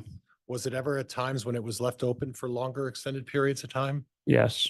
Was that unusual for the door to be down, or was it more usual for the door to be opened? It was more so down, but it was never locked. Okay. So someone could get access. Yep. And on the east side of it, there's another door that also was easy to access. Right. And that was never locked? No. Okay. Now, in relation to the house, how close is that red shed? Ooh, maybe, I don't know. That would be really hard for me to describe it. Would it be the distance from the back of that wall to where I'm standing right here? Maybe a little bit further, but not much more. If someone had walked to the back of the red shed, could they be seen from the front of the house? If they walked where? If someone was standing in front of the front yard of the house, or excuse me, let's strike that. Let's start all over again. If someone was back in the red shed and someone else was standing in front of the house, would there be a visual way to see that they were in the red shed? On the very back Salem end Road. of it? From Salem Road, yeah. No, So it wasn't visibly able to see if someone was back there. no. And in addition, are there two driveways on the Daybell property? There are. Okay, there's a short driveway, and where would you describe that one being? It is on the northeast or northwest side of the lot. So would that be in front of the house? Correct. Would that be more aptly described as the short driveway? Correct. And then on behind the house, there's a longer driveway, is that right? Correct. And that's a much longer driveway. Yes. Do you know whether or not from that long driveway behind the house, there could be access out to the field? There are 2 points of access from that point. Okay, and what are the 2 points of access from the long driveway? Directly from the long driveway heading north, there's 2 cattle gates that open like this. And then to the east, there's another set of cattle gates. So it would not be impossible for a vehicle off of the long driveway to drive back into the pasture, is that correct? That is correct. Okay. Are you aware of where the bodies of JJ Vallow and Tylee Ryan were found? Yes. Where were they found? One was in the JJ was found in the back part of the property closer to the pond. And then Tylee was found to the south of that. Okay, and would access be available through that gate off of the long driveway to those locations? Yes. And if someone were to use that back gate and drive down the long driveway, are they necessarily visible from the main road, Salem Highway? While driving to there? No, if someone were parked on front of the house on Salem Highway, would they be visible to that back gate? Observing anybody? No. It's a spot where you wouldn't be visible, is that correct? Correct. Okay. And in regards to the property, I have a note here that talks about officers driving by your house and Mr. Daybell's house quite regularly. Do you recall that? Yes. Leading up to and even after Chad was arrested, I would frequently see Detective Hermosillo in his detective vehicle driving up and down our property. I mean, not our property, but up and down the 200 North Road And when you say frequently, what would you describe as frequently? several times a week.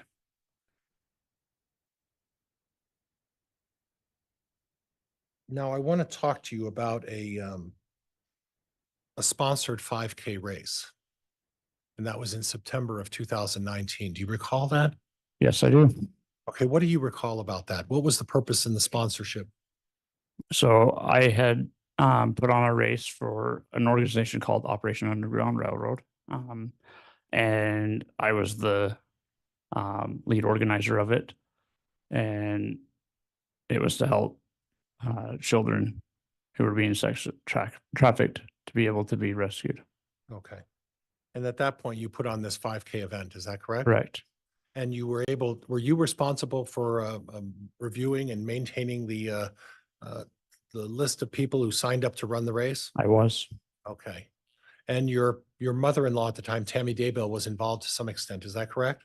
Correct. Her and Chad's book publishing company actually sponsored the race, and Tammy was a volunteer in the race. Okay, when you say a volunteer in the race, does that mean that Tammy ran the race? No, Did you ever see Tammy cross the finish line in a workout clothes to suggest she ran the race? absolutely not. Do you recall what Tammy was wearing on that day when she was involved in helping with the race? jeans and a t-shirt that said volunteer.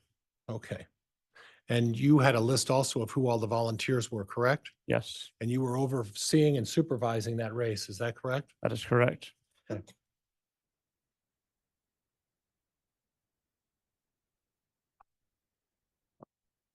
Now, there is some discussion about, in early 2020 about you attending Sunday school, LDS Sunday school. Do you recall that?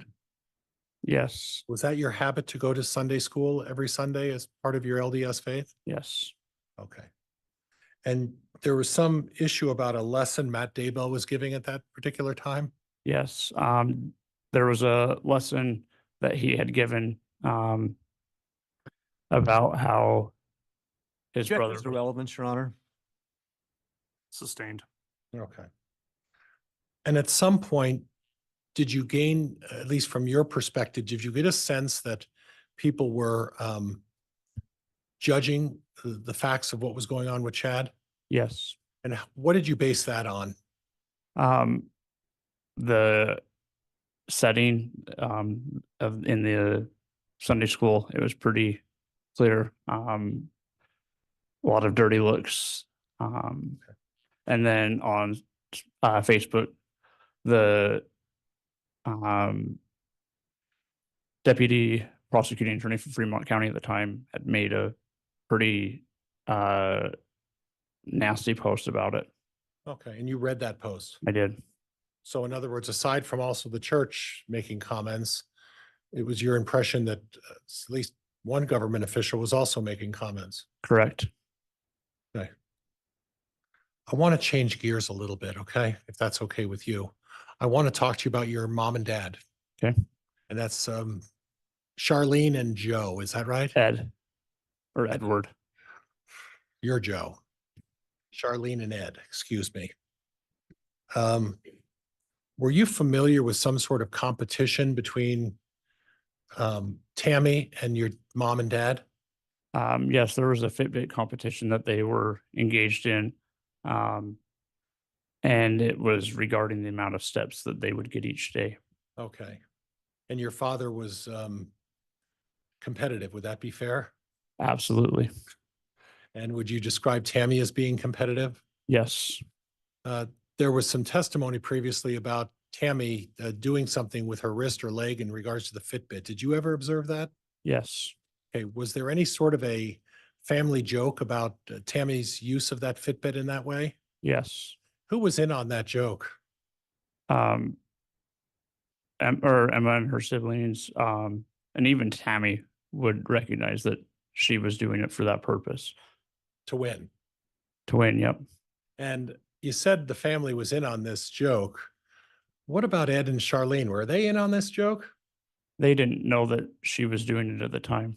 That she Okay. was just moving her wrist like this. Competing against your father. Yep.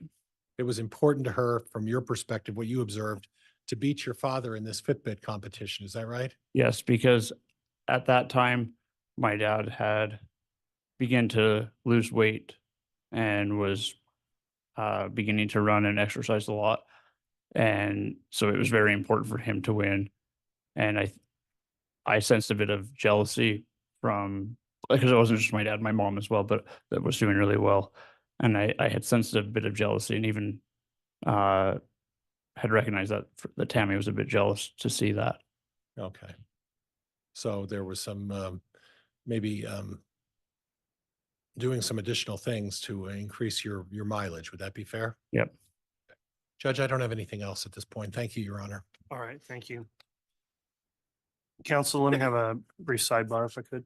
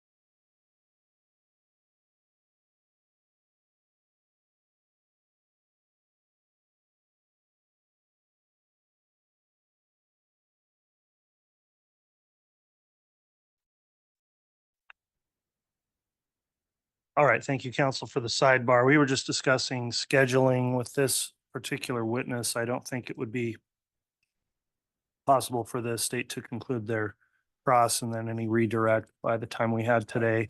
And so we are going to go ahead and recess for the afternoon at this time. We'll come back on in the morning at our regular time at 8:30 with additional testimony.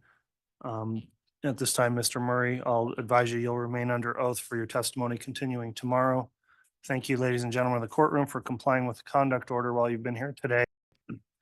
I'll also advise the jurors, please follow the court's admonishing instruction as we conclude for the day to not discuss any evidence of the case amongst yourselves or with anyone else. Please don't do anything to research this case while you're on break, and don't do anything if you see media reporting of the case. Try to divert from that so you can remain impartial and consider the case only on the evidence that's been presented here in court. So thank you for your attentiveness today.